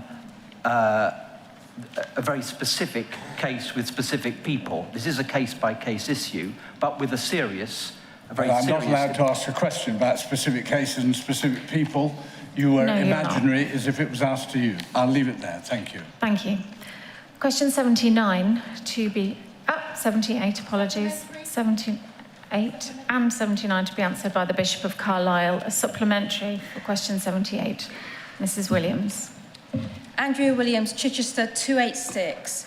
Government statistics published on the 13th of June 2019 show that a staggering 196,083 lives created in the image of God were prematurely brought to an end by abortion in 1918. Of these, less than 2%, that's May in we England have your and Wales, question, please, Mrs. Williams? Less than 2% were carried out because of a possible risk to the mother's life. Can the House of Bishops confirm that by those statistics, 98% of all abortions carried out last year are by their own definition immoral? And what specific steps will the House of Bishops now take to address this pressing concern? Mrs. Williams, I think you're asking me for an opinion there, which I'm unwilling to give. I'm very aware of the depth of feeling aroused by this subject, very aware of its extreme sensitivity, and I'm very grateful for your concern. I've quoted the statistic, and I've quoted the statistic, and you can go to the report issued by the government of 2018. So it's not an opinion. Ms. Williams, you need to allow him to answer. It's not therefore an opinion. I fully understand the question. The Church of England's position is very clearly that the particular situation in which the lesser of two evils, as we would regard it, of abortion, is where the mother's health and life particularly is in danger. And that can extend to her 2%. mental health as well. I appreciate it's 2%. We are very concerned to bring the number of abortions down. I don't know all those other circumstances, but we would be very concerned to offer compassion and care to all those who are involved in these very, very difficult situations, and particularly to offer support and proper information for those who are facing difficult pregnancies. Supplementary. We have had... Supplementary to this question. Supplementary, Mr. Thank you very much for your answer, Bishop. How has this understanding of the doctrine of the Church of England and the concerns of the House of Bishop you referred to been reflected in the actual voting patterns of bishops in the House of Lords? I'm afraid I have no idea of the answer to that, but I'd be very happy to receive an answer in writing. Yeah. Thank you very much. Question 79. Supplementary. Supplementary. Mary Dalacker, Chelmsford 271. This is a question of a fairly urgent nature. I know you kindly gave your answer on the 3rd of February, which is some time back. It has now been declared a major emergency, and in the interests of not having to get that phrase, lessons will be learned, we really do need to get some advice in what to do should it really become a frightening and affecting situation. Thank you very much. Thank you for the question. It's a very important one. We are monitoring the situation very closely. We're taking advice from the relevant medical authorities. We have got advice which can be issued. People will probably remember the advice that came out back in 2009, where it was possible for the sharing of the chalice to be suspended, or Holy Communion to be received in only one kind, or the priest to intinct wafers personally. And there was a notice for all churches about proper hygiene that was to be put up in all churches. If the situation continues to get worse, that sort of thing will certainly be issued. I think one of the key things in all of this is common sense and hand washing, just as in hospitals, because that is the main thing that prevents the disease spreading. But we are looking at the possibility of extreme circumstances, and if there is a real danger, the Legal Advisory Commission has said that good sense could mediate the necessity for a priest to celebrate Holy Communion on Sundays and major feast days. I sincerely hope we won't be in that position. We pray. Supplementary. Just going London 358. Bishop, you referred to the 2009 advice, which was that it was better to have communion in one kind only, rather than to permit the administration of communion in individual glasses, as some other denominations do. I wonder if further consideration could be given to that, if further advice is now required, as to whether it would in fact not be better in those exceptional circumstances to allow communion to be administered in individual glasses rather than being denied the cup at all. Mr. Scone, you're absolutely right that previously it was suggested that individual cups were not to be recommended. I'm quite happy to discuss that further with others. Thank you. Question 80 to be answered by the Bishop of Durham. Question 81 to be answered by the Bishop of St Edmundsbury and Ipswich. Supplementary. Supplementary. Scone London 358. Will the House ensure that readers or LLMs, however they're designated, will be consulted on the Central Readers' Council's recommendations before the House considers them, and will the House have due regard to the responses to such a consultation? Yes, I would expect that that consultation is being undertaken by the CRC. I will check that, and if it isn't, then I'll make sure that there is a consultation process following that. Thank you. Question 82 to be answered by the Bishop of Lichfield.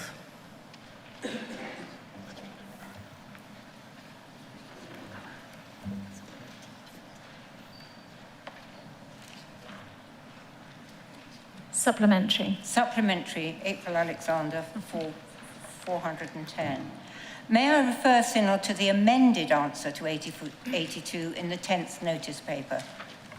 The debate to which I refer in my question was disappointing in many respects, including the lamentably short time devoted to it. Moreover, the Synod by and large had no knowledge of the processes which they were debating because of the secrecy surrounding them. May we have your question? In view of all this, will the House of Bishop review their plans to include a rerun of this debate? Can I first apologise to Synod, both for the error in the original answer, the correct version is set out on the 10th notice paper, and also for the inadequacy of my voice, which is largely left somewhere in a ditch in Staffordshire.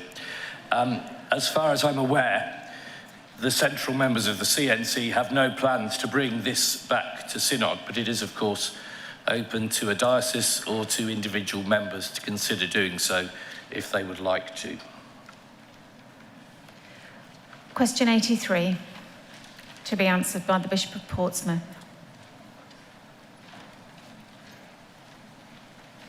Question 84, to be answered by the Bishop of Salisbury. Supplementary. Supplementary, Enid Brown. Enid Barron, 350 London. I want to thank the Bishop for the very encouraging and full answer, which shows great progress since this time last year on environmental issues. My question relates to the first part of the answer on diocesan environment officers, where we're told there are now 35 dioceses with environment officers. I'd just like to ask how that figure breaks down in terms of resources dedicated within each diocese to the environment, meaning how many full-time salaried DEOs are there, how many part-time salaried DEOs, how many environment officers combine that role with quite a lot of other responsibilities, and how many voluntary DEOs there are. What a wonderful question, Edith. So the work of DEOs is a really significant way in which we're delivering the environmental programme of the Church of England. They are an extraordinary group of people, many of whom are volunteering their time, and only some of whom are employed. I cannot give you the breakdown of figures that you've asked for, but I'm very willing to bring that breakdown of figures to the environmental debate taking place on Wednesday, so that you get the measure of this work is depending on a very large number of people doing this across the Church of England in a great variety of ways, actually pretty effectively, and I'm really grateful for them. But I'll bring you the breakdown of figures that you asked for on Wednesday. Bishop, I'd be delighted to see those figures, and I'm grateful to everybody too. They are available, and they have been gathered at various stages. It is, of course, like dealing with a blancmange, in as much as it changes shape almost daily. Thank you. Dealing with a blancmange. Synod, we have reached 7 p.m. Point of order. Point of order. Given the time, and given we've got another 20 questions still to 40 questions still to go, and given that the Chair of the Business Committee has indicated already this afternoon that there may have to be some rescheduling over coming days, I wonder whether she would consider looking to see whether a second session of questions could be slotted in to deal with the remaining questions.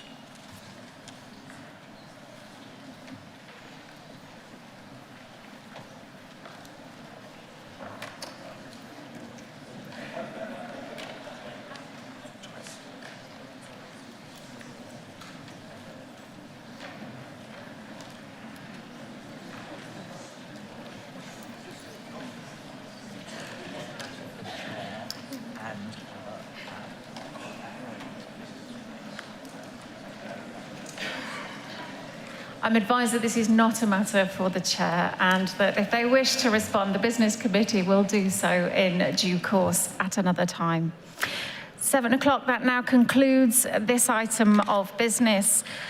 Please do stay in the chamber, as closing worship will be led by Reverend Canon Lee Vasey Saunders. Following our closing worship this evening, the Archbishop of Canterbury will dismiss Synod with a blessing. Thank you. Only if he gets the urge. You might not.